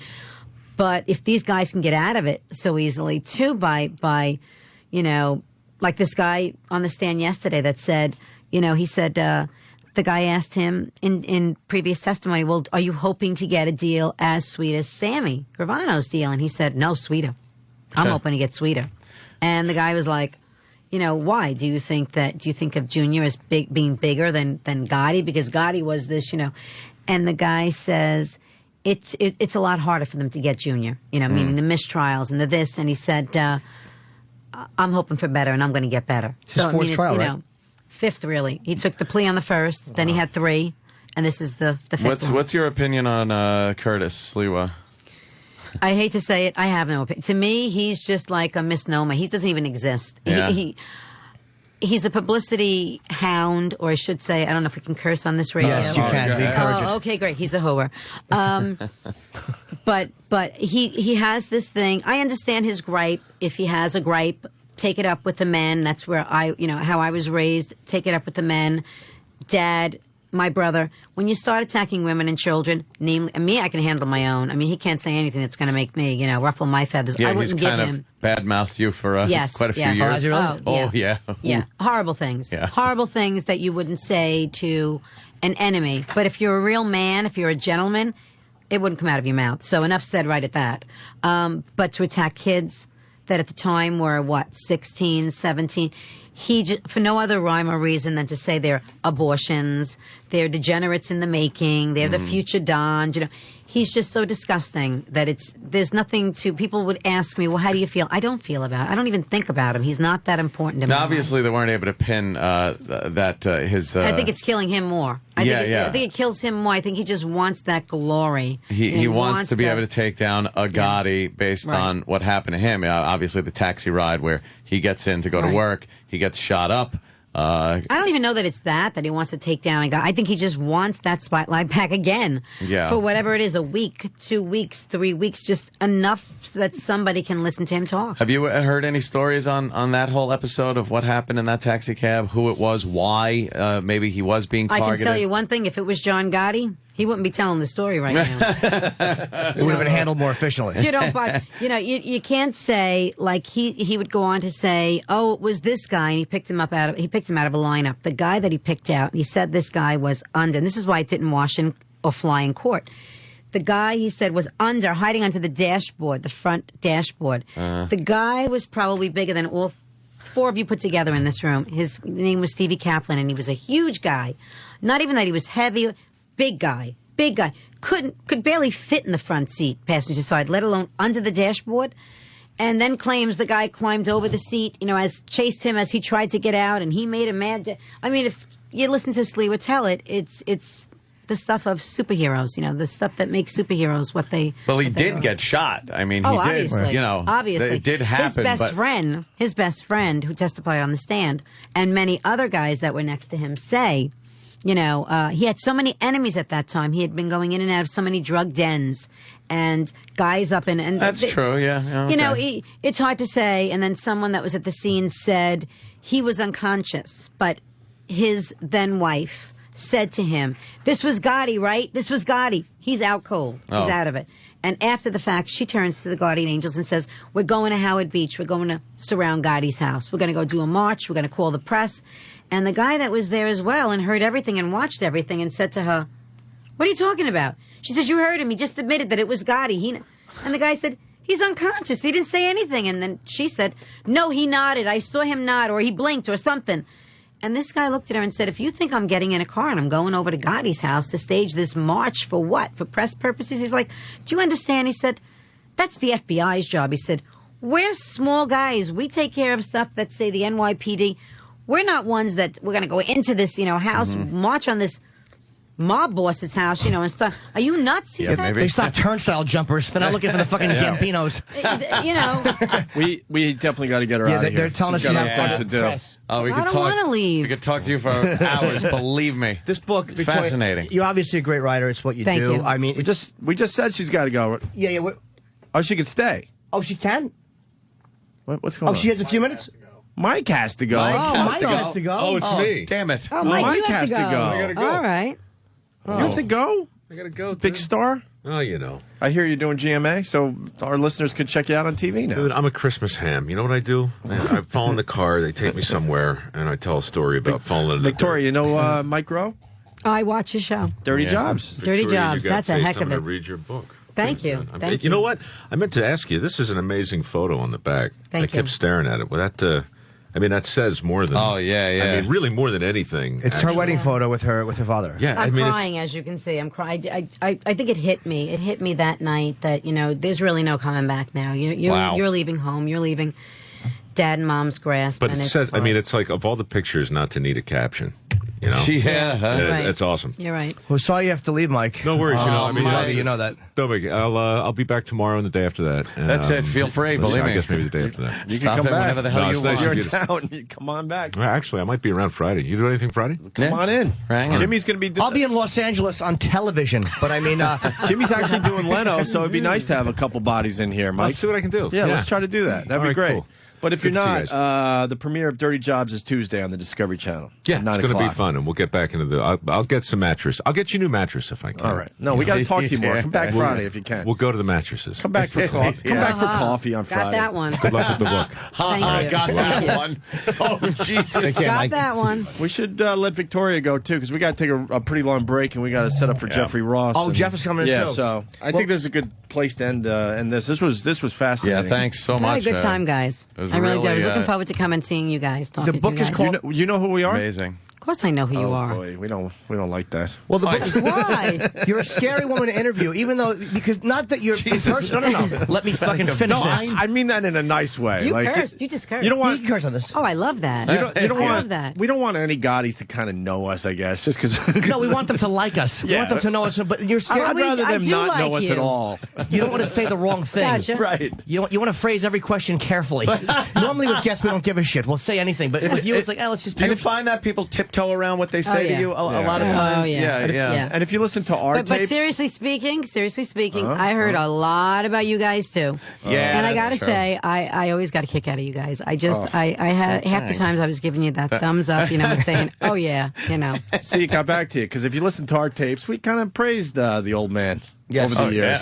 But no, getting back to you guys though too, I think there's such a hypocrisy out there about the whole, what can you say, what can't you say, and let's just all be, out there with our little ties and our white, collars, and you guys just tell it like it is and go for it. And it's a bunch of, like you said, a bunch of hypocrites that Yeah. maybe one person was offended by something and they make it seem like an outrage that Like what everybody you did in the is world, offended. right. Everything's It's your like, fault.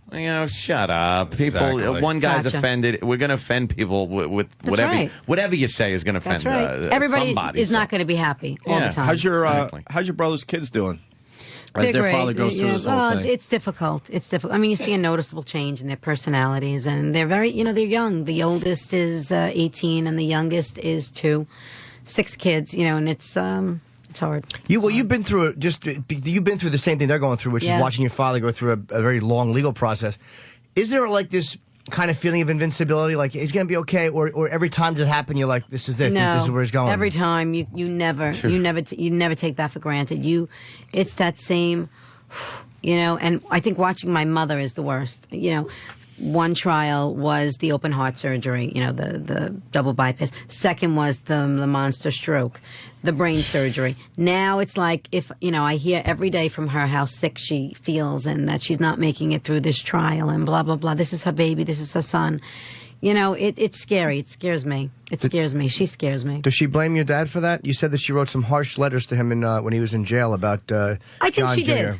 I think she did, but I think now like just the other day she said to me, listening to some of the trials, she finally said to me, she said, I held it against this man for so long. She said, now I'm starting to understand why he chose to keep your brother, my son, our son, next to him the way he did.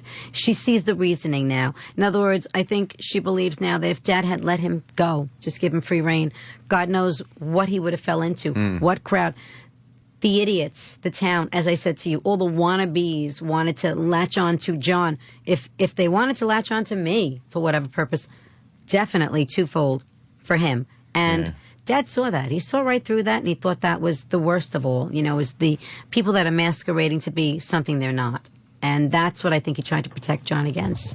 All right, well, I guess that is a good place to. Yeah, the book is absolutely. honestly what I've read of it is it's Jimmy fascinating. has been raving Thank about you. it for the last Yeah. day. Because you're a Yeah. family that we want to hear about, and it's nice that somebody who is a professional writer writing the memoir Thank of the you. family as opposed to just kind of speaking it out to someone. It's called This Family of Mine, What It Was Like Growing Up Gotti, and it's obviously going to be a bestseller. And just last question, are you going to be doing any signings, or is this just...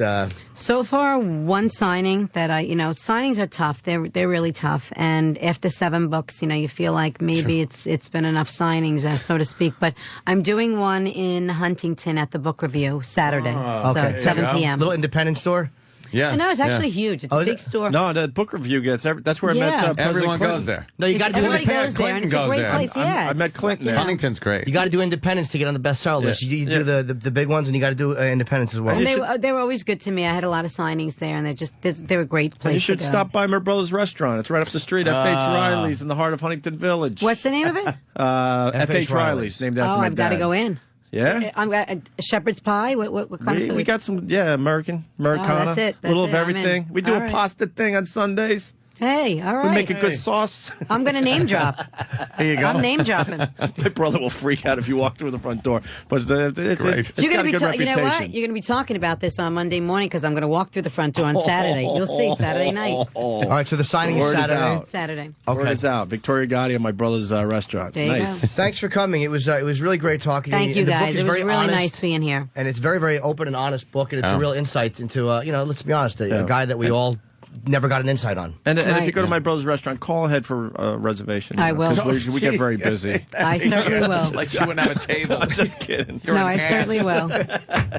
I'm kidding. Victoria Gotti, Thanks a it was lot, a pleasure. Victoria. Thank you. Same here. All right, Guys, we're going to thank take a you. break. We'll continue. Opie and Anthony and little Jimmy Norton, who did an amazing job with this effing interview. That was great. You did great, Jimmy.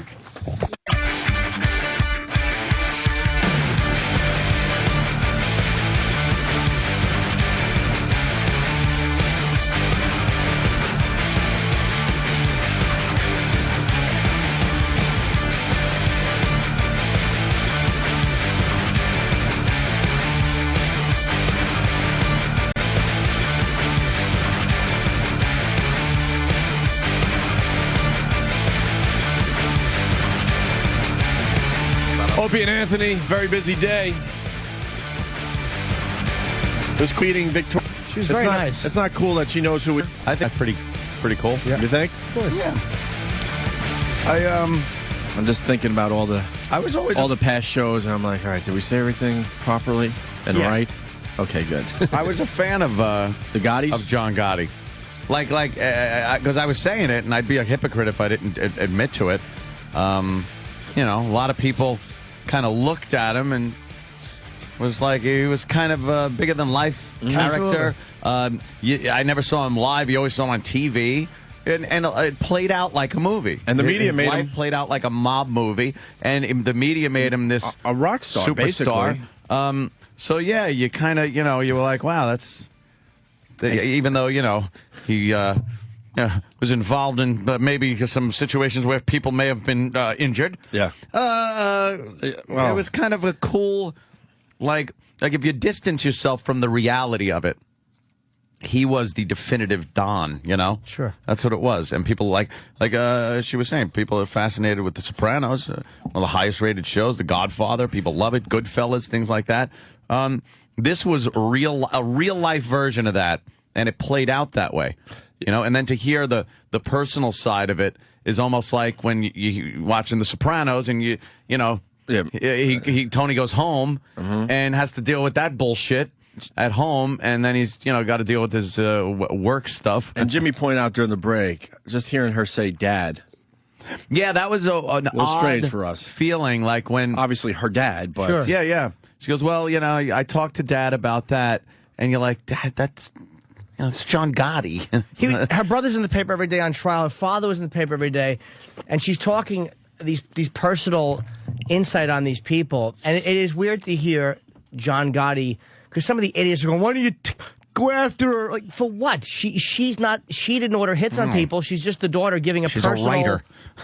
Yeah, she's giving her angle. Everyone knows what her dad did. He went to jail. The one thing I wish we pushed her on, just one thing I was saying during the break, when she said Dad was scared of like crowds and whatnot. So when we all went to a ball game, every kid had a man. Yeah. And that was more paranoia. That's one of his enemies was going to get to one of his family members. That had nothing to do with like claustrophobia and crowded places. And I wish we would have pushed her on that a little bit. He didn't like flying though. And she said he hated to fly. He was very scared to fly. Yeah. So, yeah, maybe he did have a weird thing with... but, yeah, it's a pretty understandable fear. Your kids are out. Claustrophobic. And Mike Rose coming back on Friday. Oh, yes, okay. Yeah. Well, the scheduling was a little weird there. Yeah, I didn't like the schedule in there, but supposedly she was only going to do 20 minutes, but we were into it, and I just enjoyed listening to her. People couldn't see it, but she almost started crying when she was talking about. It's amazing. All these years later, it's so many years later, and she still has a very close feeling for her brother who was killed. And I mean, not that I wish you could have seen it, but it was a very real moment for her talking about that when he died. She almost started crying. Jimmy the Creep writes. I didn't write a word. Listen to this. No, I'm kidding. Opie. Your brother has 3 days to figure out how to make shepherd's pie. Tell him I said good luck, bro. Yeah. Good luck, bro. Why the fuck did I? Your brother's going to come out all nervous. To the restaurant. Piece of cheesecake shaking. We don't have it, but we would love to have her at the restaurant. But why did I invite her? I'm sure she'll be very gracious. She goes, "Don't be surprised when I walk in that door Saturday night." The pests came in and didn't pay for their drinks. Fuck you, pay me. How funny would it be if she just started throwing food around, saying, "This is shit," and he's like, "I apologize." apologize. I apologize. Some guy grabs Opie's collar, smashes a bottle over his head. They all laugh. Imagine it becomes the new social club. There you go. I'm in way over my head. New social club. Coming in here a bit disheveled every Monday. You know, they're treating me like half a fag over here. Oh, my God. She's very nice. Well, the restaurant business is competitive, so I could use the help. Shit goes in the front door, out the back door. Before you know it, you light a torch. You light a match. I wrote Brett immediately. He hasn't gotten back to me. He has no idea what he's waking up to today. He's got to. Yeah. There's a good possibility that John Gotti's daughter will be at the restaurant Saturday night. Yeah. That's going to freak him out a little bit. Yeah, who's going to bring over the drinks and get shot in the foot? Oh, no, I thought you said I'm okay, Spider. Shepherd's pie. Does anyone have a good recipe for shepherd's pie? Because when she said that, I'm like, yeah, sure. Yeah, we got to fix that up. That's his, yeah. That's the special on Tuesday nights. Yeah, we do that, sure. You may want to grab the feedbacks from the last hour, Kevin from Connecticut. I love the people that have their opinion, and that's fine, and think that their opinion is everything. If you really want to know the truth, Kevin from Connecticut, and you know I like you and stuff, the feedback on Victoria Gotti was way more positive than negative. Yeah. So, yeah, all right. You get people that just want to... You want to grab the feedbacks from the last hour? Okay, from the last hour, the feedback was definitely more positive than negative. There was definitely people that weren't into the Victoria Gotti segment, wanted more micro, but there were an overwhelming amount of feedbacks that were into it. So you get people there you go. that just There's want shits and giggles, as I like to say, shits and giggles. And then sometimes that's what we do. We do a fucking interview with, especially with her. I mean, I'm fascinated with all things mob. So this was very fucking fun to do, interesting for me. Her father, and we monitor our Twitters, the instant feedback, the phone calls, what Ant's got in front of him, a little pow talk action, and trust me, we get an overall view of how things are going at any given time when we do the show. And the fact is, more people liked it than didn't. So I was interested. If you didn't like it, I'm sorry. What can I tell you? In what she had to say, and I was very interested in. It's the first time she's actually opened up about the family like that, and you just don't hear insight like that. Who else are you going to hear it from? Yeah. Who else is going to come in and talk about John Gotti like on a personal level? You just don't get to hear it. And look, the guy's like a pop culture figure, whether you like him or didn't like him. You know, he was one of those guys that was he led obviously a criminal life, but he was a very romanticized guy and interesting. Strange time, that whole time period too. Because I saw somebody write something like, real Don doesn't pose for magazine pictures. That was the time. That was the Don of the fucking, late 80s. When the press, would dive in, when people wanted the reality of a situation. They wanted to see what it was all about. He was the last of them. That was it. After him, who? What do you got? And as I pointed out so eloquently, the Paul Castellano hit is when everybody fell in love with John Gotti. Like Sparks Steakhouse. Gunned down. Dude. Gunned down at 5 p.m. in that fashion was something out of a movie. Yeah. No one does fucking hits like that. 4 guys dressed exactly alike, all wearing trench coats and these weird hats. Kill him and his bodyguard. It's like, how do you can't turn the channel. Oh, the hole in his eye and that stupid cigar hanging out of his mouth. That poor bastard. Oh, did he get it? I hope his steak was good. Ow. They got him. And Gotti was on his way to that meeting, and if the hit didn't go down, he would have had a meeting with Castellano. Yeah. But he thought his brother was going to be killed because I think he had been indicted for heroin or something that had something to do with the heroin, and Paul Castellano was one of those guys who didn't believe in drugs at all. And that's what I remember. Yeah. Amazing. Keep it in the dark neighborhoods. Yeah. Let them lose their souls. Jimmy took, you did a good job. Read the book. And I didn't mean to babble. Yeah. None of us were really, I was barely talking about it, but no one was really babbling. We were just listening. We were fascinated by just listening to her. All right. John from Johnny K. He's hurting. Hey, He's hurting. He's hurting. Yeah, Entertainment Tonight dramatically reports that John and Kate plus 8 is now Kate +8. Well, so what happens to John? He gets his own show? Fucking Young Whores, it's called. John and his young whores. Yeah. How great would that if it's the follow-up to Kate +8? Yeah. Right on the same network and everything. They're holding him to his contract. They're kind of making him sit out.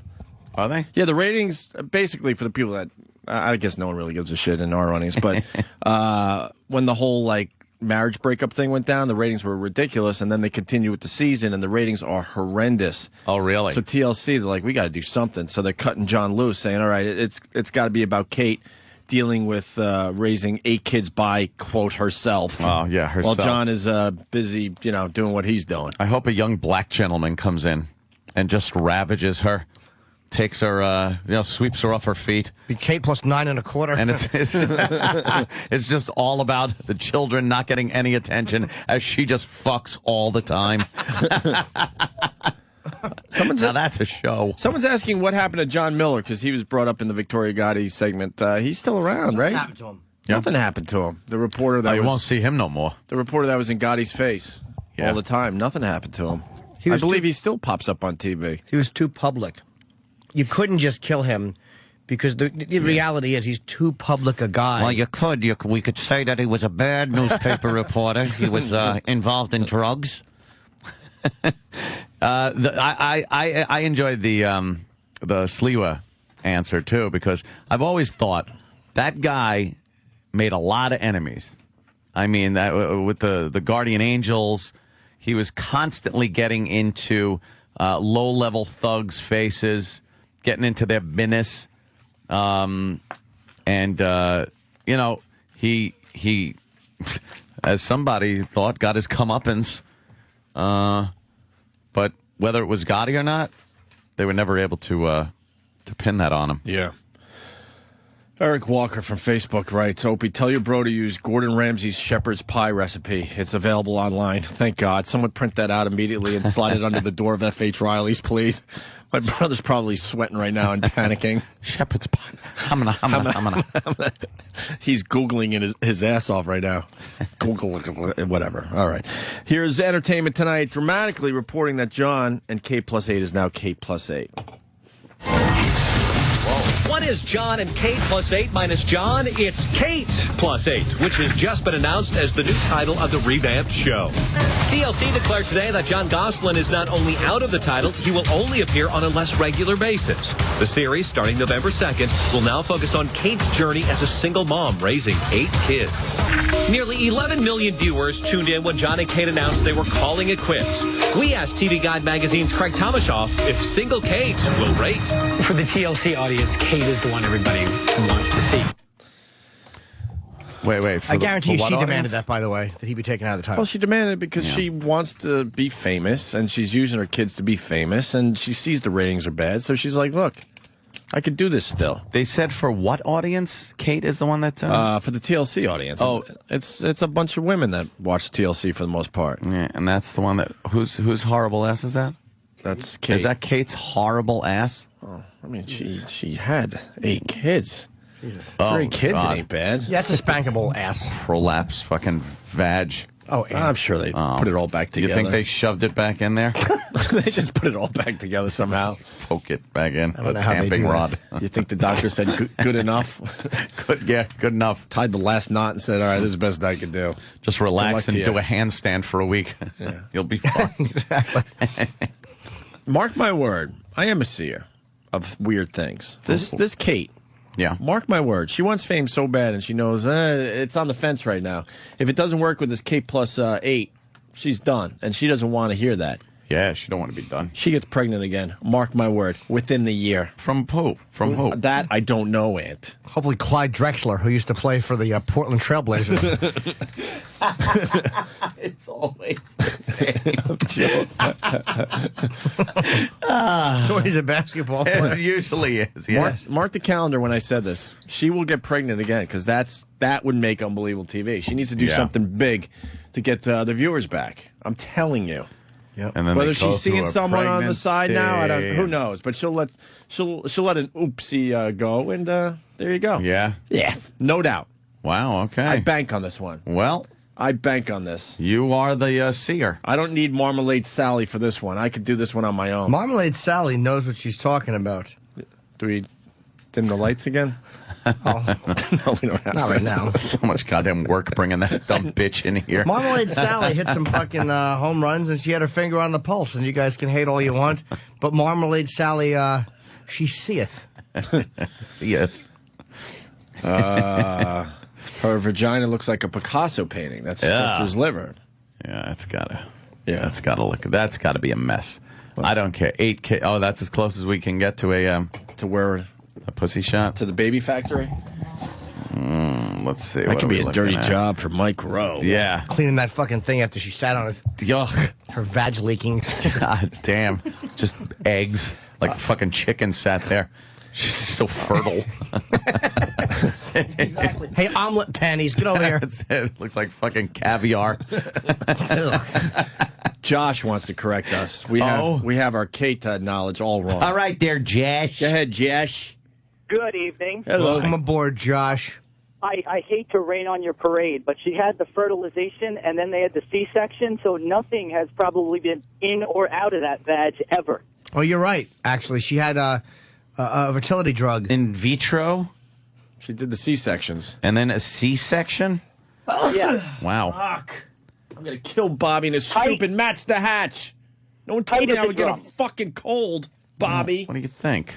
Standing in 55-degree fucking river water and it's raining on me. Soaking all my clothes because I don't have a fucking rain jacket. Language. So now I got a fucking cold, Bobby. It's my home. Bobby. At least I don't blow my nose like you do. And a bottle rocket came out of it. That was the best. The other thing is, so then TLC does their press release. All right, John's done. Yeah. So then John goes, fuck that. I don't want to get divorced. He's trying to still stay in there. Oh, is he? I forgot that part of the story. Yikes. Yeah, so. Boy, do they love their television. Maybe for the money, he doesn't want to get divorced. Oh, do they the more love it. deals she gets, the more money he gets. Because they're married. Well, why doesn't he say that her future earnings are going to be so much because she has the TV show, and then he can get money for many years. Yeah. Yeah. Yeah. Of course. Did Woody Allen really demand the release of Roman Polanski? A lot of celebrities are coming out and saying they're all signing what? Some kind of like fucking some kind of useless document petition or something. Yeah, exactly. Do you think Roman Polanski's like, look, Woody, I can handle this without you, thanks, though? Yeah. Especially if he's getting other celebrities. Yeah, and it's like Woody's the last person you want sending a letter. Yeah. You know, what did he start fucking his stepdaughter when she was 14 or some shit? Whatever the story is. I don't know. I don't know for sure, but it was, there were some questionable things in there, right? Martin Scorsese comes out for him. Well, the victim's even coming out for him, right? Yeah. She wanted the charges dropped. She's like, enough. Yeah. She said the press, did more damage to her than Roman did. I guess he's got a little wee-wee. Yeah. Not much damage. Yeah. Roman ain't breaking any new ground. No, he looks like a little guy. Yeah. Little Polish hog. Yeah. It's probably got more girth than anything. Yeah. Probably tapers. Like it's a thin tip. Gets fatter at the bottom. As will a kill boss. And you don't want to acknowledge that the Red Sox clinched the wild card there? Why, by losing? That's great for you Yankee fans, though. By losing, they clinched it. You get to see the teams go out again, possibly. They couldn't even win it. It's because Texas fucking lost, assholes. And that's why the only reason the Red Sox are there. All right. They lost their game last night. Yankees won with a fucking shit team. Again? Yeah. They won with like fucking Little League players are out on the field now. That's just bringing in. How great would that be for the Yankee Little League? The Yankee organization just gets the best Little Leaguers in the area. It says fuck it. And all of a sudden these little fuckers are in Yankee uniforms at Yankee Stadium. It's hysterical. Why can't they do something like that? It was a great little walk-off fucking. Yeah. The. Are you still watching the games for real? Or yeah, we watched last night. You should take a break. No, get ready for the playoffs. I like seeing who's playing, who's in. If because they're not playing like a lot of the regular guys, so I like seeing who they got in the wings. and how they're playing. Yeah. So it was pretty good. You know how exciting finish. You know how I just mentioned the cold because I was standing in the river and getting rained on? Yeah. Bunch of people saying that's not how you get colds. But why is it then we're getting colds in those situations? Yeah, why does that happen? I understand. A You know cold what? is a virus, so you need some contact. It's got to go up your schnoz. It's got to do something. But there is something about cold and wet weather that gives you a fucking cold or makes you more susceptible. All right. Technically, you're not getting the cold from, but somehow fuck is because that? of that environment, it makes it easier to get colds. What is that? Who the hell is she? She looks like a thinner version of Scarlett Johansson, a thinner, taller version, right? Oh yeah. Who is she, Dan? Where does she come That's from? I actually know who that is. She's Swedish. She's a model. Her name is Taylor Momsen. It's not Taylor Momsen. No. Can we get better pictures No, of her? Jimmy knows who she is. She's Jimmy. a model from Sweden. Yeah. Shut up, Jim. She is. What's her name? Let me see the one all the way to the right. Oh, I just went all the way left. No. That's okay. Any one of hers is good. That would bomb. Oh yes, it certainly did. I sensed it coming. Wow. I with think you. I have a new with you favorite on that girl one. on the internet.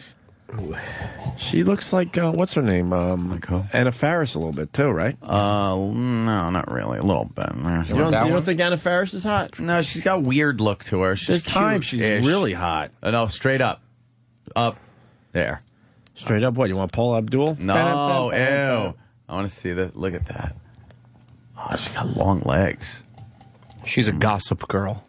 Is she on the Gossip Girl? What the fuck is that show about? Anyone know? I don't know, but I'm going to Jimmy start knows. watching it. Wait, Jimmy knows the Gossip Girl. What is it about, Jim? They just go back and forth and gossip. Bip, bip, bip, bip, bip, bip, bip, right? Yep. And they eat feed. Like a bunch of hens. Bunch of feed-eating bitches. Feed. Exactly. Eat some feed out of my hand. Kevin from Connecticut, he's back in our good graces. No, I just can't, Kevin. Whatever. I mean, we take your opinions. You know that, for the most part. Opie, is she hotter than Miranda Kerr? Anthony? I say Miranda Kerr all the way. Although Really? the last video I saw of her on TMZ or whatwouldtylerDurden.com, close to anorexic, this Miranda Kerr. Really? Too many bones. You can see too many bones in the back. The bone looks like a bag full of antlers. When you see a beautiful girl and she's got some a piece of the shoulder blades maybe poking Yeah. through the skin a little bit, that's all right. But when you start seeing other bones in that area, Yeah, a little it's kind much. of creepy, right? Yeah. It's been on the anorexic side. I'm not into the bony. Yeah, she's a little bony. I don't care, And though. people want to argue the cold thing. All I know is I don't get sick in the middle of the summer when I'm hanging out in a field or something, or biking or whatever the fuck, golfing. Golf. But, you know, when I do one of these cold winter outdoor activities, I seem to get colds then. Yeah. And that's all I need to know. Yeah. Technically, I don't need to know what is actually happening. It's a virus that you... All right. What, that the warm weather kills, I guess, technically? I guess it's harder to get a cold or in the summer. I don't Sometimes fucking we know. don't need all the knowledge. You just know what you know. I don't know. I know that this When the weather fucking starts girl getting is cold, hot as shit. When the weather starts getting cold, you just know you're going to get sick. You don't think Yeah. that in the summer. You just don't. Ooh, what a slob I am. This girl's hot aunt. God, Jesus. Can you see her fucking snatch? Christ. She's only 16, Aunt. What? No, how old is she? And Jay in Jersey goes, way to pick 'em. Way to No, pick 'em, how Aunt. old is she? How old is she really? 16. Go to IMDb. How old is she? Oh, 15-year-old Taylor Mumps. Shit. Jimmy, Gossip Girls, what's this about? She's the hottest fucking... Look how hot. They just get together and chat. It's About really what, good. though? What do they chat about? Everything. Oh, my like God. Bunch of size queens. Uh-oh. They just chat about big cocks? Yeah. I gotta wait. She's 16? Look at her, though. Shut up. There ain't one person that wouldn't jump all over that. I wouldn't. Nope. Shut up. Nope. In It's a against second. the law. Nope. In a second. Nope. Right, Jimmy? Yep. Good Yep. point. Thank you. Oh, my God. Come on. Look Absolutely at not. Look how Nope. she's posing in some of these pictures. Nope. Stop it. If you go to court, they would roast you. She's asking for it. That's my excuse. She was asking for it. You know what? That would work so well in court. You would be roasted in court for that. Oh. Hey, look who's back today. Should we do this for them? What? Should we do this for them today? Trying to hint. Hold on. Should we do this to them? I know. So happy together. We're happy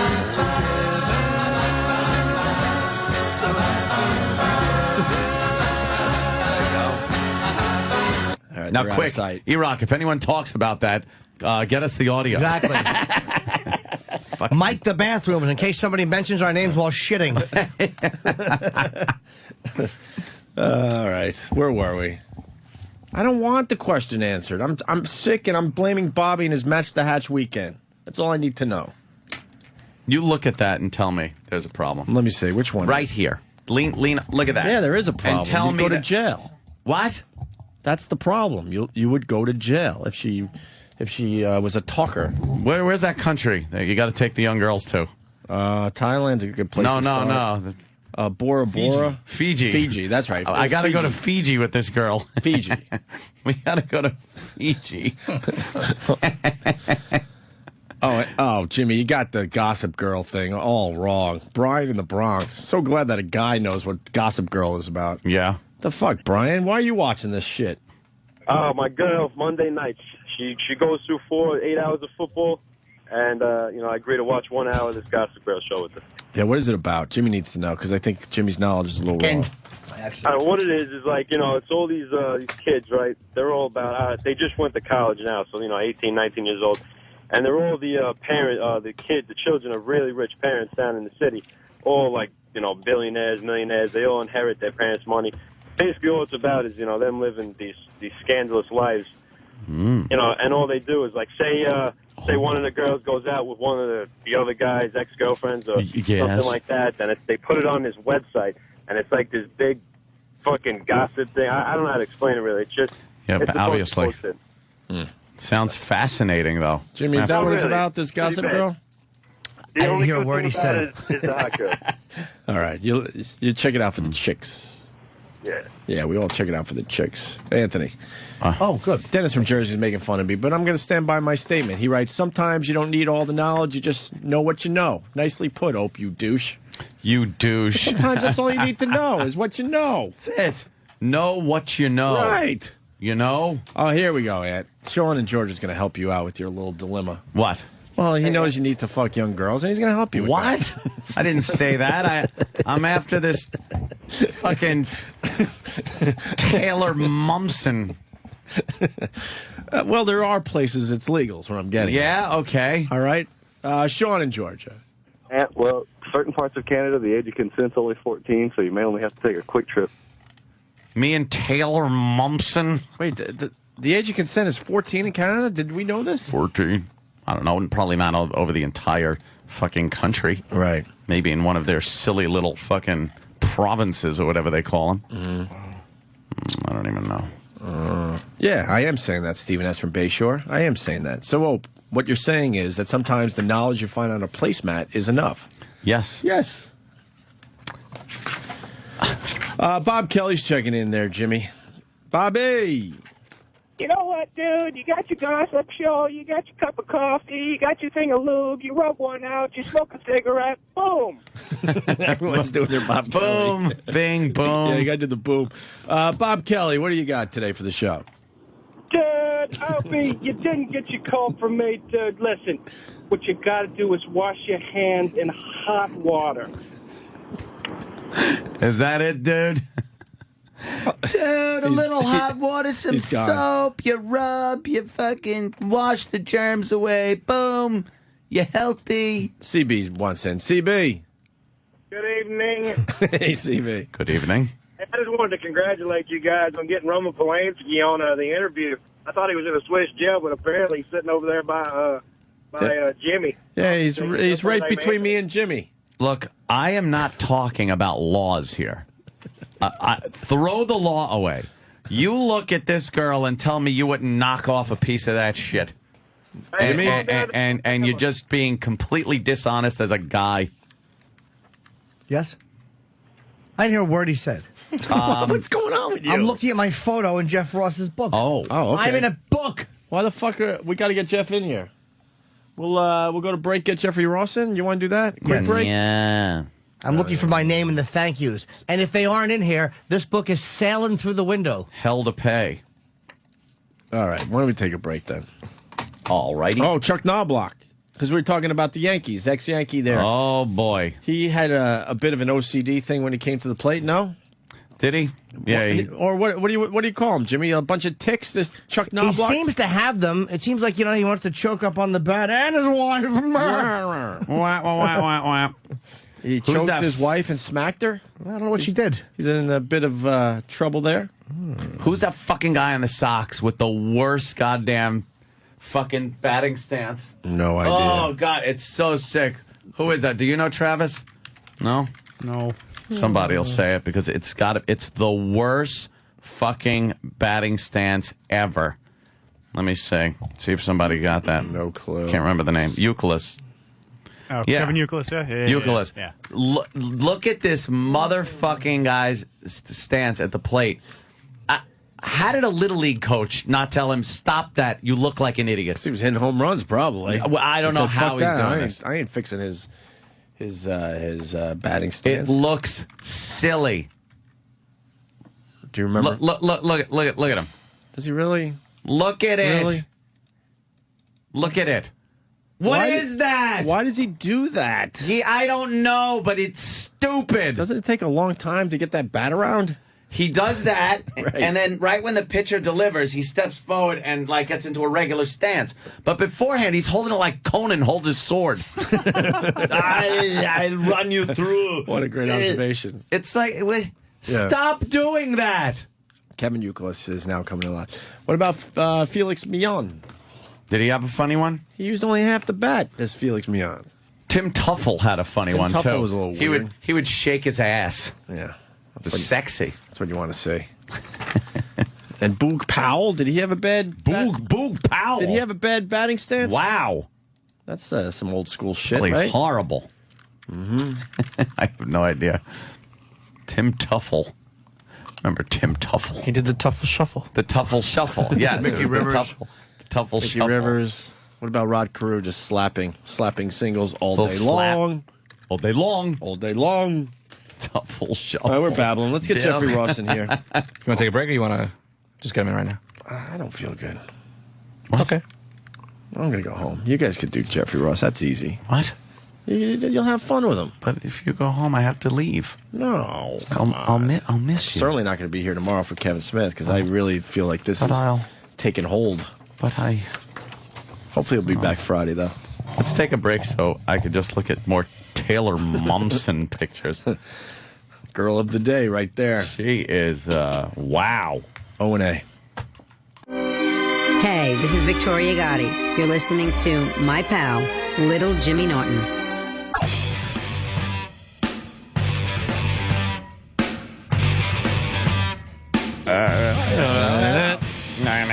A lot of guests today. Actually, friends stopping by. Yes. And we made a new one with Victoria Gotti. My brother still hasn't written me back. No? I think he's in a panic. You're trying to find shepherd's pie. Yeah. Jeffrey Ross in studio.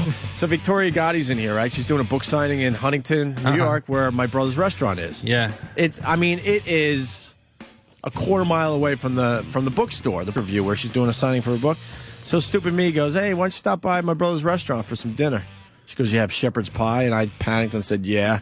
He's never made a shepherd's pie in his life. Wow. So now there's a whole panic going on at the restaurant. You just completely lied. Yeah, I did. Yeah. And then she's like, and I'm like, you're not going to stop by the restaurant? That's crazy. She goes, don't be surprised this Saturday night when I walk through the front door. I'm like, Interesting. oh, fuck. You're in She'll be touch. signing books with marinara sauce. Yeah. This is great. What are you looking at there, Jimmy? There's a great picture of Gene with his boots the night we roasted him. Oh, Gene Simmons. The Gene He Simmons said- roast was... Jeff said, let's face it, Gene Simmons is such an asshole that his own asshole changed his name to Murray. That's very funny, man. That's very funny. Gene to me is like Ace Frehley to Jim Norton. I love Gene too, though. But Really? I Ace kind of is- prefer Ace Ace. is the place. But I love Paul too. Then again, Peter. I love them all. It's a tricky at you. thing, but the whole idea is, your heroes, and I tried to put as many heroes in the book who I've roasted, and obviously there's a great picture of me and Jim in our trip to Guantanamo Bay. Yeah. All right. To entertain the soldiers stuck down there. Well, what's the book about? It's obviously all the roasts you've done over the years, but you go inside some of this? It's more of a philosophy book on roasting because, this is like almost a religion to me. So my tricks of the trade for writing jokes, for making fun of your friends and family, all my life and roast philosophies are in there, and about having thick skin and how I got there. And hopefully some young, funny people will read it and also learn how to roast. Now you brought the roast back. You know that. I do. We and have you to thank for that. I want to keep the tradition alive. It'll die if it stays with this generation. We've made it cool again, and now we need young people to meet us on the big dais one day. You know what? You become so synonymous with the roast that you can pretty much say anything without really pissing off people. But obviously, your first few roasts, people didn't know you. They know you now. They go, "Oh, it's Jeffrey Ross." There were repercussions back then. Were there early on? Oh yeah, man. What? Like, give me an example of something you said that somebody really got pissed at.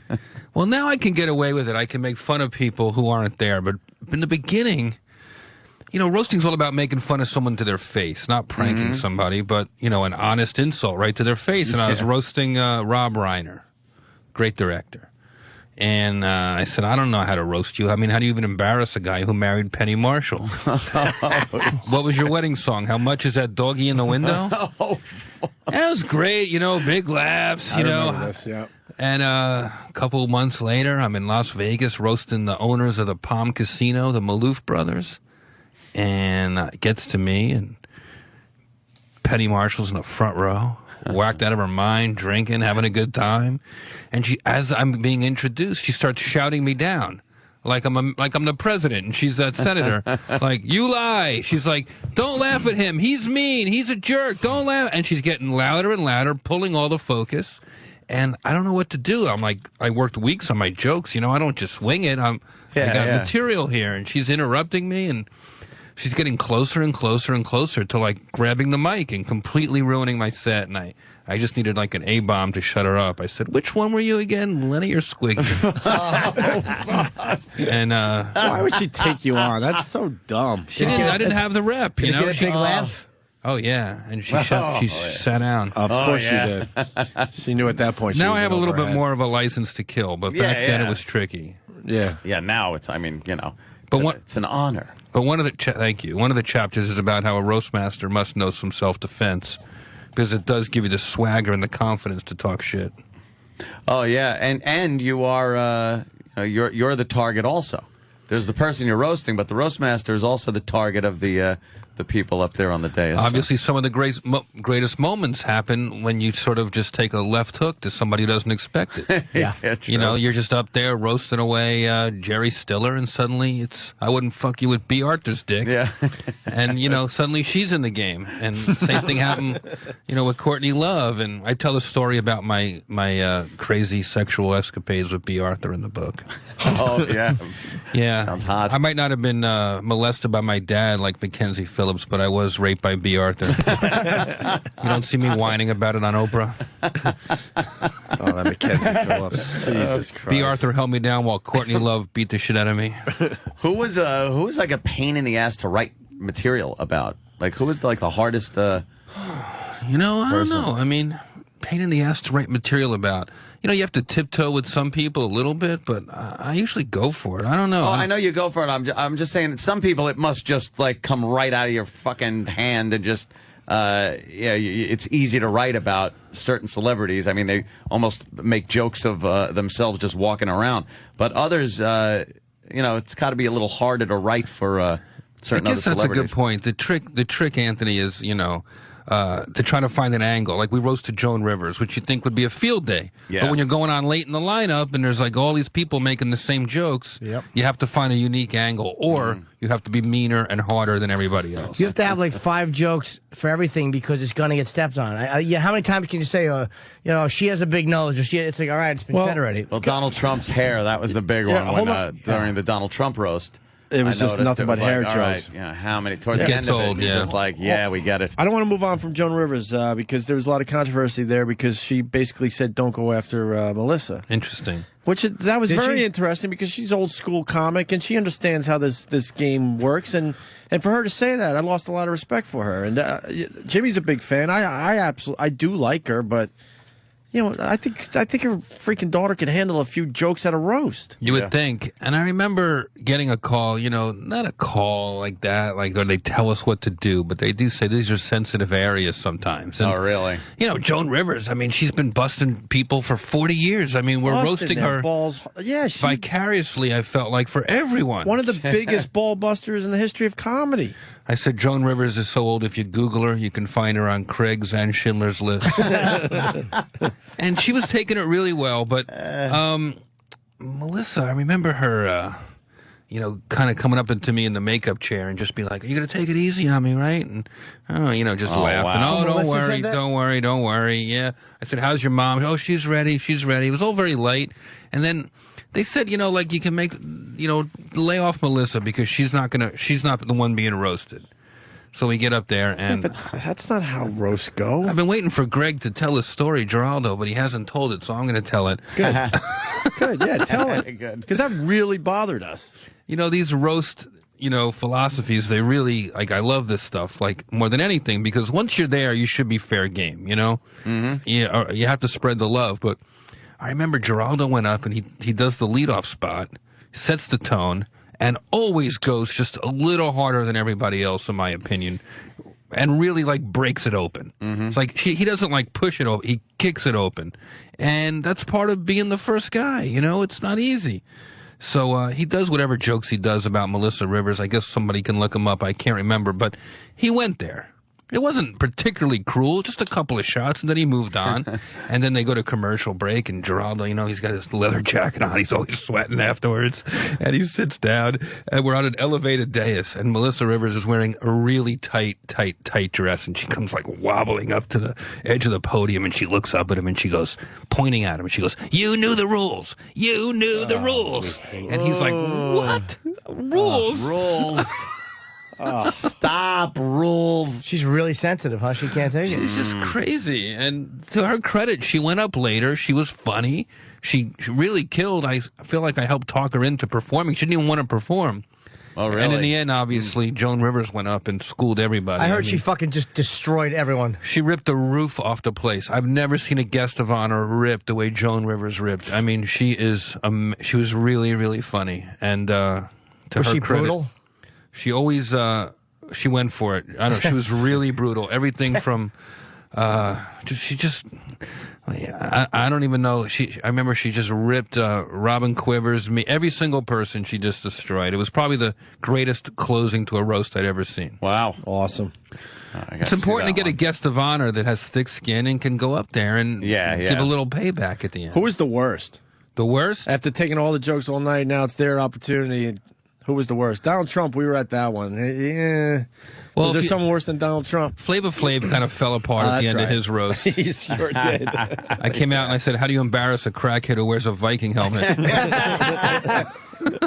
That's hilarious, man. Just another example of making fun of somebody who's not there and it haunting me, because I said, "Flav, I don't watch your show. If I want to watch a midget bang a bunch of hookers, I'll go to a party at Jeremy Piven's house." And 3 years later, I hear that he was pissed at me, but fuck him. It comes with the territory. Yeah, I don't think you really Who was pissed care. at you? Piven. Piven. Oh, yeah. It's nice to know that Piven could be pissed at you, though. It's nice to know nice that spot in entertainment there. I heard Chevy Chase didn't take it well. I didn't do Right, that one because I didn't feel like he'd be a good sport. I don't know. I heard didn't he get the wasn't. sense. I didn't think he was either. There's something happened there. I remember watching that and being like, wow, he just doesn't seem happy. It was chopped, I remember. The Yeah, edits in yeah. that one they were horrible, especially when he got up there at the end, because they didn't know what to do with his set. I remember Geraldo telling me afterwards, I go, "Well, what did he say to you before the roast?" And he goes, "I didn't meet him before." I go, "Well, that doesn't make any sense. You got to shake a guy's hand, look him in the eyes before you call him names, Yeah. To me, it's all like good roasts are the extensions of good friendships. If everybody feels comfortable Rat Packy, you know, protected, then it's going to be a great show. Those are the best shows, you know. One of the things I talk about in the book is like breaking down the recipe for a roast. Like it shouldn't just be celebrities on a dais anymore. More and more, I'm talking to people who are throwing roasts in their office, in their backyard, you know, their buddies for special occasions. And to me, that's the future of roasting, is like taking it off famous people in tuxedos and all that and making it like a homey, fun thing that you do with your pals. I'd love to see that. Some of those, though. I bet there's some real bombs in there. Yeah. Oh, yeah. Hey, man, I heard your wife. It's just a drunk. I heard your wife. Not prepared. Fucked a bunch of blacks in high school. But that shit would Ends in a kill. fist fight. Of course it does. Yeah. That's true. They better read your book, Jeffrey. Yeah, you know, you got They to better read your book. you got to prepare. You can't go up and wing it. There's nothing more annoying than somebody who goes up and tries to wing it. Of course. wow. It's insulting to the guys who prepared. Like, what, Just you think you're gonna funnier riff. off the cuff than we are prepared? Just gonna riff. A good roast sometimes will take me weeks. Like Joan Rivers, I had a month's preparation. I hung up pictures of her all over my house so I could become, you know, familiarized with how uniquely disgusting looking she is. You know who did the best off-the-cuff roast response? Because he didn't know he was going to be roasted? We roasted Colin one time. Uh-huh. Oh, were you at that with me, I think, at that party for Colin. Oh, we went up and roasted him a little bit, and he went on and did a half hour and killed. fucking destroyed all of us. It was Wow. You know who was... He killed Seinfeld, he killed Geraldo, he killed me, And killed... Seinfeld went up, and he was... Where was this? In a basement. Yeah, this was like his bachelor West End party. Cafe. It was- Yes, it was- bachelor party. It was like he had a roast for his bachelor party, and Seinfeld showed up, and Seinfeld did some time, and Nick DiPaolo. You know. Yeah. You know, roasting It was okay. isn't for everybody, and you have to prepare. But And Colin, the point is, Colin went up and He just murdered all of us. destroyed. Yeah. It was really funny. Colin's a different type of animal. Colin can improvise funnier than most people can write. Yeah. You know, his 2 minutes preparation is better than most people's 2 weeks. Yeah. I talk about going to visit the wounded guys at Walter Reed with Colin my first time. You know, and you know, like it's really tricky. You know, and I didn't know how to go about it. You know what the protocol is, and it's all Marines. You know, these guys are badasses.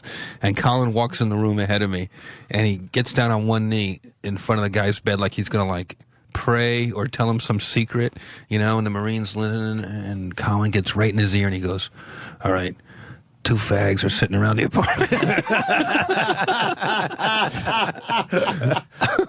I can't tell it as well as Colin, but he's like, oh yeah, the guys were dying. And he goes, one fag is like, I'm bored. If you blow me, if you... Let's play hide and seek. If you find me, you can blow me. What if I don't find you? I'll be behind the couch. The guy's laughing through a tube. It's like the greatest moment ever. Shit. Yeah. Colin has a certain flair for uneasy situations. He certainly does. Are you still part of Dancing with the Stars?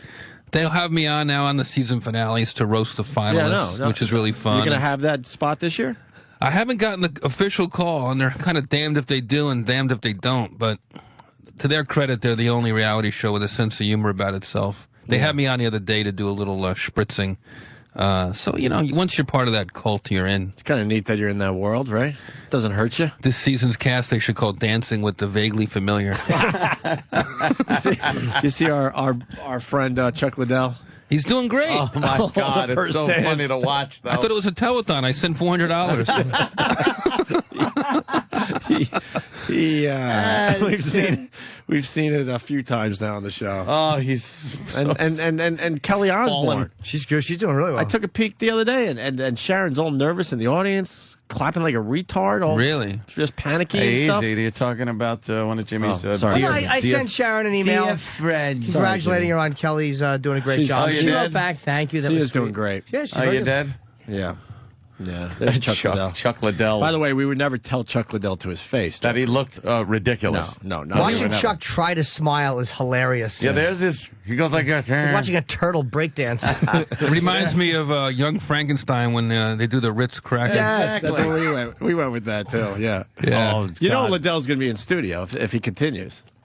We will end up having him in here, and we're going to have to. Oh, you got to See get him him. dancing for the second week, Dan? This is him practicing. It's the but- counting that fucks him up. And 1 and 2. And he's like, what's the... Yeah, he's never gotten past 2. Is the second dance or the first? I think this is this. Oh, this is the first one. Look Where's at the this. second one? Oh yeah, this is the first it's again. Stupid hat. You got to watch him slide and try to be charming. His slide is hysterical. I swear to God, it looks like a rape to music.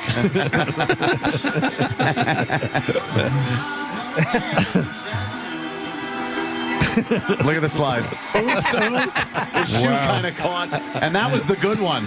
There's another slide that goes so awry. We didn't do this to you, Jeffrey Ross, last year. Don't worry. Yeah, no, it's okay. No, And we when didn't he do this tries to whatsoever. smile, I want to see if I can see Dana laughing. Look at him trying to smile. Yeah. Oh, the Dana part's coming I up. want to see if we can see Dana It's coming up when he slides laughing his across the- ass off. across the floor again. There's another slide. He looks like the police commissioner. He looks like Ray Kelly. Yeah, he does. It's hard for me to criticize other people's dancing after what I went through. Well, you could criticize. You got a bad break. There's Dana laughing his ass off. Is that Tito too? I can't see for the second. Was Tito there? I couldn't see. I haven't know. Oh, that's Hey, great. is your partner in this season? Yeah, she got eliminated on the first day with Hamilton, Ashley Hamilton. All right, Hamilton. She's having I a couple tell- bad years, huh? I think one of the longest chapters in the book is my heartbreaking experience on Dancing with the Stars because it really did affect me for a long time. Did it Did you really? get cut? I got cut on the first day. I got a lower score than anyone. I got a lower score than when Heather Mills's leg flew off. Almost killed the cameraman. Yeah. I got a lower score than, remember the first season when Larry Flint did a wheelie, fell out of his chair? He got a higher score than me. It was embarrassing, but I did dig up some good pictures of my partner and I edited rehearsing and stuff. You were into her, man. Yeah, she was a good person. She still is. Did you feel like you had a chance even though she was taken? No, well, it was a different kind of thing. You have a connection, but it's not a romantic connection. She hasn't It's emailed you lately, huh? She called me for my birthday, actually. Okay, last that's week. good. No, we stayed friends. She's a very good person, and I was hoping she'd do well this You had season. the fucking eye injury. She poked me in the eye. Oh. Yeah, a little Scratched poke in the cornea. eye. Oh, wow. Got the worst score possible. Look at Chuck Liddell. This the second one? He is a madman. Oh, I like the song.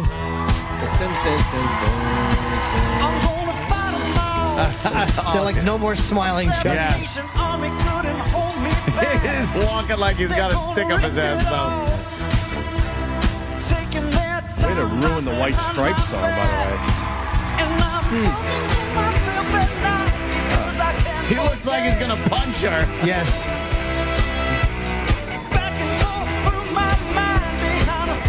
Is that his tattoo for real? I don't know. No, I think they added that one, no?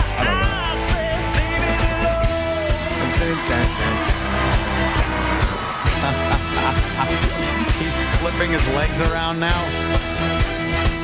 He is a bit stiff.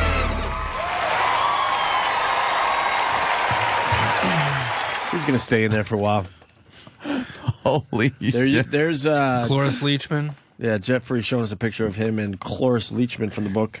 She did on a drunk rap party one day after the show, laid her head down on my lap and put my hand on her breast. Wow. And squeeze it. And she said, I love you, Jeff. Do you love me? How was her What does breath? it feel like? It felt good for an 80-year-old. She Wow. did. She's still got something going on. You I think don't she's know. still having sex? Then she strapped on her Oscar and banged me in the ass. No, I think she is still kind of doing it. Whatever she wants, She's very. She's got a lot of spunk. James in Chicago wants to talk to Jeffrey Ross. Sure. James, what's up? Hey, guys. Hey. Jeff, love you, man. Love your roasting and all that. Thanks. I do have a question, though. A few weeks ago, Ron Bennington was talking about roast, and he said that is the worst form of comedy. Now, I do not agree with that. I think it's fine. I just want to know what you guys think about The that. worst form of comedy? Yeah, why? Why did he say that? Yep. He was saying that because one of his regular callers, I forgot his name, he was going to have a party and he wanted guys to roast him, and then he decided to go against it because he didn't want his family made fun of or something like okay. that. And then Ron just said, yeah, he thinks it's the worst form of comedy.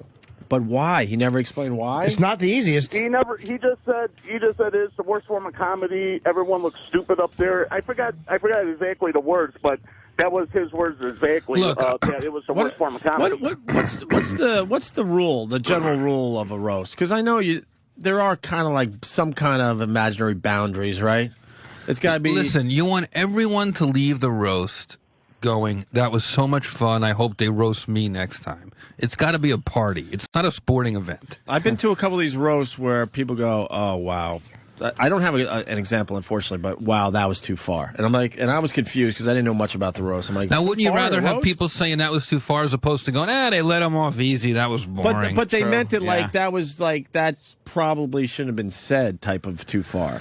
Listen, I mean, where is there a line? The key is to roast a good sport. If you're with your friends, anything goes. How could you go too far if the three of you were doing a roast? If it's a connection like that, then it can't be too far. You don't want to humiliate the guy. You want to make fun of him and make him, but you don't want to actually like for real humiliate him. You can't roast somebody who can be humiliated. The trick is to find somebody who is a made man, who has nothing to lose, or a woman. True. And that leads to my next point. I think that's one of the problems with some of the roasts, that some of the people that are involved don't really have a connection with this guy. So you know what I mean? So there isn't we're all friends here making fun of each other. And maybe those sections don't go as well. And that's the people putting them together, because they're like, no, we really need this big star. And you, which knows this, would go, no, because we don't know him. He doesn't know us. That's not how these things work. I've turned roast down because I didn't think. Remember once they wanted to roast Mike Tyson.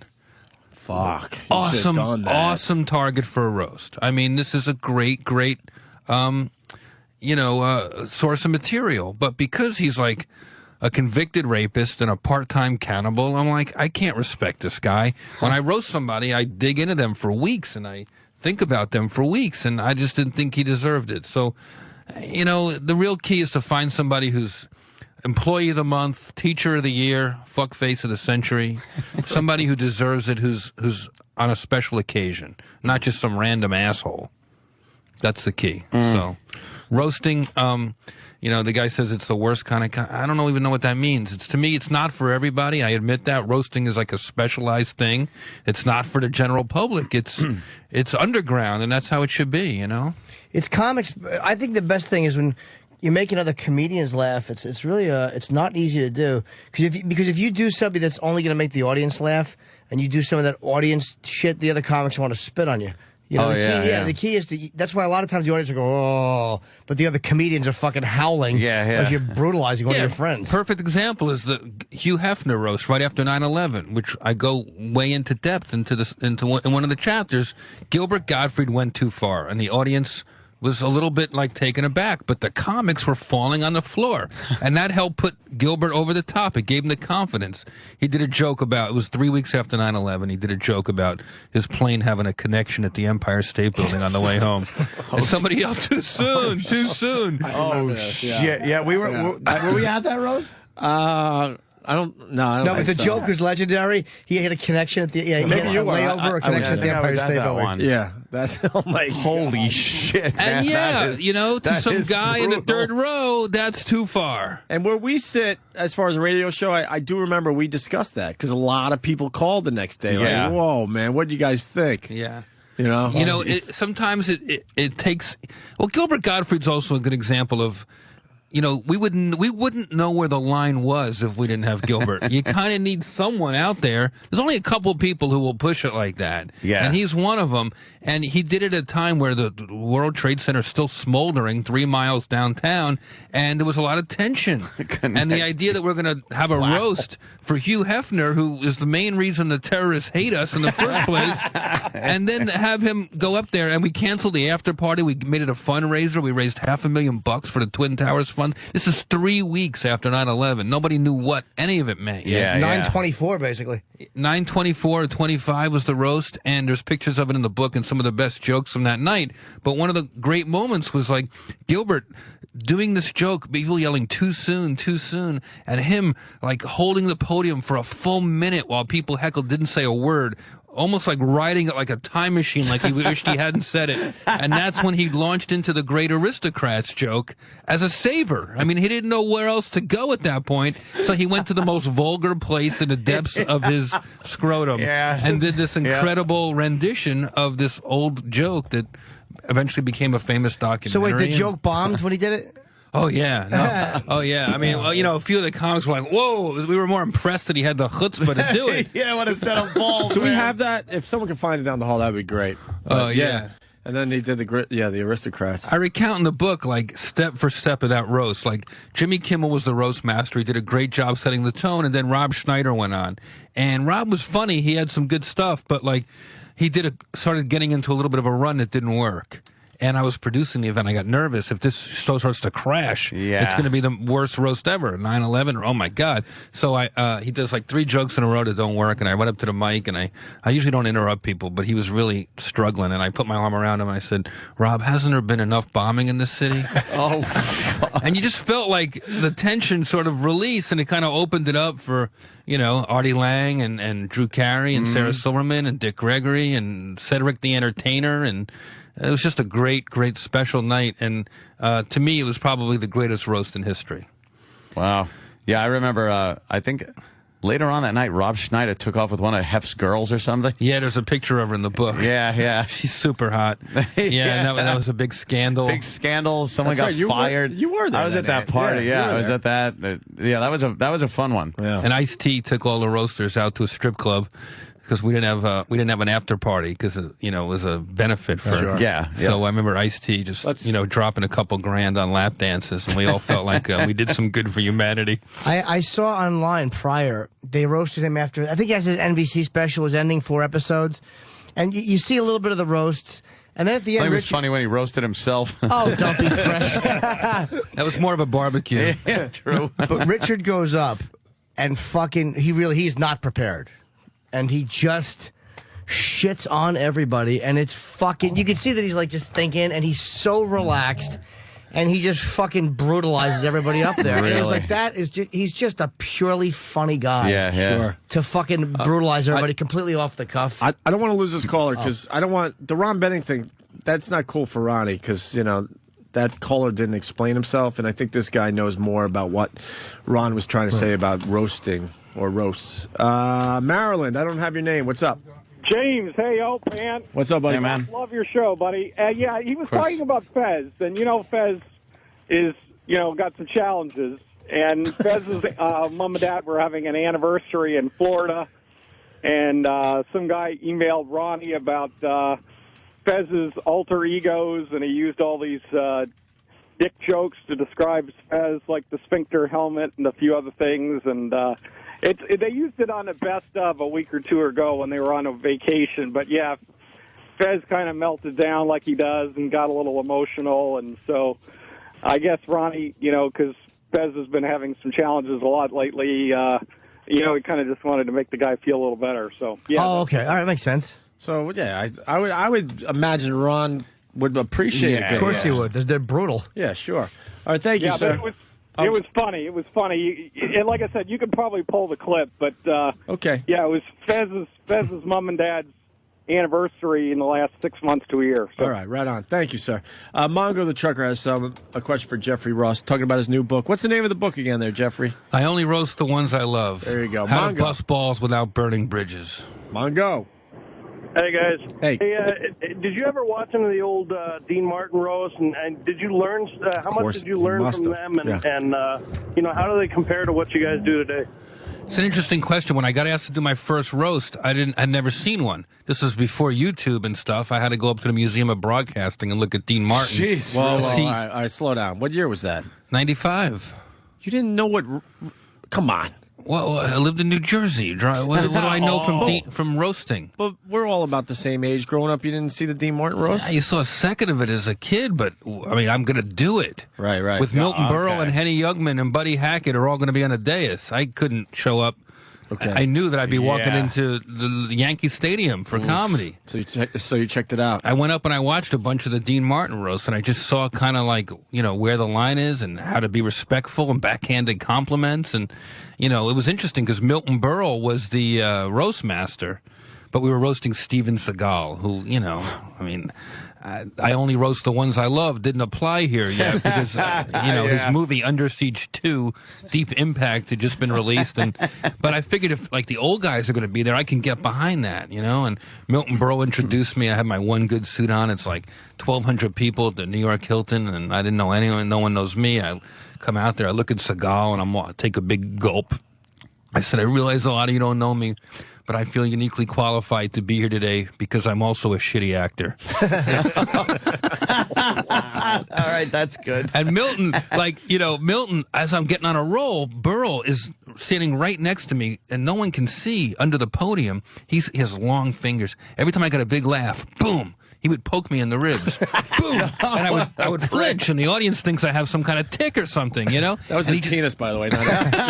Not which I did see eventually, by the way. Oh. Was it big? Oh, my God. Really? Wait, hold on. After you tell your story. So he keeps poking me, and finally I'm like, what the fuck are you doing, old man? And I start getting into like a riff with him. So now here I am, like, holding my own with the legends, I was like, you never know what you're going to see in New York. I was walking around downtown today. I saw Milton Berle in an antique shop. $800. And he just starts coming back at me, and finally, from like 30 feet down the dais, off mic, just yells out of the corner of his mouth, Buddy Hackett goes, "Hey, Milton, let the kid work. Remember when you used to?" And Milton goes running down the dais, kisses Buddy Hackett on the lips. I go, give it up for Milton and Buddy. Between the two of them, they have over 85 years of homosexual experience. Milton comes running back, kisses me. I have a picture of it in the book. And it was like, I did it. I got through the show, didn't embarrass myself, got some big laughs. My first roast was Milton Berle's last roast. Wow. Jeez. Interesting. Milton Berle. Fucking legend. Where'd you see the cock? Yeah, let's get into the cock. As Milton got older, his balls hung more. He would hang out at the Friars Club in Beverly Hills. And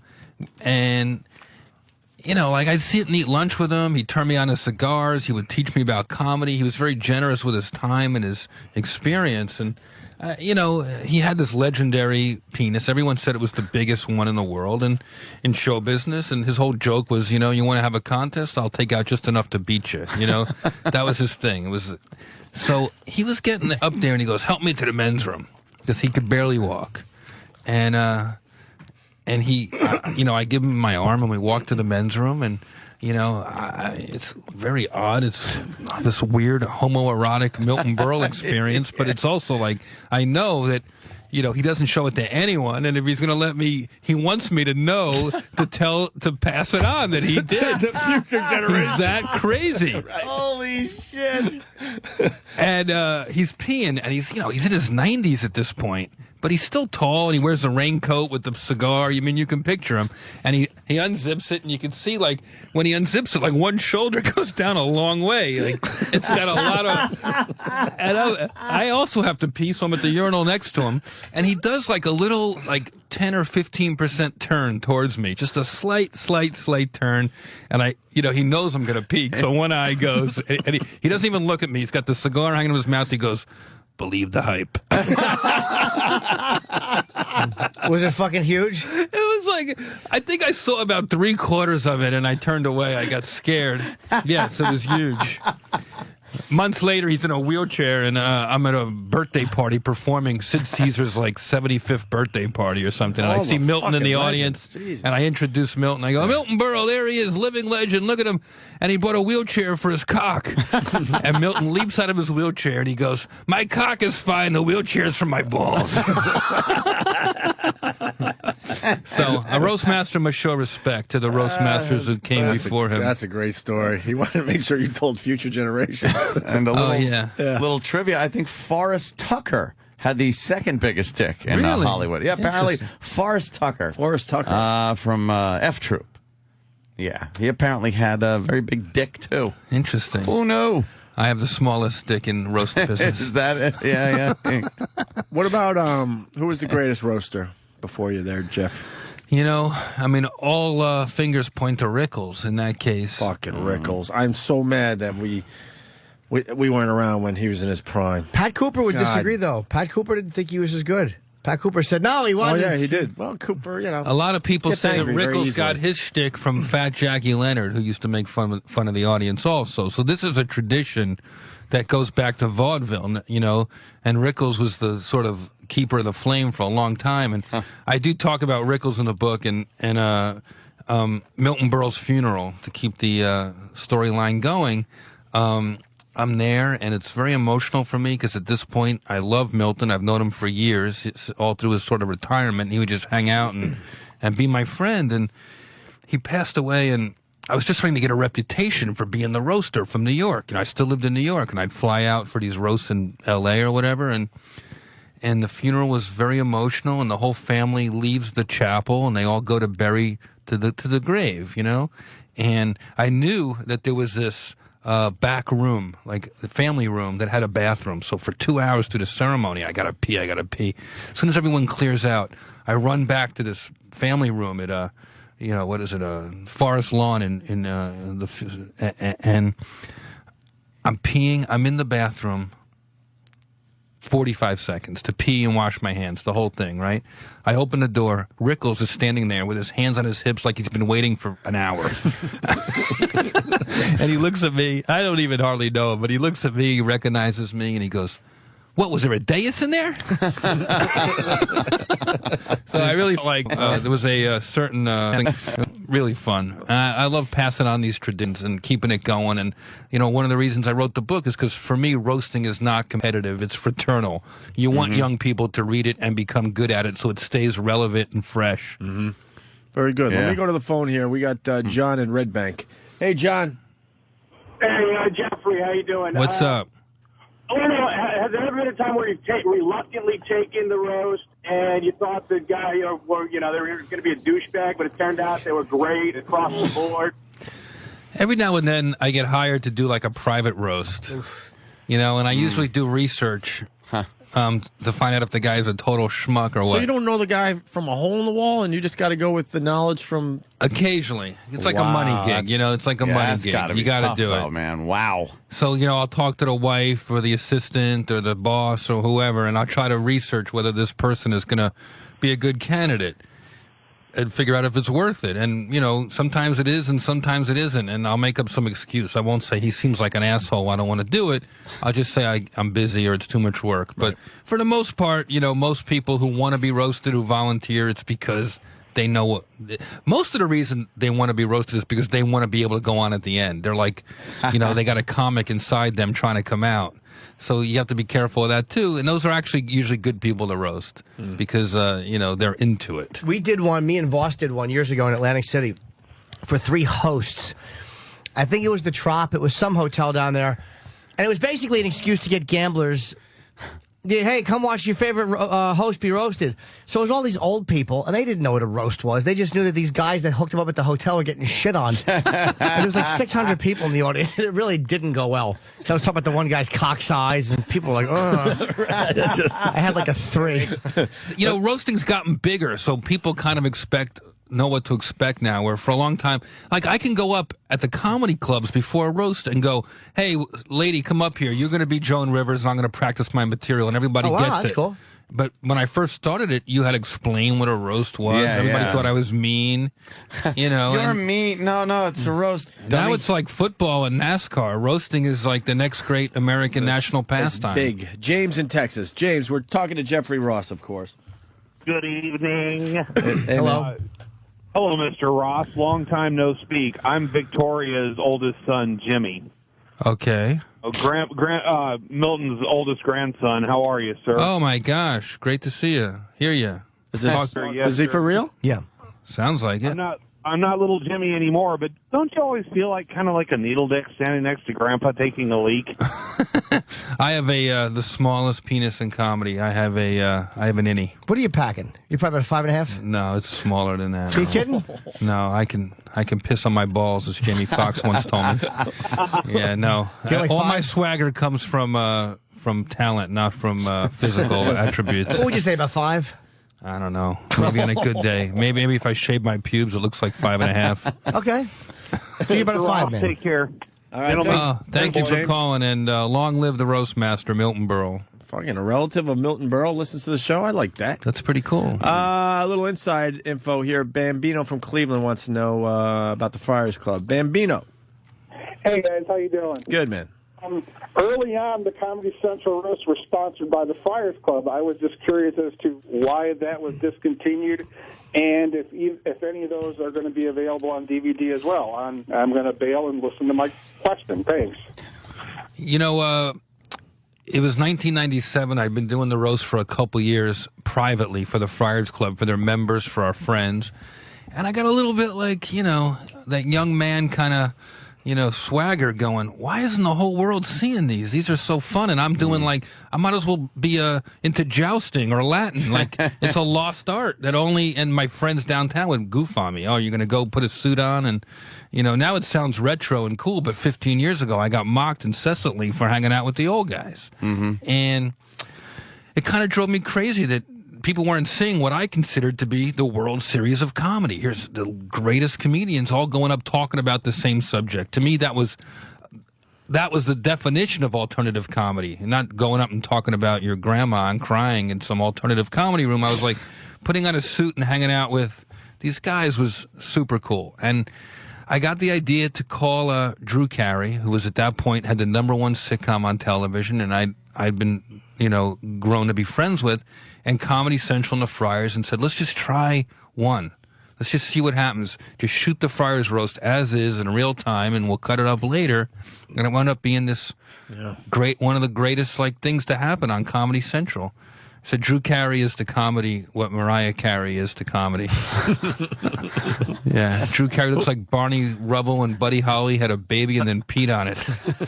And, you know, they're not even dirty. And at that point, Comedy Central was not as open as they are now with cursing. But to their credit, they let it happen. We did about 4 or 5 with the Friars Club. Eventually, Comedy Central realized that they had a great brand here now, too, and they could elevate it.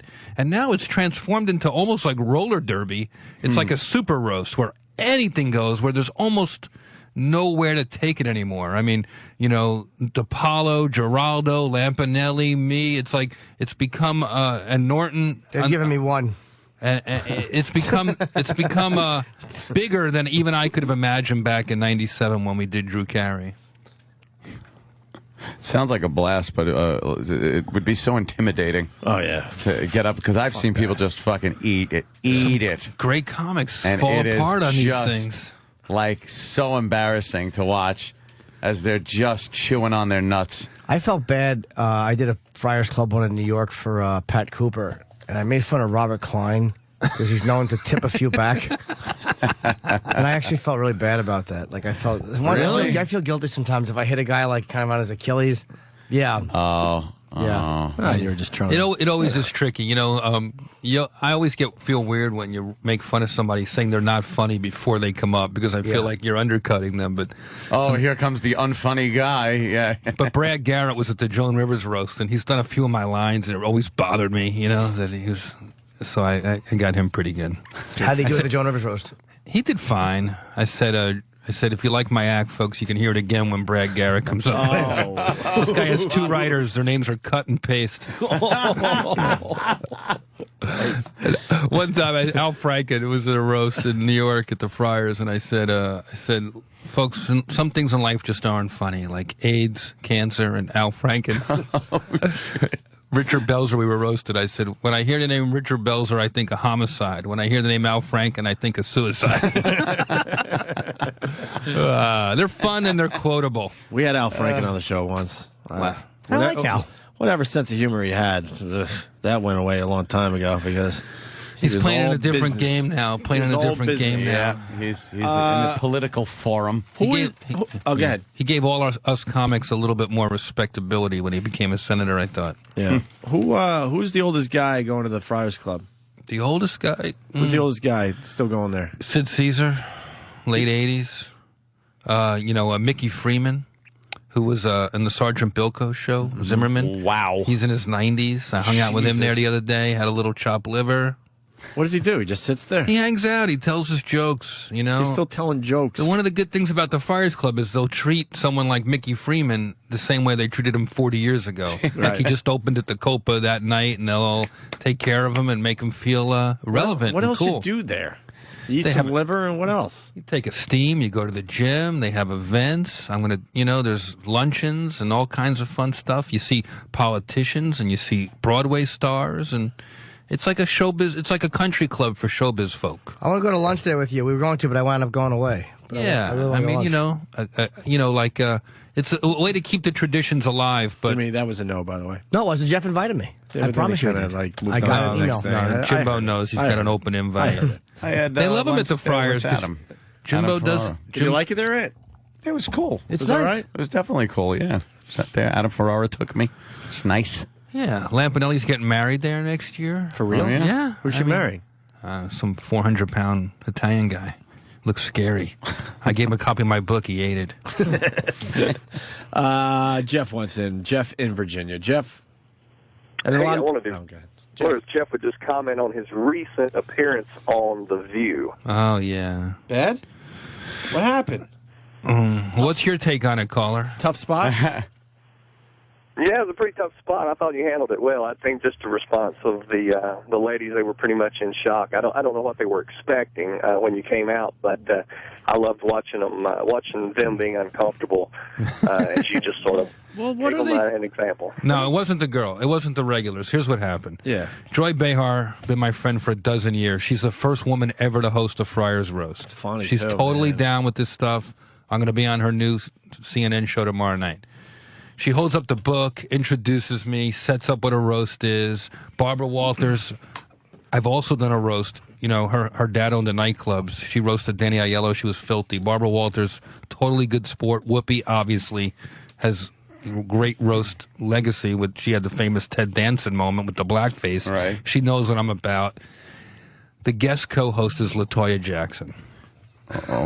Who's never been out of her bubble before. Yeah. So, each Yenta gets to ask one question. So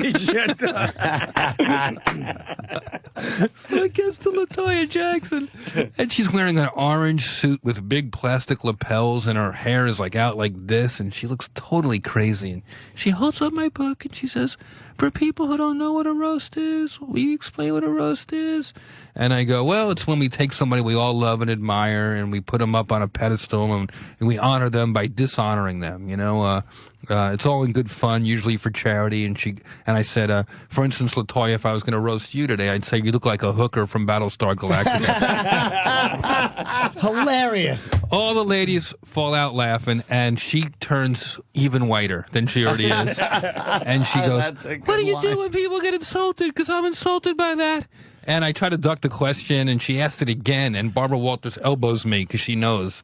Yeah. She sees it, and she goes, answer the lady's question. I said, well, LaToya, I try to just roast good sports. And LaToya was like, oh, it was like out of a Marx Brothers movie. Oh, And everybody clapped, and she looked kind of silly. She had egg on her face, but it always plays funnier on TV than it does in the room because there's always that tension in the room. And I said, for instance, Barbara Walters is a good sport. I mean, this is a journalism legend. She made George Washington cry about a cherry tree once. And, everybody. And I put my hand on Whoopi's shoulder. I said, Rosie, I love what you've done with your hair. They all got it, but for whatever reason. And afterwards, LaToya's publicist thanked me for dragging her out of her bubble. She didn't thank you, though? She didn't say anything to you? She didn't know how to deal with it, and I had a little moment backstage with her and Barbara where Barbara said, you understand how this works? And, when you're at The View, the last thing you see before you walk on stage is a big sign that says, make sparks. So you want to shake things up a little bit. She's like a retard, though. She's like a retarded child. She's been locked up, cooped up with that wacky family for so long. She doesn't understand what that means. No one has ever made fun of her outfit. No. She just had people around going, you look great, you look awesome, you're so cool. Yeah, maybe you've inspired her. She'll dress like a human. I feel like I probably gave her a little bit of a, Yeah, no one's ever told her. They've always said, you look great, LaToya. Right, you look fantastic. Fucking hooker from Battlestar Galactica. Does his nose make me look fat? I see you're on Twitter. Do you do some of your old jokes for the people out there if they follow you? I was on the plane yesterday twittering, and I lost followers. So I feel like what airline has fucking internet? Maybe I'm going too far, but yeah, I've been putting some stuff out You there. gotta tweet less. It's tough for all of us, but you know what I do that's how is you keep I don't the really followers tweet. up. What I do is I retweet Diddy. P. Diddy's tweets. They're very earnest, and I mock him in his tweets. That's funny. That is good. Real Jeffrey Ross on Twitter if you want to follow him. Right on, Jeffrey. It's good to see you. By the way, how stupid am I? Jeff tells a funny joke, and I go, what airline has internet? I was actually curious. What airline has internet? It is How crazy. important is the internet? And Joy Behar tomorrow night, Headline News, CNN. Yeah, that should be 9 o'clock. interesting. Her new show and everything else is good with you? Going to be on the road, hitting Seattle and Chicago, and out there talking about the book, which I worked a year on. And there's a lot of references to Jim Norton and O&A, so I have a feeling your fans are going to dig it. And we got a little O&A mentioned in the book? Yeah, of course. Which one? I can't remember, but I remember that it's in there because the lawyer called me. The lawyer called me, and they have to fact check everything, and I was like, oh yeah. That's cool. Oh, we don't care if people lie about us. It's like the book of life. If your name's not in there, you're nobody in this business. When I read of it, it's very funny. Cool, very cool. I like it a lot. And you're not breaking any hips or anything lately? I'm staying healthy. I'm Keeping feeling your good. eyes- Been doing yoga. Yoga? Yeah, I can finally do a downward-facing pig. I do a little yoga. A little bit. It's good. It makes me feel taller and It's a tough healthier. workout, man. I've worked out my whole life with that fucking yoga. Jesus. Adam Christ. Ferrara turned me on to a What good the yoga fuck? studio downtown. Really? I don't know if I want to plug it, but No, it's really good. I got an older woman, and she lets me put my bare feet on her very big, huge, 70-year-old warm boobs. But don't you feel good afterwards? Of course. They're warm. So you got to have good roast jokes. Like if we were going to roast each other, we would all just have some good jokes. Oh, boy. What, Jimmy? Go ahead. What do you got? What do you got? I don't have any. My friend Ted likes to roast people. Oh, does Ted the roaster? Yes. Where is Ted? I haven't seen him. Jim Norton is so ugly, his family pictures hang themselves. Oh. That's a Milton Bro joke. That's a good Here one. comes Ted. Ted? What, Ted the roaster? What? Yeah, Jeffrey Ross's hair is so curly, I'll bet his brushes got to be used a lot. Oh, wow, Ted. Wow, Ted. You got me, Ted. You got me. Thank you. That's a woo-woo. That's a good opener. You got anything else on Jeffrey Ross there, Ted the Roaster?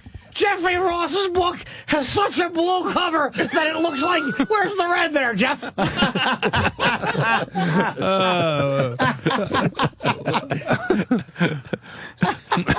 What about how long it is? It's such a long book, Ted. If that book was any longer, I'd have to say something about it. I don't think you're getting the I spirit certainly of the... am, Anthony. Yeah, he's Sorry. killing. Ted the Roaster's I killing. don't think you're getting the spirit of the roast. Of course I am. Ted, $20 for a book. Can you believe that? Well, that's so unbelievable that I can't believe it. I'm very good at this. Hey, Anthony, you have so many guns. What are you, the whole army or something? That's vicious, Ted. I don't take any prisoners. Ted's working the room now. I Watch certainly out. am. Ted the Roaster. Ted, have you ever roasted Milton Berle? Who's Milton Berle? Well, He's so old that I don't know him. But Ted doesn't understand sometimes the spirit. Hey, Danny, I hear you've been drinking a lot. I hope you're driving and you're killed. No, see, that's going too far, Ted the Roaster. That's Where's the funny in that? That's not funny. That's just really very mean wishing spirited. something horrible on It's just somebody. Right. I like that. Ted the Roaster. You could just nickname Toaster. Yes, Hey, Toaster. Oh, yeah, they call me the toaster because I pop it up and shake it around. Throw you in the tub. What's that? What do you mean the tub? What type of talk is that? Ted the Roaster, you got anything on E-Rock? What's that? You got anything on E-Rock? He enjoys a good roast. Yeah, E-Rock sure does. E-Rock's neck is so fat that when he has a stroke, he'll be dead before help gets there. No, well, Jesus. Ted. Wow. That's good, right? That's cutting deep, Toaster. Cutting sorry. deep. Toaster Sheckler. I like that. Sheckler. Ted Sheckler. What about Jim Norton, Toaster? You ever roasted Jim Norton? He's not really popular enough, apparently. Holding a grudge because Comedy Central only asked you for one? I respect they don't like me. Why don't they like it? Well, It's so it is what it is. stupid. It's okay. So I accept dumb. it. I It's accept not it. like they're doing 5 a year. I mean, No, I know, but I mean, like historically with the network, they just don't dig me. But again, whatever. You're too much of a potty mouth, is what No, it is. everyone has you're their own too, taste. You're too dirty. You roasted Saget, right? That's because Bob requested me. Oh, okay. Has nothing to do with them. Oh, special request. Yeah, Bob's buddy. That was a great one. You were great. Thank you. They didn't think so. Yeah. Anthony's shirt is so green, I'll bet it's envious. That'd be the one I closed with. Oh, we get a standing ovation. You look like Che Guevara. Che Rivera, yeah, right, the revolutionary. Huh?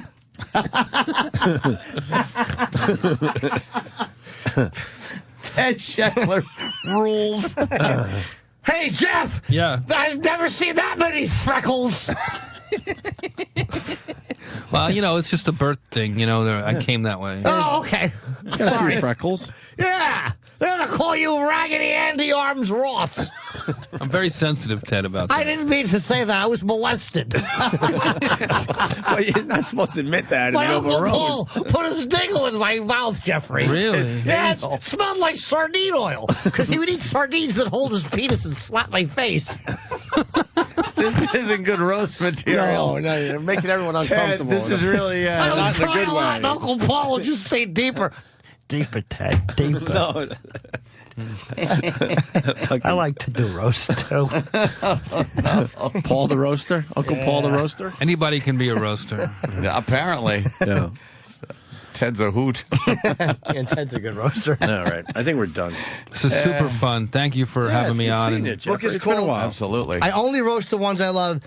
It's fucking funny and busting balls without burning bridges. It's actually, his editor is the same as mine, Trish, and Simon & Schuster, the same people. They give you total creative freedom. And so it's fucking funny, man. What I read is really funny. Thank you. Awesome. All right. Yeah. Come back and see us. Always, fellas. Very good. Great to see you. Thank you. And there's actually, I heard the one thing No, you about didn't. I actually did. Oh. That in Boston, November 28th, and Buffalo and Kansas City, I will be appearing. But I mentioned in Jeff's book. So if you bring Jeff's book to my appearances in those cities, we could talk about it. How is that? Totally Kind of helped us both. Totally love that idea. Any great friend idea. of Norton's is a friend of mine. Hey, I hear you like to roast a lot of people. What are you, chestnuts? Roastmastergeneral.com for your copy. You got it, Jeffrey. I'm going to be signing Jim Norton's book also. All right. Oh, God. Ted, you don't think Ted's roast lines are very sharp? They're pretty- Ted, give us one more before we leave today. One more. You got Sam, you Maybe got Steve. Sam. Oh, Sam, nice hair. Looks like you've got a couple of buns there. Wow. Wow, I didn't mean to hit so hard. Ted, did you ever roast Mackenzie Phillips? Who? The girl who was molested, who had sex with her father? That's a funny roast joke. Hey, Mackenzie, I heard you had sex with your father. Did I tell you that I had sex with my uncle? Yes, but I yes. didn't want to. Uncle Paul told me he was going to tell everyone I was smoking. But they were candy cigarettes. He said he was going to tell my mother. Shit. All right, Damn, Ted. Ted's a great roaster. You sure know how to. He's on it. Hey, man, that's a great shirt, Gregory. What are you, some kind of a battleship or something? Just in from War or Harbors? What? Is What's Battleship the matter? Did Gray? you get it? I'm very good at this. He's the best. I guess Jeffrey. it's Move over. Battleship Gray, right? Yes. You've met your competition, Jeffrey Ross. I love the brutal honesty, Ted. Brutal honesty. Yeah. Ted always goes too far. Right. Hey, nice curly hair, Anthony. What do you, fuck children? Wow. Where did that come from? Chestnut. Wow. That's not going to get you on Comedy Central, Ted the Roaster. No. Yeah, you gotta, I don't think you get the gist of it. You got to soften up the edges a little bit. There's got to be a joke there. No. I thought that the curly hair thing would get a big laugh. Then I ran out of steam and just added something. Fucking Ted. Pedophile accusation? Sure, why not? I was winking when I said it. Oh, okay. Jim, Ted, what about a sincere moment to close things off with? Sometimes. Right. I say, sometimes we have so much fun at these events, we forget that little boys are molested by family members. And we should never do that to a boy's Heidi. No does not always mean yes, Uncle Paul. Thank you. Wow, that would be a good closer, all right. Yeah, that's a great close. He made me drink warm papaya juice out of a can while he fingered my backside angrily. Angrily? Shouting, bad Ted, dirty Ted. Oh, this explains everything about Ted Sheckler. Certainly does. He told me that there were ghosts under my sheets, and he had to protect me.